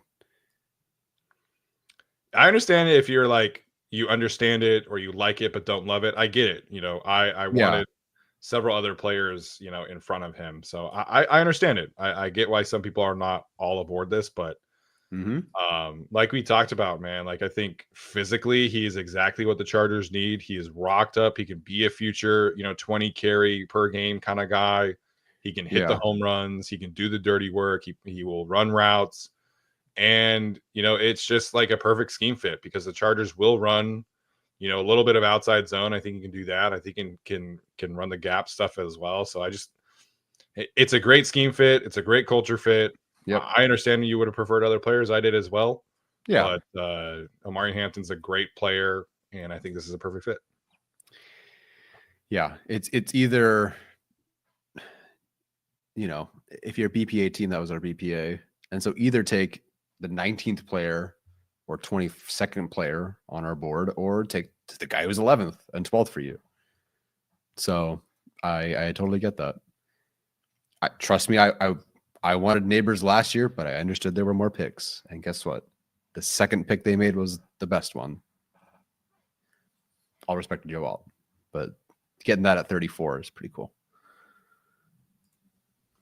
Yeah, I think some fans are obviously going to be upset that they passed on Matthew Golden. I just never really felt like he was like a Harbaugh guy at wide receiver. Like this is a player who actively avoids blocking, and he doesn't really like play to his testing style. So yeah, you know, is a little smaller as well, but they have receivers on day 2 that they like quite a bit. I mentioned this at the start of the show, including Torrey Horton. I don't know this for sure, but I'm pretty sure that they would like Jack Betch a lot because, again, same kind of style, physicality, all that stuff matters a lot. I think they will like Andrew Armstrong from Arkansas. I think he's a good option in the 3rd round. So the good thing for the Chargers, I know we all wanted receiver early, but there are 30 receivers in every single draft. So they'll figure it out. And I think, you know, tight end is probably more of a concern for me at this point. Yes. Cody asks, why sign Najee, then spend 22nd overall on a running back, but not re-sign Zont, then pass on a top 10 talent, corner that played for you when second round running back made more sense. Well, Will Johnson still hasn't gone yet. So there might be even genuinely worse medicals than maybe we expected. Yeah, he's got medical concerns. Savon Ravel is coming off of an ACL. Benjamin Morrison has 3, or is it just 2? 2 hip, 1 shoulder. 2 hip, 1 shoulder. Very concerning. Yeah. So once Jade, I think they would have taken Barron over Hampton. We'll never know. Don't even tell me that. Yeah.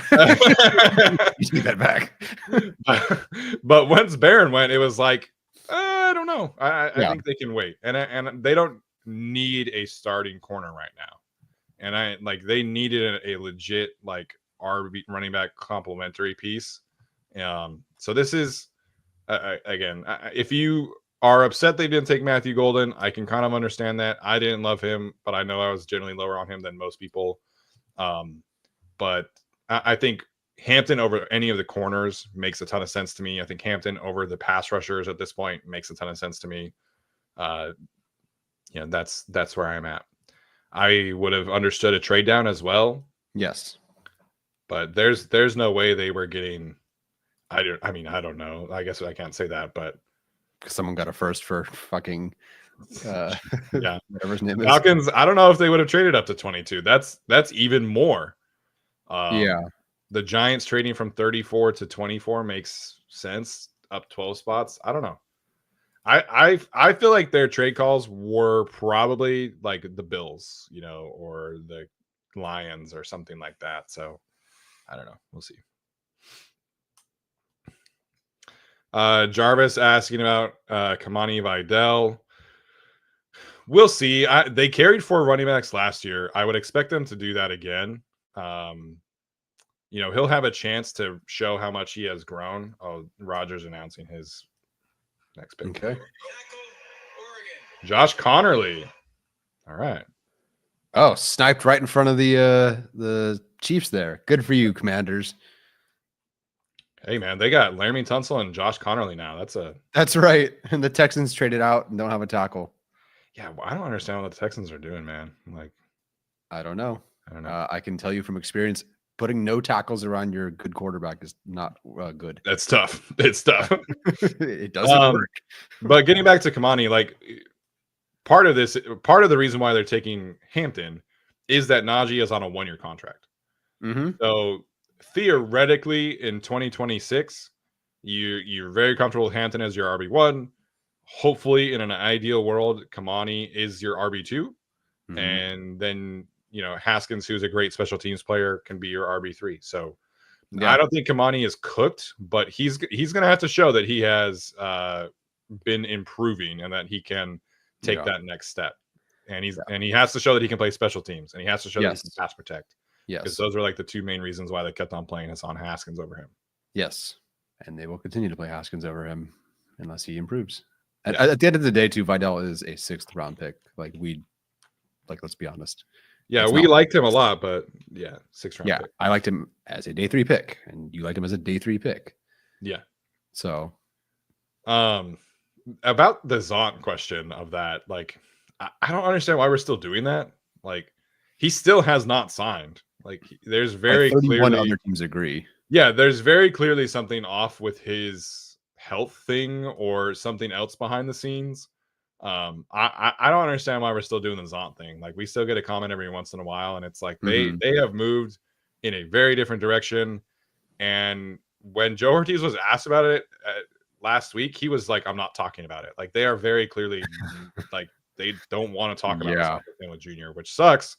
I loved him in the draft, but it was just proud. If Brandon Staley was still here, he would be on the team. He would have a 2nd contract. Yeah. But with this regime, something was off. That was not a good match. And sometimes that, unfortunately, is the part of the beast with the NFL. Yeah. I mean, we felt that was going to be the case heading into the season stylistically on field. Yeah. And I get it. We don't know anything off field. It's just really weird vibes when he gets brought up.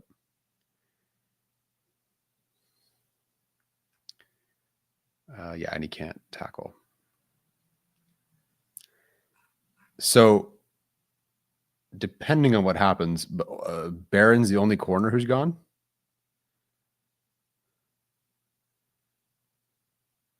Thumbs up, thumbs down. Thumbs sideways. That doesn't Because help of me. Travis? Oh, sure. Yeah, I guess. Gotcha. HGM, Mike Green must have filled the backgrounds. I guess. Yeah. I mean, yeah, essentially. That was. The Chiefs will take him if he's there. Yeah. Or the Eagles. Well, the yeah. Eagles maybe as well. Those two teams Yeah. do not care about character stuff.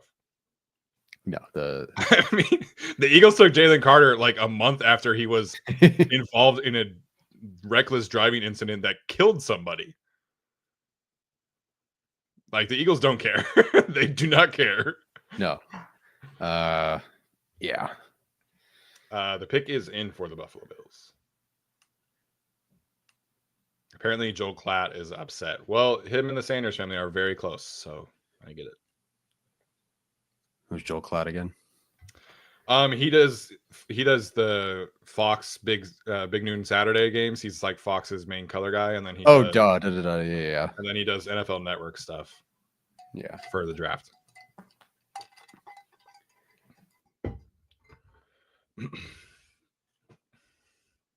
Looks like most people have left the draft also. Yeah, I guess I'm sure half of them Packers fans. So. Yeah. I mean, it was like that when we were in Vegas after the Raiders pick. There were people just dipped. Who did the Raiders pick that year? 2021, was that Leatherwood? No, this was 2022 draft. Zion's year. Yeah.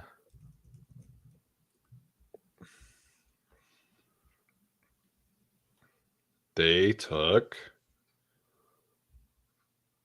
Did they not have a first round pick? Huh. Wait, is that real? Well, maybe not. Maybe not. I don't see them. Wait, Jacksonville, Detroit, Houston, Jets, Giants. Oh, is that the Adams pick? Oh, yeah, that probably was it. Yeah, that makes sense. They hosted the draft and didn't have a first round pick. That sucks. That's pretty funny. That is funny. Classic Raiders. Mm-hmm. Oh. Selection here in Green Bay. I think this is another my wish Stepping up pick. to have an even greater impact as a wish maker for Make-A-Wish. For the second time tonight, we have the opportunity to grant a wish for a deserving young man to announce the first pick for his favorite team. Tommy.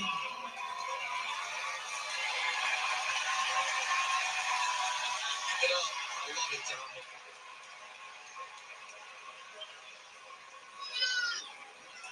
Tommy is a 16-year-old living with a neuromuscular disorder. Is a huge Buffalo Bills fan, and he's here with me to make the announcement for his beloved Bills. Go ahead, Tommy. Here we go.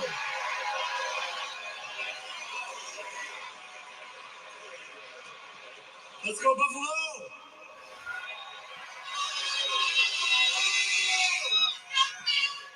With the 30th pick in the 2025 NFL Draft, the Buffalo Bills select Maxwell Harrison. Let's go! Oh, And there is they do like their athletic, Yeah. long arm corners, I suppose. Did you like him? Did you watch him? Yeah. I see the vision. I didn't love him. You wouldn't have loved him. I did not like him at all. I see some of the recovery. I see some of he plays tall, but I liked Revel a lot more. If you were looking for that style, granted, Harrison is not hurt. Like ultimately, Harrison is Sure. healthy. Sure. So I had him at 66 overall and my ninth Jesus. corners. Yeah, he's just not my type. Like he's just not my type. I had him He's at skinny 45th. and doesn't tackle. Like that's not my thing. Yeah, I did not think you would have liked him. I had him at 45th, and frankly, like Morrison was graded higher, but injuries and such. So No, the Chiefs and Eagles swapped picks here. Interesting. Huh. I wonder if someone was trying to trade back into round 1. I don't understand. I don't get why you would just move up one spot personally, but Because if the Chiefs are trading up, this is probably Josh Simmons. Yeah. As Kevin points out. Yeah. Because Connerly's gone. So maybe at this point the Texans were trying to jump back in. Which would be hilarious. Like, that's your own stupid fault, Texans. Yeah, you could have taken a guy at 25. Yeah, that's your own stupid fault. Wow. Well, I mean, I guess that is a nice suit. So Burden has not gone, right? Correct. Mm-hmm. The Chiefs do need a receiver. They would pick Burden. Again, do not care about character. I mean, their receiver room is literally all mixed up in lawsuits right now. Well, let's add the one that we've heard as the worst characters. Yeah. Luther Burden, from a character standpoint, is honestly pretty good for the Chiefs. And he'll be a great with the Chiefs. Yeah. But yeah. He's just kind of got an attitude. Like, that's a major upgrade from a character standpoint for them. Yeah. So of the guys we had flags on for character, the only one who went like really early was Nolan. Otherwise, everyone's falling. Like Burden and Green were the two like big red flag guys, and they might not go in the first round, or very late at least. So I'm glad we got info on that. Yeah, obviously we had some good info this year, for sure. I know it's the funniest thing that we can't share half of it, but whatever. We try. We share what we can. Yeah. Tyler, we just crossed 4 hours on the stream. Wow. We've been on for 4 hours. I feel like that's actually faster than usual. Yeah, I think last year was, I don't know if we did a mock. I think we did a mock last year, but we were definitely over 4, under 5 last year. But I don't. Brian Dable announced that Russell Wilson will be their starter. That's a little premature, buddy, after you just traded up for the guy.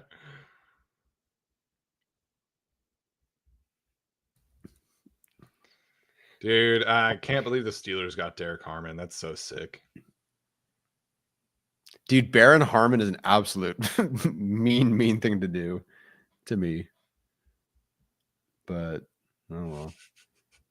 Somebody check on Brian Baldinger, because he put that Omarion Hampton is an explosive workhorse running back with 3 X's.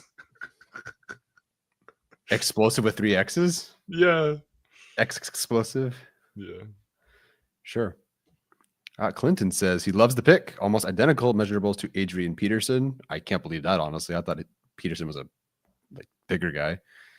Minority View, ex-scout John Middlecoff was he might be better than Genty at NFL level. Either way, great value at 22 instead of 5.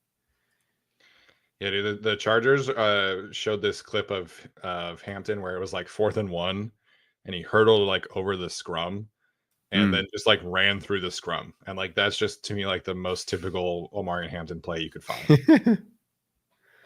Yeah, he rocks. No wasted time on his runs. He'll be good. Yeah. You asked if I had, I think when we mocked him, you asked if I had concerns if he was like, was he a zone? Was he a gap guy? I felt like even at both. Yeah, even in both is what I would say. Mm-hmm.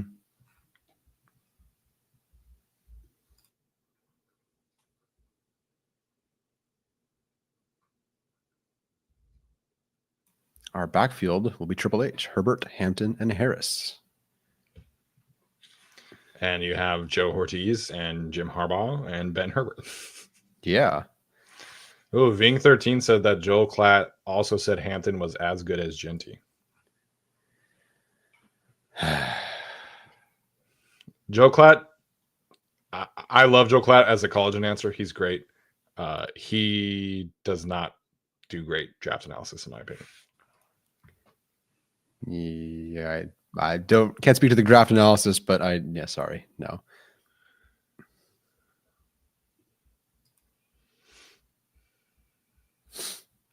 I can't remember the exact amount, but I I want to say Dane Brugler had mentioned on an episode that Hampton had the highest percentage of runs that went for a first down or a touchdown of this class. That sounds about right. Somebody feel free and correct me if I'm wrong there, but So the Chiefs got 164 for moving back a spot. that was it. Yes. I don't get it. It's like, sure, I guess, like free pick. NFL Network says that the pick is in for the Eagles. Oh, they swapped. That's right. That is correct. Okay. I thought the Chiefs moved up. My bad. I was confused. Oh, okay, gotcha. Chris Sims tweeted Hampton is just as good. Look, put Bijan on the Lions and Gibbs on the Falcons, and I just think that's kind of what everybody's trying to do here. Sure. Respectfully, like Genty was a better prospect than Hampton. Sure. I agree. But Hampton faced tougher competition than Genty. I wonder what number he's going to wear. I mean, Hassan Haskins, that's an easy easy call, I think. Yeah. But Jim and Joe live press conference right now. oh, they're pressing right now. We were flying through this draft until right now. Everybody started doing trades. Yep.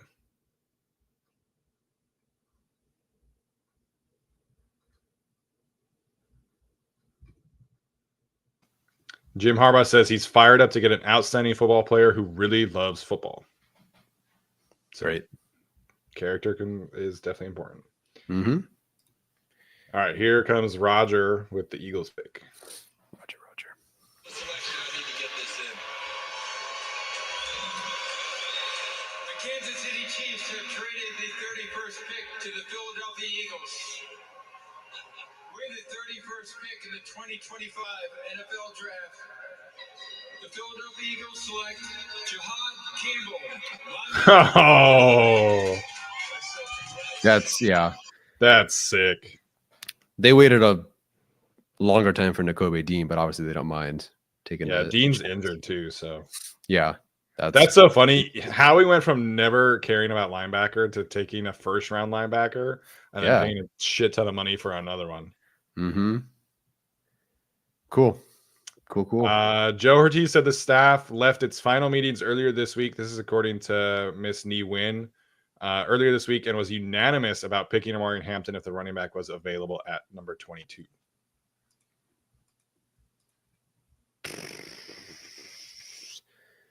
Technically, I'd agree with him, depending on the board. Sure.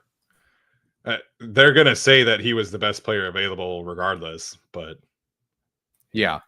In our boards, he was agree. the best player available. We did agree. Yeah. I think that's the first time you and I have had the player the Chargers picked also as the best available. Yeah, because I had neighbors last year. Apparently, Ian Rappaport was saying that the Eagles were the ones trying to come up to 23. 23 or 22? 22, sorry. Oh. Yeah, I guess don't trade with the devil, right? Like Howie's going to fleece you somehow. Yeah. All right, my sim is basically as ready as soon as we get this final pick.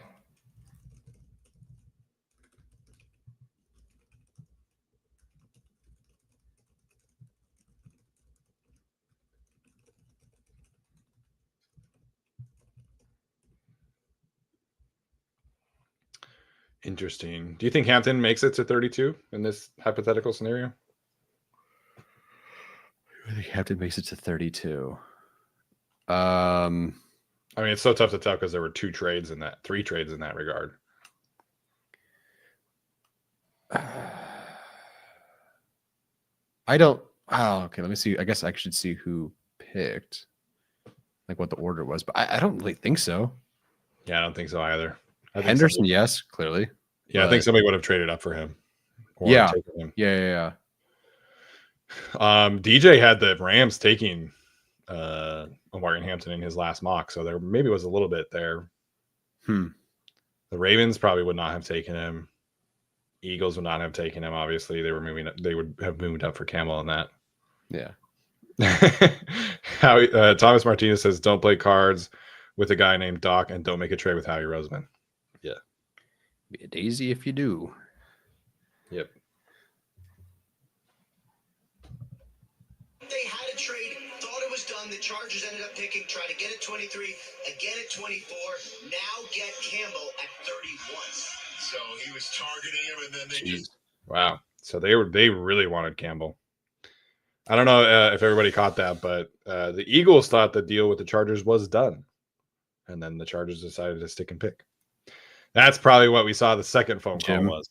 Yeah, that's probably the second phone call because they showed the Chargers, and Joe Ortiz was on the phone, and Ed McGuire was on the phone, and then they came back to them as the clock was ending, and they were back on the phone.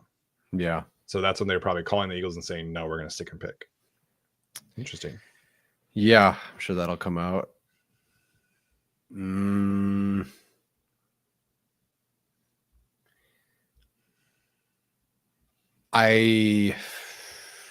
Commanders could have taken him, as Ben points out. That's probably Yeah. Vikings could have taken him, maybe.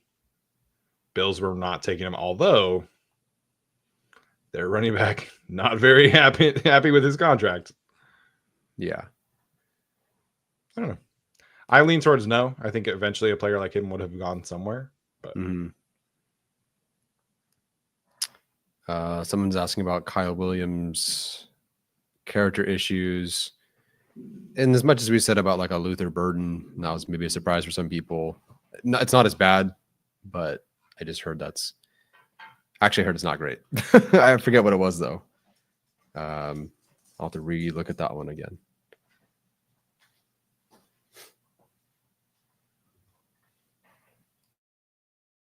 But I understand.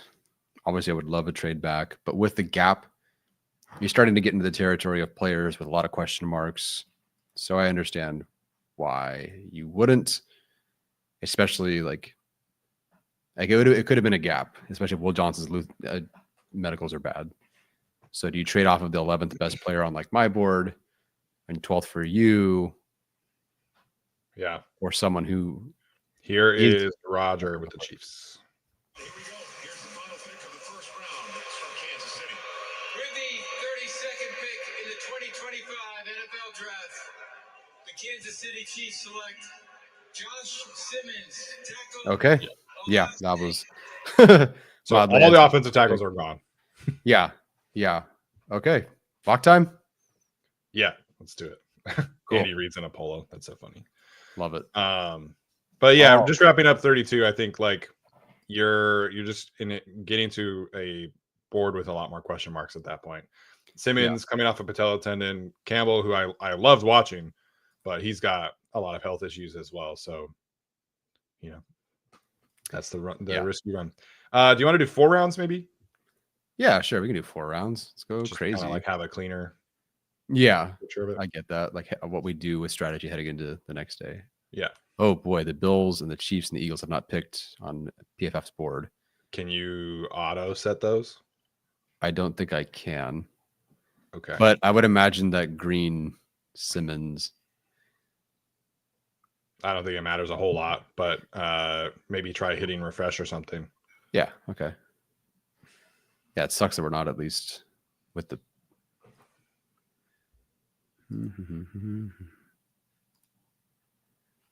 Okay, so this board is updated through everyone. Okay, here we go. Let's do it. Oh, why are we tweaking? Okay. So the players that have gone, Raiders go Mike Green. That'd be pretty sick. Will Johnson to the Browns, Zaraku to the Texans, Mike Green to the Raiders, Burden to the Patriots, Higgins to the Saints, Besh to the Jets, Henderson to the Bears, Tumalov to the 49ers. Yeah, that sounds about right. Sure. Yep, sure. They could take Cowboys. 2 edge rushers. Schwarzinger to the Colts. Watch the Rams. Landon Jackson to the Cardinals. Benjamin Morrison to the Dolphins. Swinson to the Bengals. That makes sense. Darius Alexander to the Seahawks. Hurts me. Trey Harris to the Broncos. You fuckers. I swear to God, if the Broncos specifically go Barron and Harris, they're just going to snipe us at every turn, man. I'm going to be extremely unhappy. Ludman Mielen to the Seahawks, which is cool. Thomas to the Bucks. I have no idea what Kevin Winston Jr. is, but he went to Penn State. Oh, he's the super hyper athletic guy. Yeah, the one that ran like a 4.45. Yeah. 6 months removed from his ACL. So I think you and I are generally of the same opinion with defense, but for like pass catchers available, I'm so glad I watched so many on the board. Backs. Is there a what? That said, Ravel is still on the board. He is still on the board. So hold on. Hold up. Just in case, pass catchers, Ayomanor, Arroyo, Royals, Williams, Taylor. With Higgins gone and Harris gone, I'm perfectly fine waiting. Yeah. I forget. Did you like Ayomanor or not really? I thought he was solid. I have him at 41st. Okay. So like a solid player for sure. Revel is okay. So I guess I might as well look. Will Johnson went. So like my best available player is Revel. Same. And then or I guess technically it would be Will Johnson didn't go, right? No, he went. He went to the Browns as the first pick in the second round. Oh, in the simulator. Sorry. Yes. Yeah. I know. I had the same issue. So Revel, Gordon, I'm assuming went. I don't remember if they had him or not. Yeah. Gordon went. Thomas went. Unman Mielen went. Higgins went. Did Porter go? Porter did not go. Can you pull up the line just so I can see? Yeah. Okay. Ratledge is still there, obviously. We got a shout out from Matt Money Smith on Miles Frazier. Yippity-doo-dah. That was cool. Kevin Kim, I compared Savon Revel to Antonio Cromartie. So for what it's worth. I think Nate Tice did as well, actually. Yeah, I'm totally all with that. I would go probably defensive line here, or I think you can wait on receiver. So my thought process is probably right here a defensive lineman or Arroyo. But at the same time, man, like I do wonder if they would just lean into the bit and say, let's take a guard here in round 2, and we're just gonna like pound the rock as much as we can. Let me double check on tackles in case they're listed that way. Yeah, so Savigny is still there, which is again, it's crazy to me. Yeah, Savigny could have gone tonight, and I would have been not surprised at all. Yeah, I could have gotten that.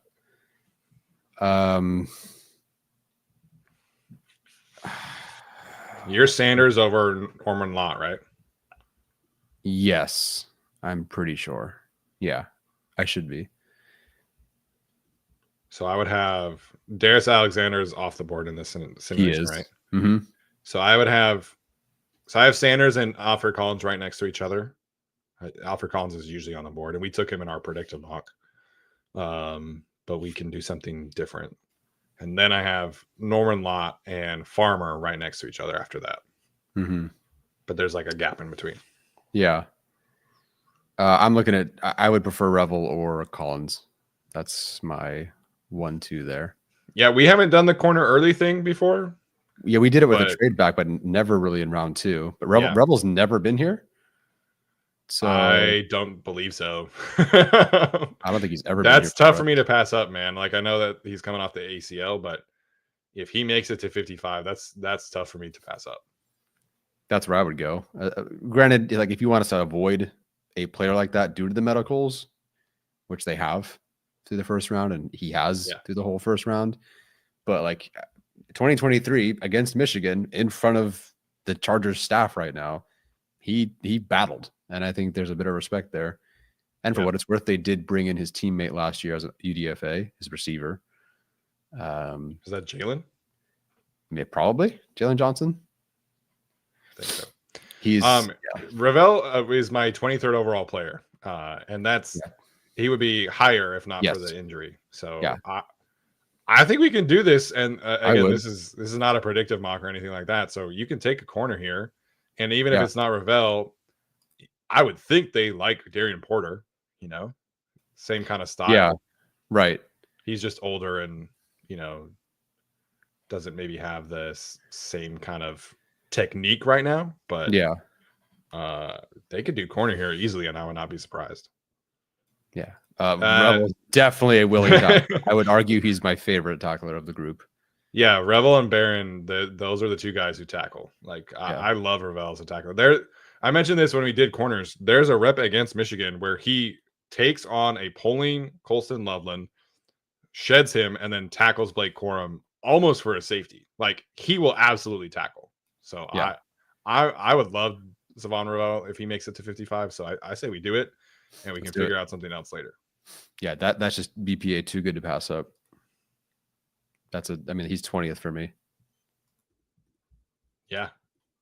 20th, 23rd. Let's do it. Yeah. And again, that's purely an injury thing too. Okay, so CJ West, Norman Lott, Martinez, Stewart at 80. Who else would be interested? Zavayane at 72, Collins 71, Oreo 70.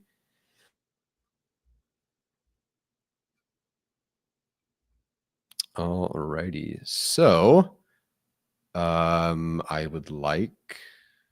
I think you probably got to go up weapon. Yeah, let me just check D tackle real quick. Yeah, weapon would be good too. They do really like Jordan Phillips, man. Yeah, Jordan Phillips wouldn't be bad here at all. And wow, Harold Fannin is 102. Okay. Receiver wise, I know they like Torrey Horton. I don't really have a great feel for him, but his 2023 film is solid. The numbers are good. I'd be okay with that. How do you think they would feel about Ferguson if he makes it this far? I don't even know if he will. Yeah. Daniel Jeremiah and Dane Brugler think he's going to go in round 2. Right. So I know that they like Jordan Phillips. I know that they like Torrey Horton, but I'm not a huge Ferguson fan, but getting him here at 86 feels like almost like a bargain to me. Right. Between everyone here, I guess I could look at Adrian asking about Armstrong is here. Yes, he is like a 5th round evaluation on PFF, which does not make any sense to me. Yeah. He's a little older. That's about it. I guess I'm just trying to weigh like the next part of the board because I tight end, I think you could feel okay about. Like even I agree. I love Mitchell Evans, right? But you could still take like Brenning Stool, and I think that's fine. Yeah. Also, the Chargers have pretty openly admitted they're a run first team this year. So that's correct. I think that could push things a little bit. If it's predictive, I think like Phillips here would make a ton of sense for them. I think Ty Robinson would also. Ty Robinson would. Yeah, because Phillips isn't much of a pass rusher, but I think you just looking for bodies too at this point. I think Phillips has a little pass rush. Yeah. But he checks what they usually look like for in like prototypes. You know, his body type makes a lot of sense. That's tricky. I don't love the receiver weapons here. Like Williams, no. Restrepo, no. Horton, I would like. Where do I have Horton? With the injury issue, I have him at 79. Granted, there's a lot of players I haven't watched. Line here, yeah. So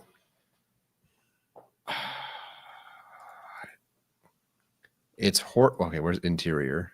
Haven't done Frazier yet. If we want Frazier, obviously we got to take him here in real life. Watch, especially with the way that the offensive line just went. I think those guys are going to fly. Like I think Frazier could sneak into round 2. Honestly, yeah. Damage saying that Popper said that he'd trade up in round 2 for Mason Taylor. I think you guys know how I feel about Mason Taylor. I'm absolutely not trading up for him. 55, I can get on board, but absolutely not trading up for him. Yeah. Again, the whole discussion of him being a round 1 tight end, as we said, it's just because he might be tight end 3, but he's not a round 1 tight end, and clearly he was not tonight.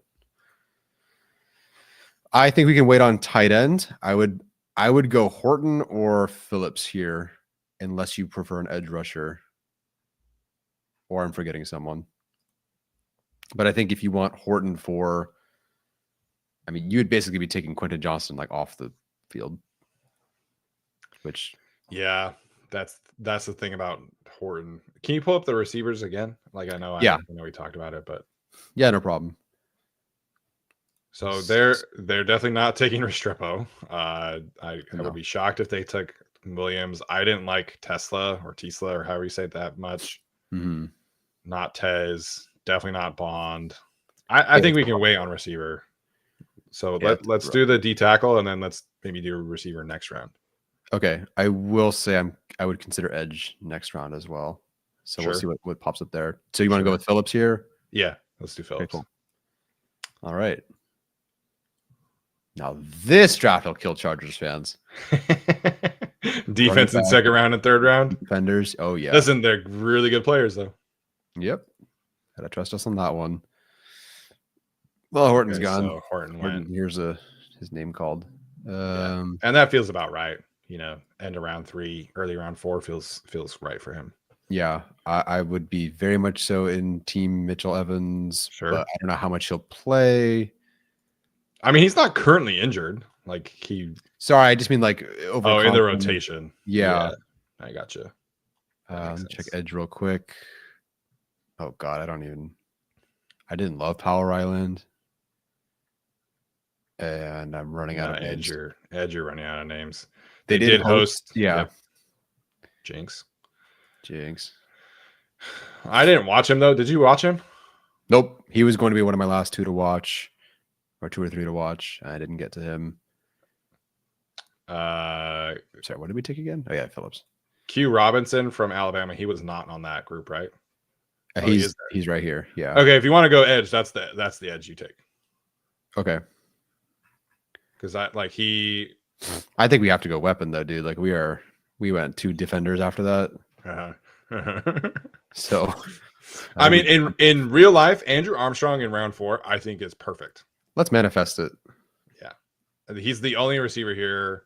I would be okay with Pat Bryant, but I have Armstrong graded higher, so I'd be okay with Armstrong in round 4. Yeah. Oh, hey Alex. Oh hey, what's up?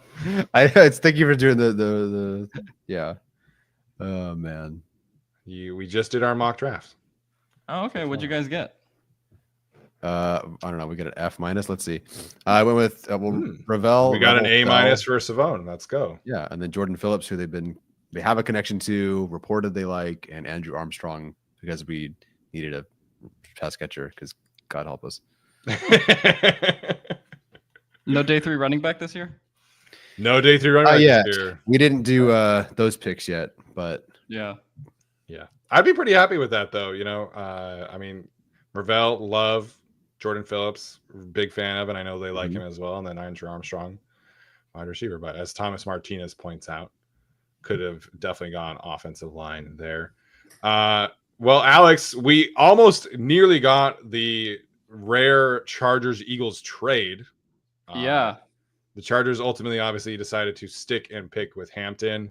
Our reaction, I think, was I'm not super excited, but I think it was measured because he was the best player on our board. Didn't love the way that it fell to them, but we really enjoyed watching Hampton. What were your thoughts about Hampton and how this kind of went for the Chargers tonight? Yeah, I think the unfortunate thing for them was the defensive tackle board just kind of broke in a way. You even had Tyleik Williams go in the first round. So that I think really went pretty crazy for them. Jahdae Barron was someone that I was obviously hoping was falling, and Denver Gretson, which is awesome. Great. So that kind of sucks. But he was, to me, the best player available as far as what was on the board. I know some people really wanted Golden, and that will be the Twitter debate of the next couple months and years of like, should the Chargers have taken this guy? as the infamous 2023 screenshots of what happened after Quentin Johnston. But I think that Hampton was clear BPA here, and I have no problem with taking him. And I think he's a prospect that, like Genty, was worthy going in the first round. Yeah, same boat there. It was Steven's best remaining player, my best remaining player, at least if not your best, pretty close to your best remaining player. Depending on how you felt about some injury issues, maybe with like a Will Johnson who's now going to the second round. But yeah, they drafted a good player. They needed a running back like this. The debate in the chat has mostly just been when you take running back. I don't think anyone's like pissed that they're like Hampton's on the team. It's just how do you play the draft? And it is like tricky, right? Because we just did a mock draft and it's like we need all these other things. And so something had to give. So we went like they needed D tackle. So we got that. We went corner as well. And so like receiver fell to round 4. And now you're looking at tight end in round 5 because you just have so many picks. So that's the debate. Obviously, that's why like we didn't always mock draft Hampton to the Chargers. But like I get it. Like I completely get it. Yeah, and I think no matter how the board played out, like some position was drawing the short end of the stick. You hope to kind of cover your bases as much as possible, but like if it's defensive tackle this year, then it's unfortunately defensive tackle. If it's wide receiver, I don't think it will be wide receiver by any means, but if it's tight end, right? Like I just think no matter what, some position kind of would have been left out. And so that's, even a couple years ago in like the tight end draft, they didn't take the tight end, right? Like or the centers last year. Like, so I just think it's kind of natural in the draft process. Like you want to hit as many players and you want to make your mock draft to be, hey, we're going to take these 9 positions, but sometimes it also just doesn't work out that way when you are going, BPA round by round. Yep.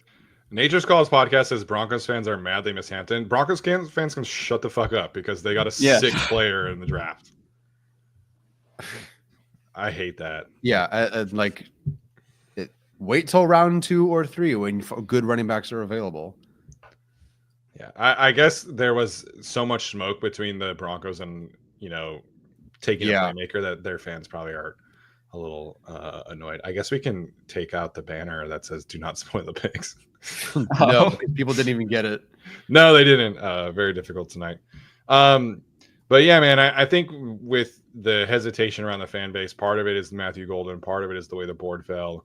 But I think tomorrow when people wake up, it's going to be something that they're really excited about. So I think with, Daniel Popper kind of pointed out that, his opinion was that they just needed to add some kind of playmaker. And he didn't really care where it came from, if it was a running back, receiver, tight end. He just felt like they needed more playmaking ability. And they still do, but Hampton is a step in the right direction there. He can add the explosiveness. He can run routes. So it's going to be a ton of fun, man. Like with the way that him and Najee Harris can run the football. Yeah, absolutely. Yeah, I mean, Ortiz said, "I'm not going to tip my hand, but I'm not going to take a running back in the second round." That's good. That's good. That's a good quote. Any other major takeaways from him or Jim? No, I mean just that they said all their character. Harbaugh really talked about their character evaluations on Hampton being really high, just from everyone that they spoke to. His medical evaluations clearing. They got some trade interest. They wouldn't say specifically from who, but I think Popper asked about the Falcons and the Giants, and then Ortiz said, "I'm not going to say the teams." So Yeah. In a very Rappaport said it was the Chargers and the Eagles were the ones. Rappaport actually said that. Yeah, he said that the Chargers, his report was that the Eagles thought a deal with the Chargers was done, and then the Chargers decided to stick and pick Hampton. Okay, interesting. So it would be very interesting to know who the Chargers would have taken at that point. Donovan Ezraku still on the board, Trey Amos still on the board. I wonder if the Eagles were trying to jump the Ravens for Starks.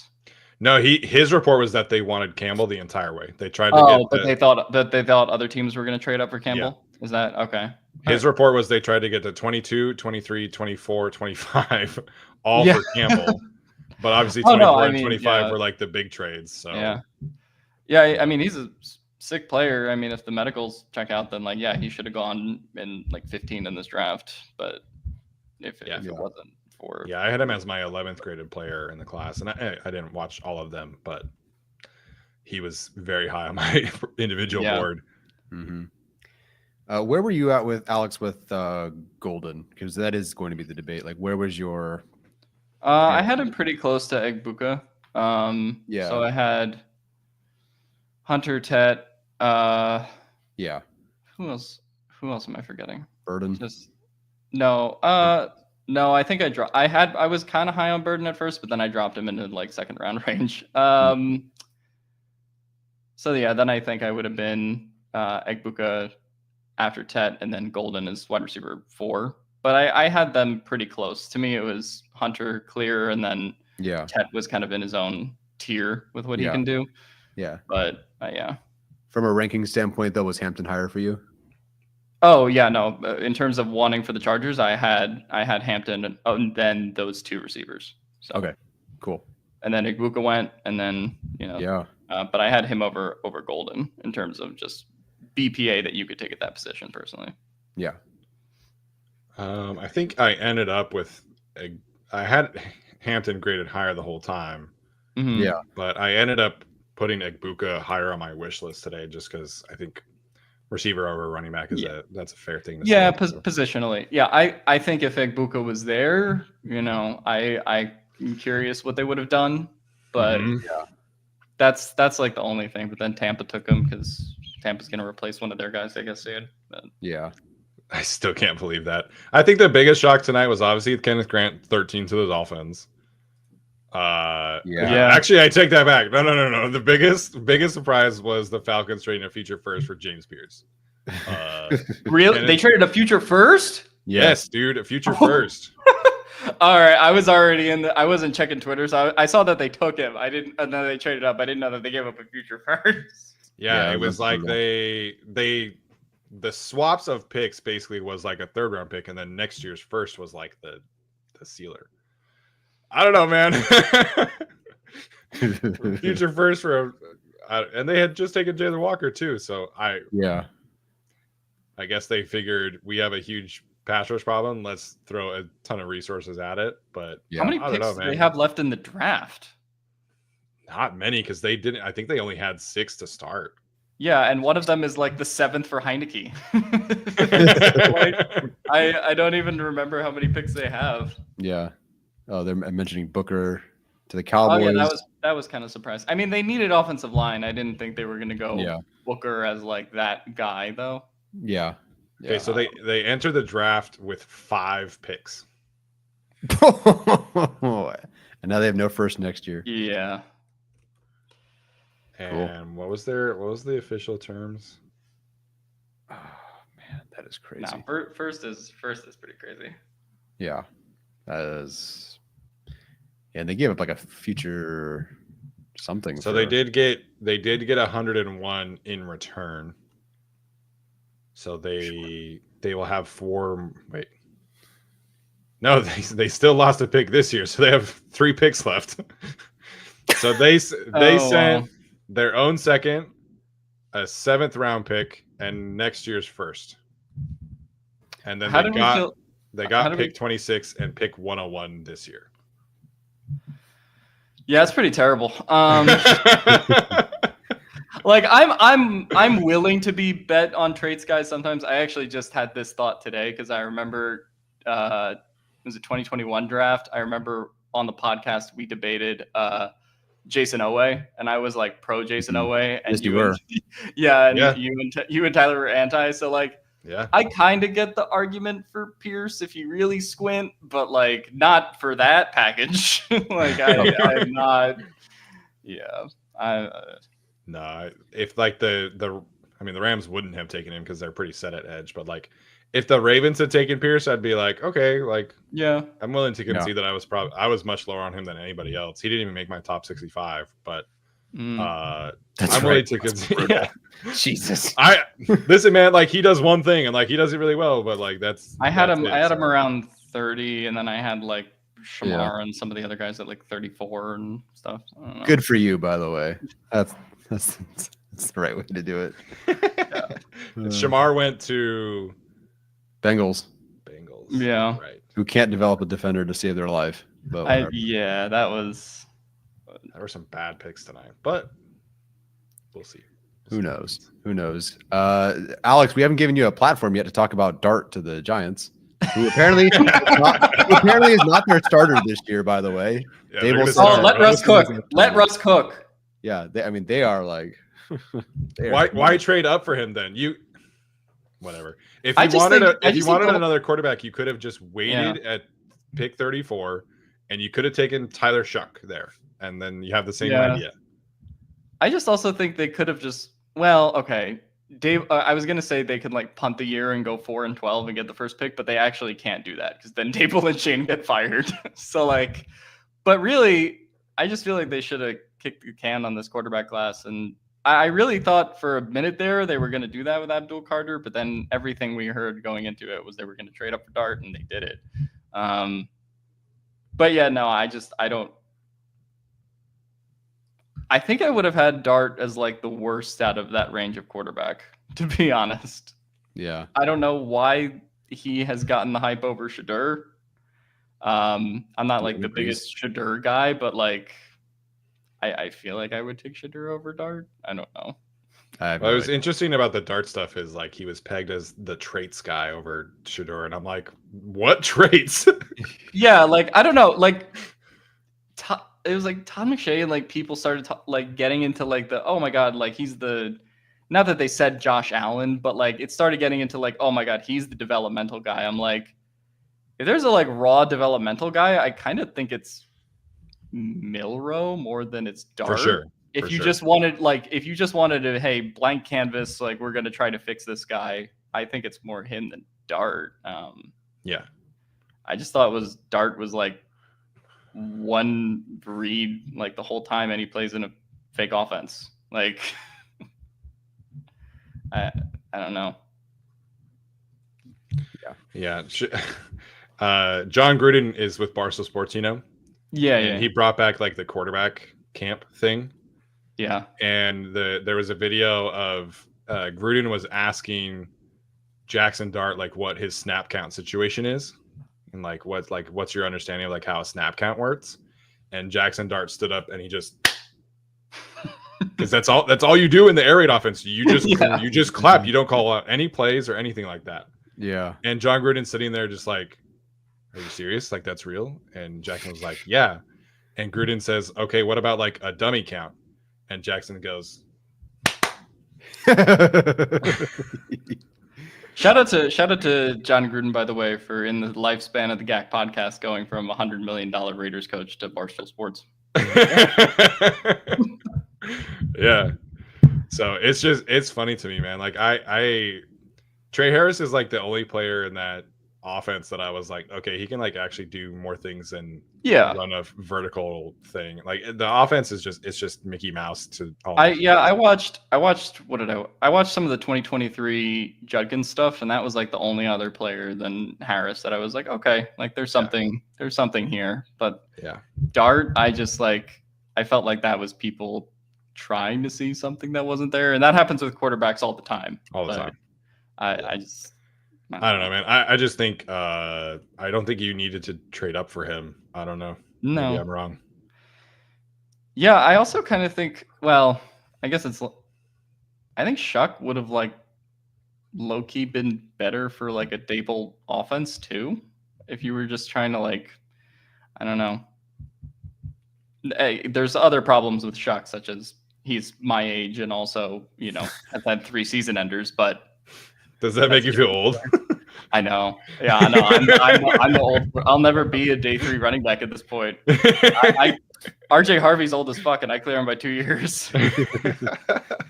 Man. Yeah, there was a funny pic that Dane Brugler tweeted out of Tyler Shuck and Brock Purdy going to prom together from like their high school age because they're the same age. Is Shuck one of the guys who was in the T-Law class too? In the like high school class that came out? I forget. I mean, for some reason I think he was. His freshman year was 2019, I think. I'm trying to remember. because he was Herbert's backup for 2 years. Or it Yeah. might have been. So that would have been 2018. Because I know they're the same age. Yeah, that sounds right to me. Because he was 3 years at Oregon technically with 2020. Yeah, he was same. He was And then same Texas Tech for recruiting 2. class as Lawrence and Fields. I mean, I can't talk. Utah's quarterback was also in that same recruiting class. Wait, is he done with college football still, or like Cam's done, yeah. Oh, Cam's done. I don't know. Yeah, he's potentially coaching on Utah's staff this year. Oh, okay. But yeah, he is done playing. He could have challenged for that one more year of eligibility, and no, he got approved for another medical red shirt. Oh yeah, no, I got to take it. Otherwise, if could have gotten that sweet NIL bag. I think with him it was just like, well, he's also so many injuries at the end. You know, Tyler Shuck got injured at the beginning of his career, so yeah, a little bit different. I got some notes on Hampton we can talk about after. It's kind of interesting. What notes do you got? Just stupid shit. Nothing bad.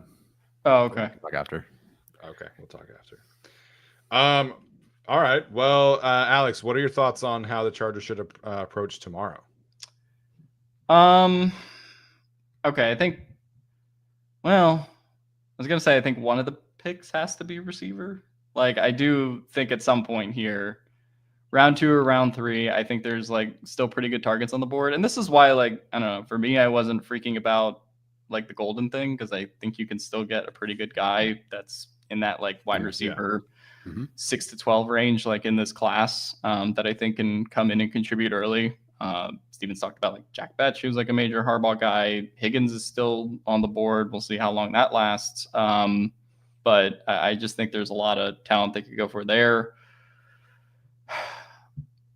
I wonder if they maybe take like a D. I know did you guys just mock a DT? Is that what? Yeah. Who did you take? That was the third round. Oh, in the third round, you guys took the DT. Yeah. Okay.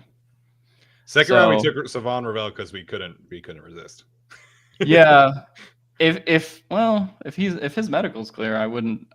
That's like the one big if. But Will Johnson is out of the first round now, so he's like. Those medicals must be horrible. I know. Yeah. But that's the thing. Like it showed up on tape too. Like the 2024 tape, at least, just like he was not that he was ever like an excellent like man coverage corner, because his strength is definitely more zone. But like there were times he got picked on a little bit last year, and I felt like it was partially because of like his speed and his movement ability. So I wasn't totally stunned when we heard like more and more stuff about him like falling out and then not running the 40. Like that was a decision. So like, yeah. Well, we'll see. You're joining us tomorrow when? Third round. Perfect. This year's Junior Colson pick. We'll see. We'll see who's on the board and play up the reaction. Yeah. But every year we'll just make it, no matter who. We'll just make it more crazy. We're just gonna commit to the bit. The Chargers will actually be able to take good players in the third round now. Yeah. Yes, and develop them. I'm surprised that Donovan Ezraku didn't go tonight. I know. I think the film matches that, to be honest. But the buzz on him was growing, obviously. But right. The film grade matched, I think. Yeah. I was like, because there were games where I was like super high on his film, like the one against Missouri. Like that was the one that I really liked. But then there were some games that I thought were like, so here or there. Yeah. But kind of thought the Eagles might have done it, but then with Jihad there, that was. If not him, I thought it was Mike Green, but I get why. Mike Campbell, how we going a big linebacker now? Get him go. Yeah. All right, let's get to some of these super chats before we head out. Let's go. Nature's Call says that he really didn't like the way the board fell, but as someone who was low on Golden, I'm so glad we didn't take him there. Time to be a Hampton fan. Yeah, he was not big on Hampton. I know that, but I guess that is the lesser of two evils for him. Yeah. I liked Hampton. That was, I agree. The way the board fell, 100%. Yeah. To me, like I said, best player available. You can debate the position stuff, and yeah, like it makes where do you find the DT and where do you find like the edge a little bit muddy. But I think overall, they said they were going to take best player, and they took best player. Like I don't know what to tell people. Yeah. B said the Eagles can't keep getting away with this. We can and we will. Nice shirt. Nice. Clinton says, is that AP? Adrian Peterson, 6'1", 217, 440. Omarion Hampton, 6', 220, 446. Guaranteed Hall of Famer. Well, yeah, who was the guy who 100%. said Genti's floor was LaDainian Oh, Tomlinson yeah. and his ceiling was like who The was NFL it? notifications bullshit aggregator account. Floor, LaDainian Tomlinson. Like, okay. His floor is the fourth or third best running back of all time. Sure, buddy. So yeah, It was Steven. Who was your Hampton comp? I don't know if you like had one. I had Jonathan Stewart as one that I liked. Mm, I know that Joe Mixon was common, but yeah.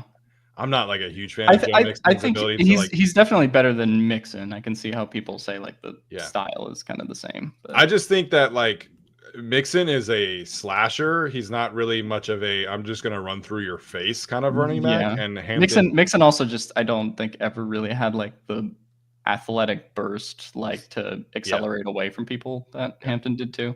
I think Mixon's like his best attribute to me is his ability to like jump cut and make people miss. And Hampton can do that, but that's not his strength. To me, his strength is his contact balance and his ability to run through tackles. So I just stylistically, I think they're two different players for me. Yeah, I can see that. Stewart was one that I liked. There was another one that somebody mentioned that I liked quite a bit. I can't remember it now, but Jonathan Stewart was the one that I came to. Clinton with another one. Again, Adrian Peterson brought up here. John Middlecoff says that he thought Hampton might be better in the NFL than Genty.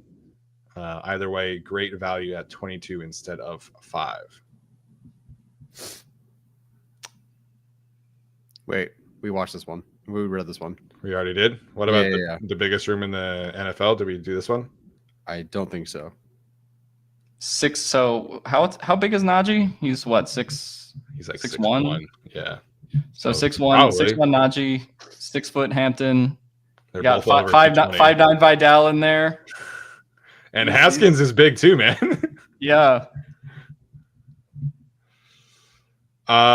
Steven Sarver says the Bolts will have 2 1,000 running backs in 25. # bully ball. We'll see about the offensive line. I mean, it's going to be in a much better spot than it was last year. Yeah, I Becton's a agree. much better run blocker than Becton. Pipkins was. Becton over Pipkins is a big run blocking upgrade at the very least. 2,000 yard rushers, though, I still feel like they're going to kind of throw the ball too much for that to happen. I could see something where it was like one of them breaks 1,000 yards and then the other is like Yeah. Najee will be at like 1,200 and Hampton will get at like 750. I might flip that, to be honest. Yeah? Just because I think Hampton's going to be a bigger like explosive play creator and like get more of That's those true. big That's chunk true. runs than Najee will, versus Najee's like, I mean, he does it really well. He'll turn a 3-yard run into 3.9, but like that's kind of what he does. He's not running away. Versus I think Hampton is going to have a bunch of.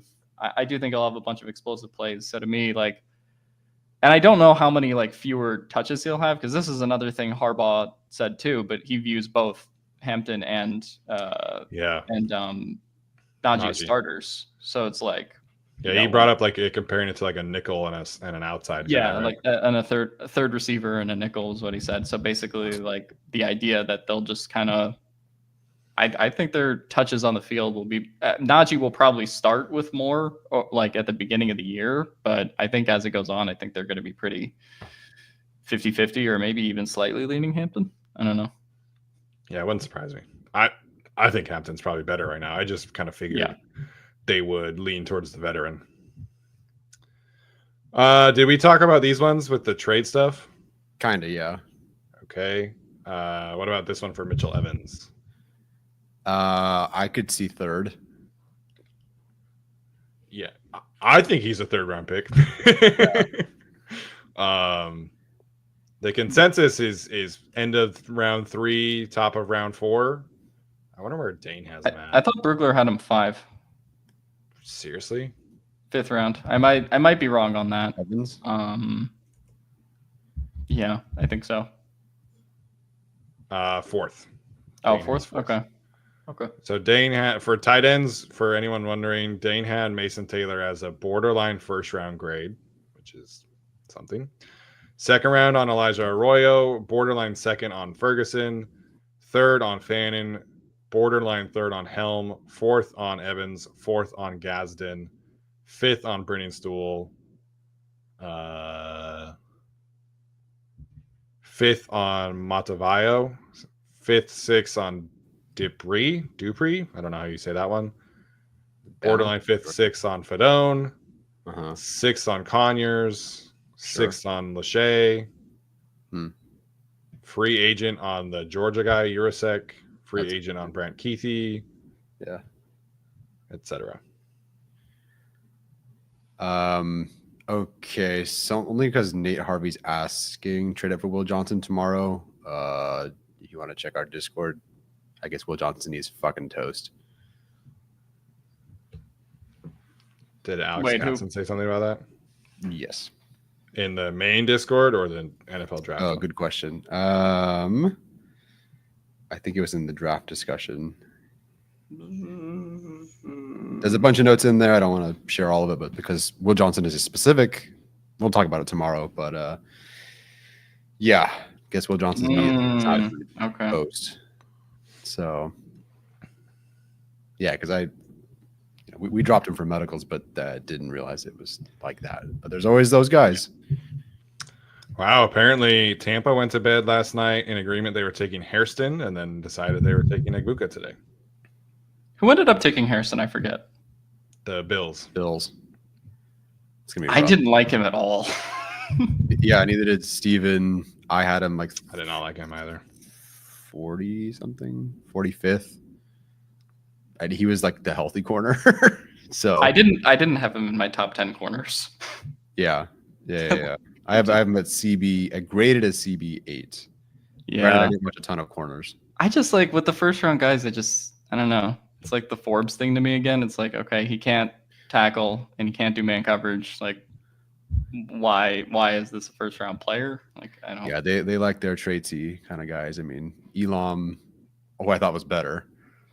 Yeah, Elam, I at least kind of saw the vision. Like, yeah, Hairston, totally.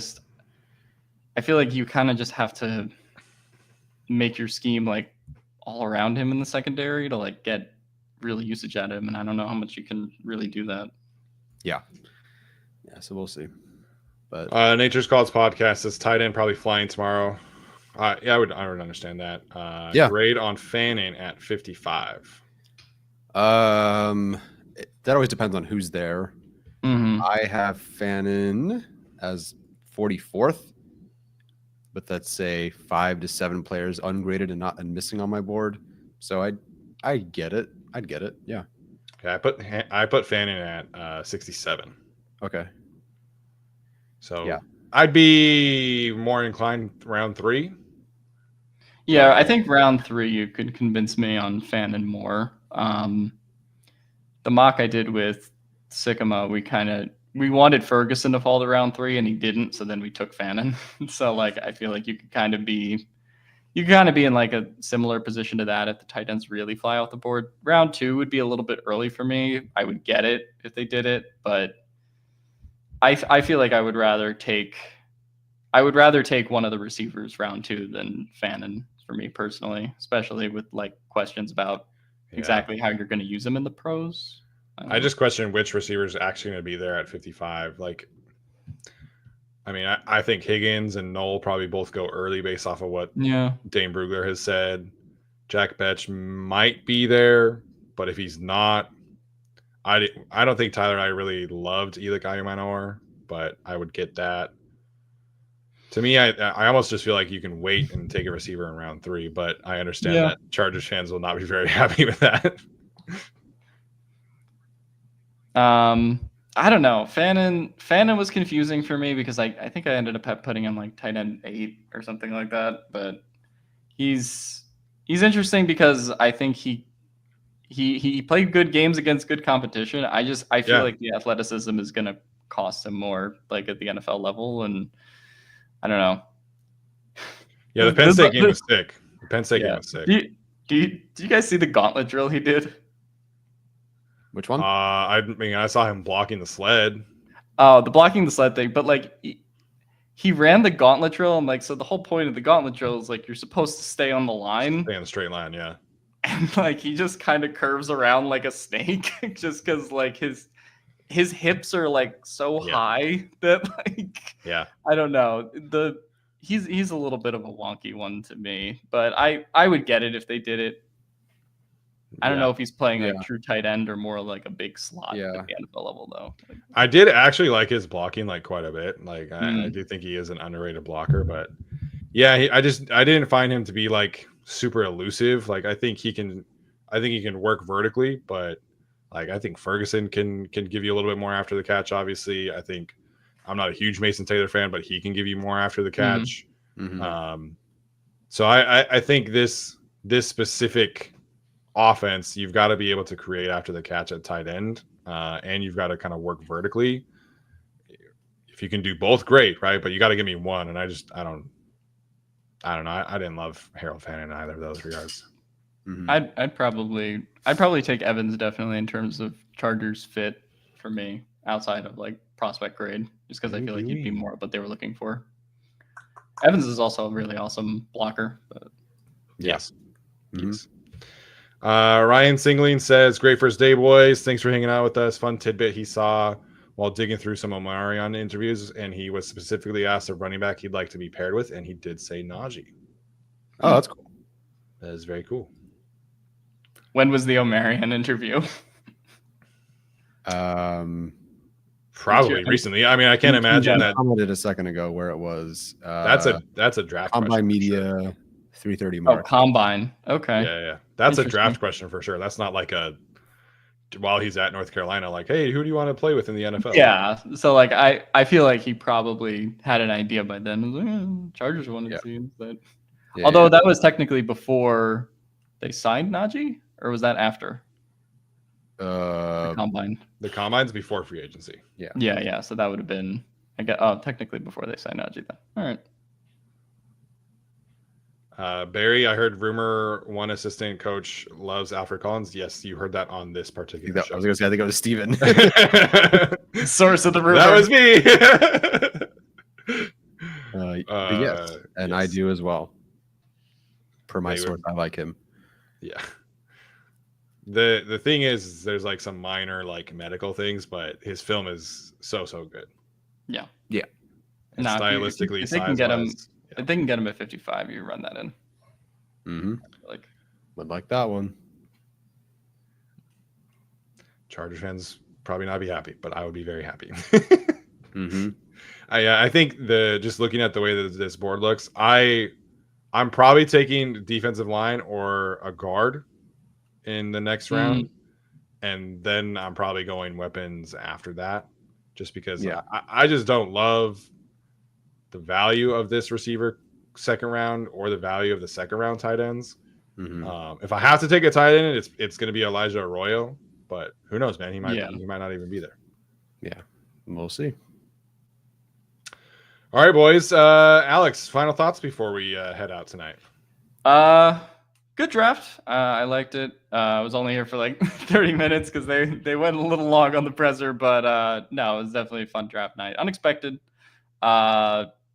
surprises throughout the night, but I thought this was about the best the Chargers could have done without one of like the surprises kind of falling, like a Loveland or a Warren or one of those kinds of guys fell to them, then it would have been different. But this was, to me, the best that they could have done. Yep. Same for you, Tyler? Yeah, the best player available on the board. So it's literally the best, in my opinion, they could have done if they were going BPA. Yeah, I agree with that. All right, that is going to do it for us tonight. Fun night one. Definitely, like Alex said, a lot of surprises, a lot of fun moments. Chargers get their running back one of the future in Omarion Hampton. We'll be back tomorrow starting at 4 p.m. Pacific as round 2 and round 3 kick off. Alex Insdorf will be joining us in round 3. Alex Katzen will be joining us at some point as well. So should be a fun one as well for Tyler. I'm Steven. I almost said for Steven. I'm Steven. That Happy for you. Too. Happy for me. This has been another episode of the Guilty as Charged podcast. We'll see you guys tomorrow. As always, bolt up.